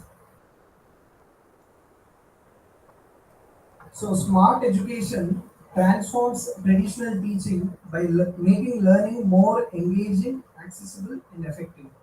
The above discussed strategies can enhance the overall learning experience and prepare students for the future. The above discussed strategies aim to empower individuals with the knowledge and skills necessary to improve their personal and professional lives, ultimately leading to a better society. Thank you.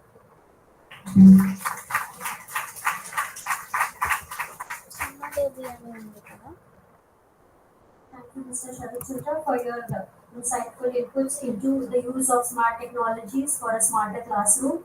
And thank you for your insights for providing a step forward to take towards a smart society right from in a classroom. So the second presenter for the day is Mrs. K. Chinna Devi from Gates Institute of Management and Sciences.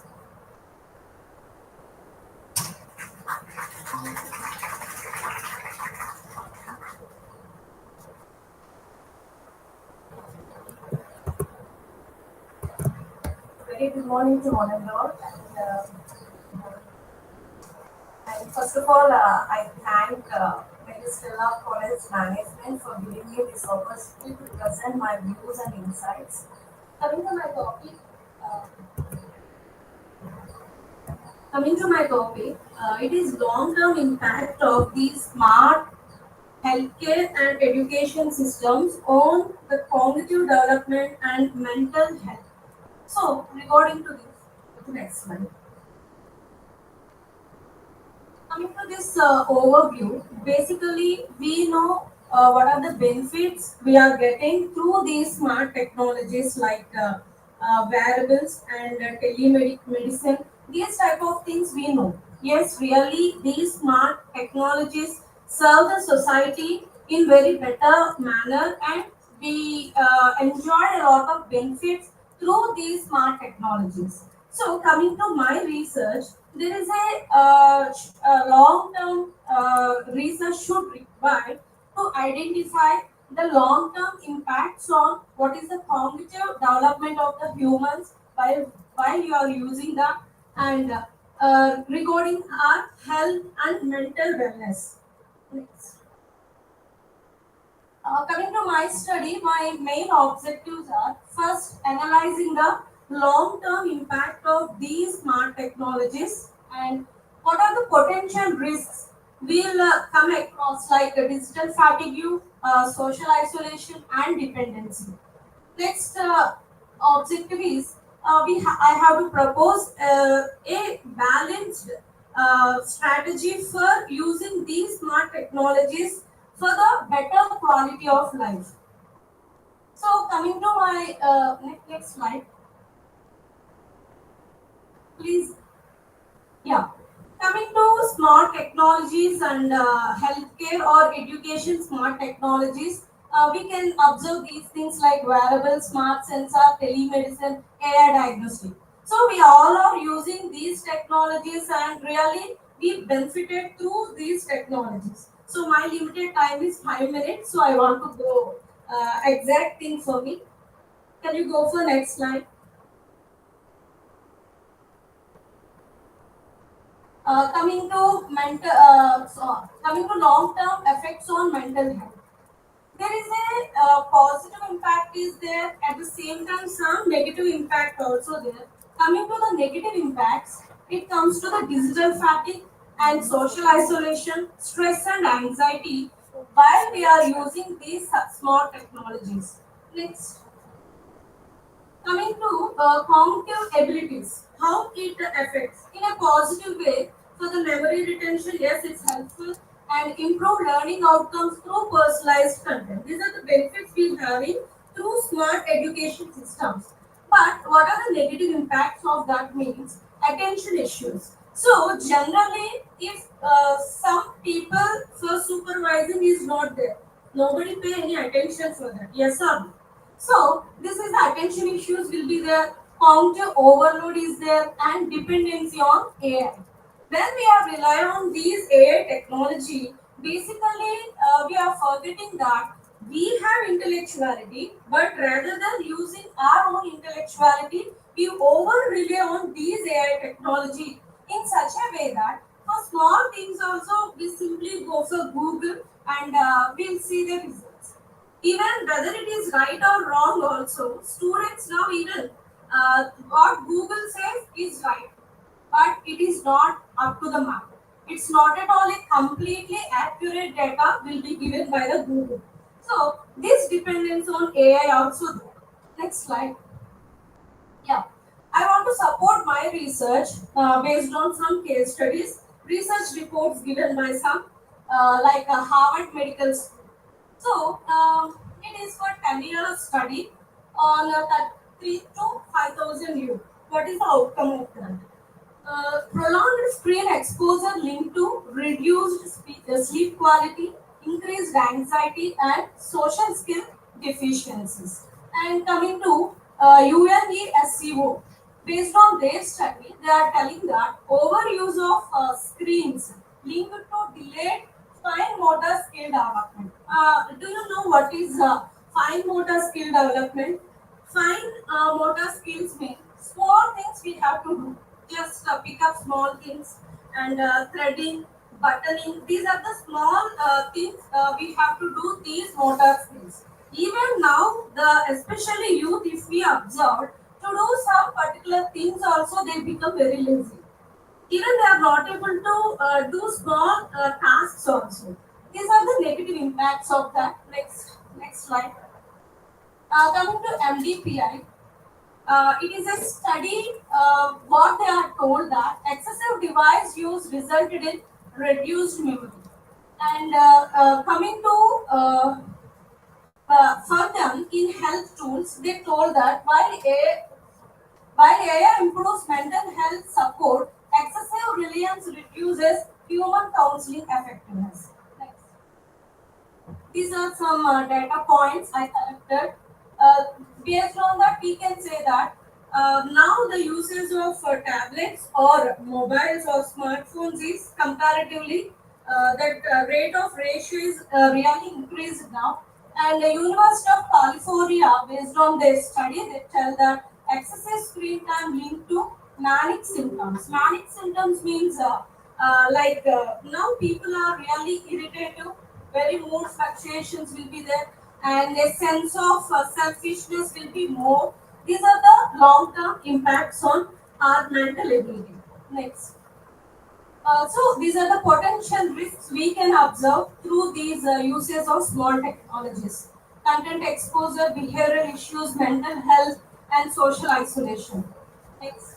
Strategies for balanced use. So, if for the cognitive development process, what we are using these digital technologies along with offline learning, if incorporate, that will be very helpful to reduce the impact of these cognitive related issues. Coming to mental well-being, the set screen time limits. Screen time అనేది limit చేయడం వల్ల we can promote social interactions and break times promote చేస్తే these educational systems also will be helpful and will get the complete quality aspects from those technologies. And for healthcare access, yeah, next slide. So, coming to conclusion, yes, through smart healthcare and education systems, very good benefits we are enjoying. At the same time, if we know how to use these technologies in a balanced way to reduce the long-term impact. Okay, thank you.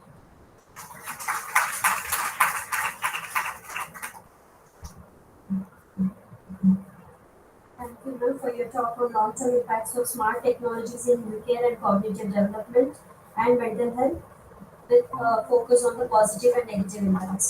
Next, moving on, it is my pleasure to look forward to hear from Ms. Deepthi Reddy of First MBA, who will now present her paper.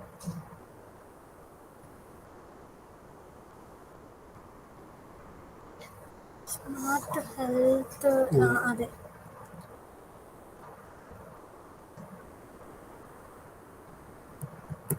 5 minutes, 5 minutes.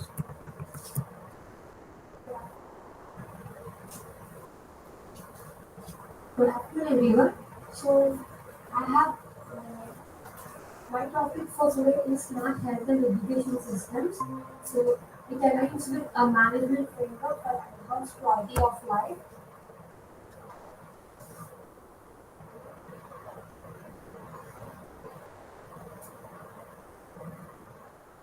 So, these are the four tools I focused on: AI, big data, and IoT and cloud. How these four tools are handling the smart health and health systems. First one is AI, transforms diagnosis and personalized learning and service delivery. So, if we want to learn something, for example, if we take Duolingo, based on our strengths and weaknesses, it tailors lessons, but based on that we can learn better, right? So in that way, it helps us. And big data, it helps us store any data securely, and we can analyze the data. Next, IoT. It connects the medical devices it connects the medical devices to internet so that it can share information in real time. Cloud. We can store data securely on online and we can access for information from anywhere. Sound వెళ్ళిపోతూ ఉంటుంది. So important. Why should we take help of AI, big data, IoT, and cloud means? So it detects any diseases before doctors and it personalize the treatment and lifestyle for treatment and big data. These days, even hospitals they can collect the patient's records, test results, and treatments, and they can store right. So based upon that, they can analyze the patient's health patterns and they can prepare personalized treatments and IoT means Internet of Things. So we can use smartwatches, which I mean, అది మన smart watches use చేస్తే ఏమవుతుందంటే మన heart rate అవన్నీ అవి access చేస్తుంది. దాన్ని బట్టి ఏంటంటే they can alert us if there is abnormal heart rate like that. Before educational benefits, AI-driven personalized learning. We can use ChatGPT, AI, any learning apps for personalized learning. Even if we want to learn any languages also, big data tracks student progress.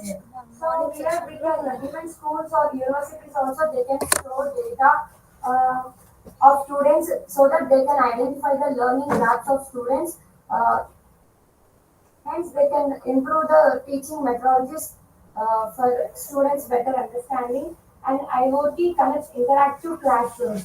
We can use whiteboards, smart technologies, and systems, digital systems, which makes interactive classrooms. Students can learn better. And cloud enables remote education. These days, we are using even PDFs. We can store all those data in cloud. We can access that information from anywhere. These are the objectives of my study. Strategic planning, smart system adoption aligned with organizational goals, and continuous improvement, data-driven decision making and adaptation, integration, efficient implementation of AI, big data, IoT and cloud, quality enhancement, improving health and education service delivery, risk management, robust cybersecurity and data protection measures. So these are the findings I have found in my studies. Improved surveys. So with AI, cloud, and big data, we can enhance delivery in both the education and health sectors. Next, personalization, tailored experiences for patients and students. So as I told you earlier, with AI and other technologies, we can tailor the lessons or healthcare for patients and students as well. Efficiency. Streamline, we can have streamlined process and we make the resources uh, optim- optically for optimization. Accessibility, broader reach to underserved populations. Suggestions. Governments develop strong strategic planning frameworks. Security. Implement robust data privacy and cyber security measures. While invest in upskilling for all system users. And data insights. Utilize real-time analytics for continuous improvement. Equity. Ensure fair access to smart systems for all. Finally, I conclude my study with transformative potential. Smart systems revolutionize healthcare and education delivery. Strategic management. Proper frameworks ensure successful implementation and outcomes. Challenge mitigation. Security and accessibility issues require targeted solutions. Future research. Future work needed on frameworks and policy development. Thank you.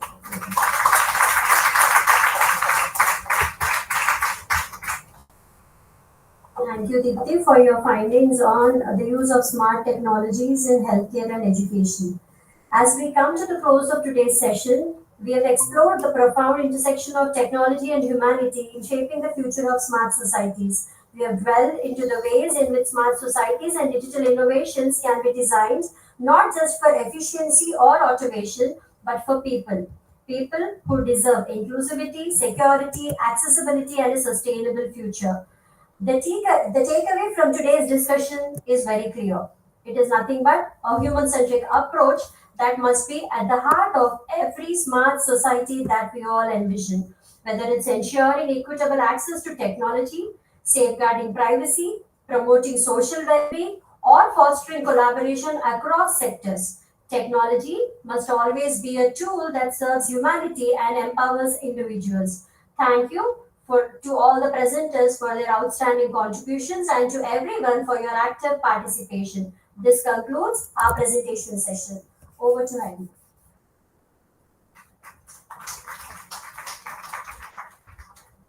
Thank you, ma'am. Before we move forward, I want to take a moment to express my sincere gratitude to our reporter, Dr. Rekha Devi, for her thorough summarization of the sessions and for facilitating today's discussions. Madam, your dedication and keen attention to detail have significantly enhanced this technical session. Now, it is my honor to felicitate and acknowledge the invaluable contributions of our chairperson, Dr. T. Vivek Vardhan, our coach.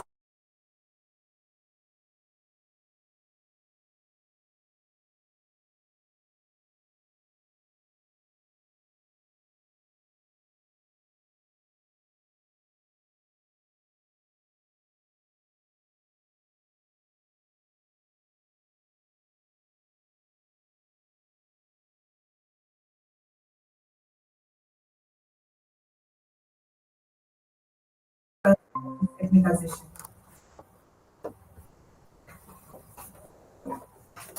I invite Sir to step forward and receive the honor.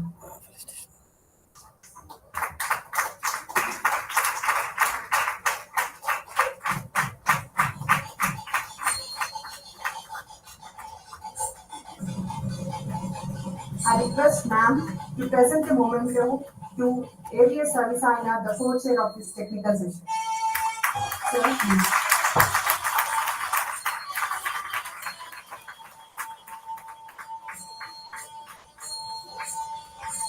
Once again, I request ma'am to present the memento to Dr. Rekha Devi, reporter of this session. Ma'am, please.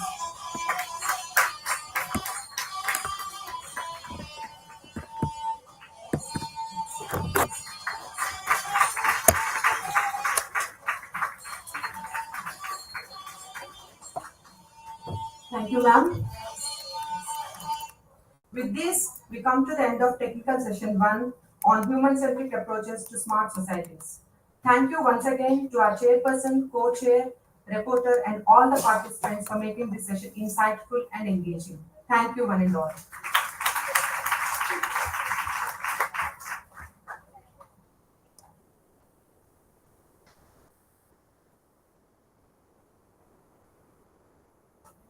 Once again, I thank all the resource persons and my dear students for staying along with us the whole day. And please refresh yourself with tea and snacks, and then you can disperse to your homes. Okay? See you all next day, tomorrow morning. Thank you.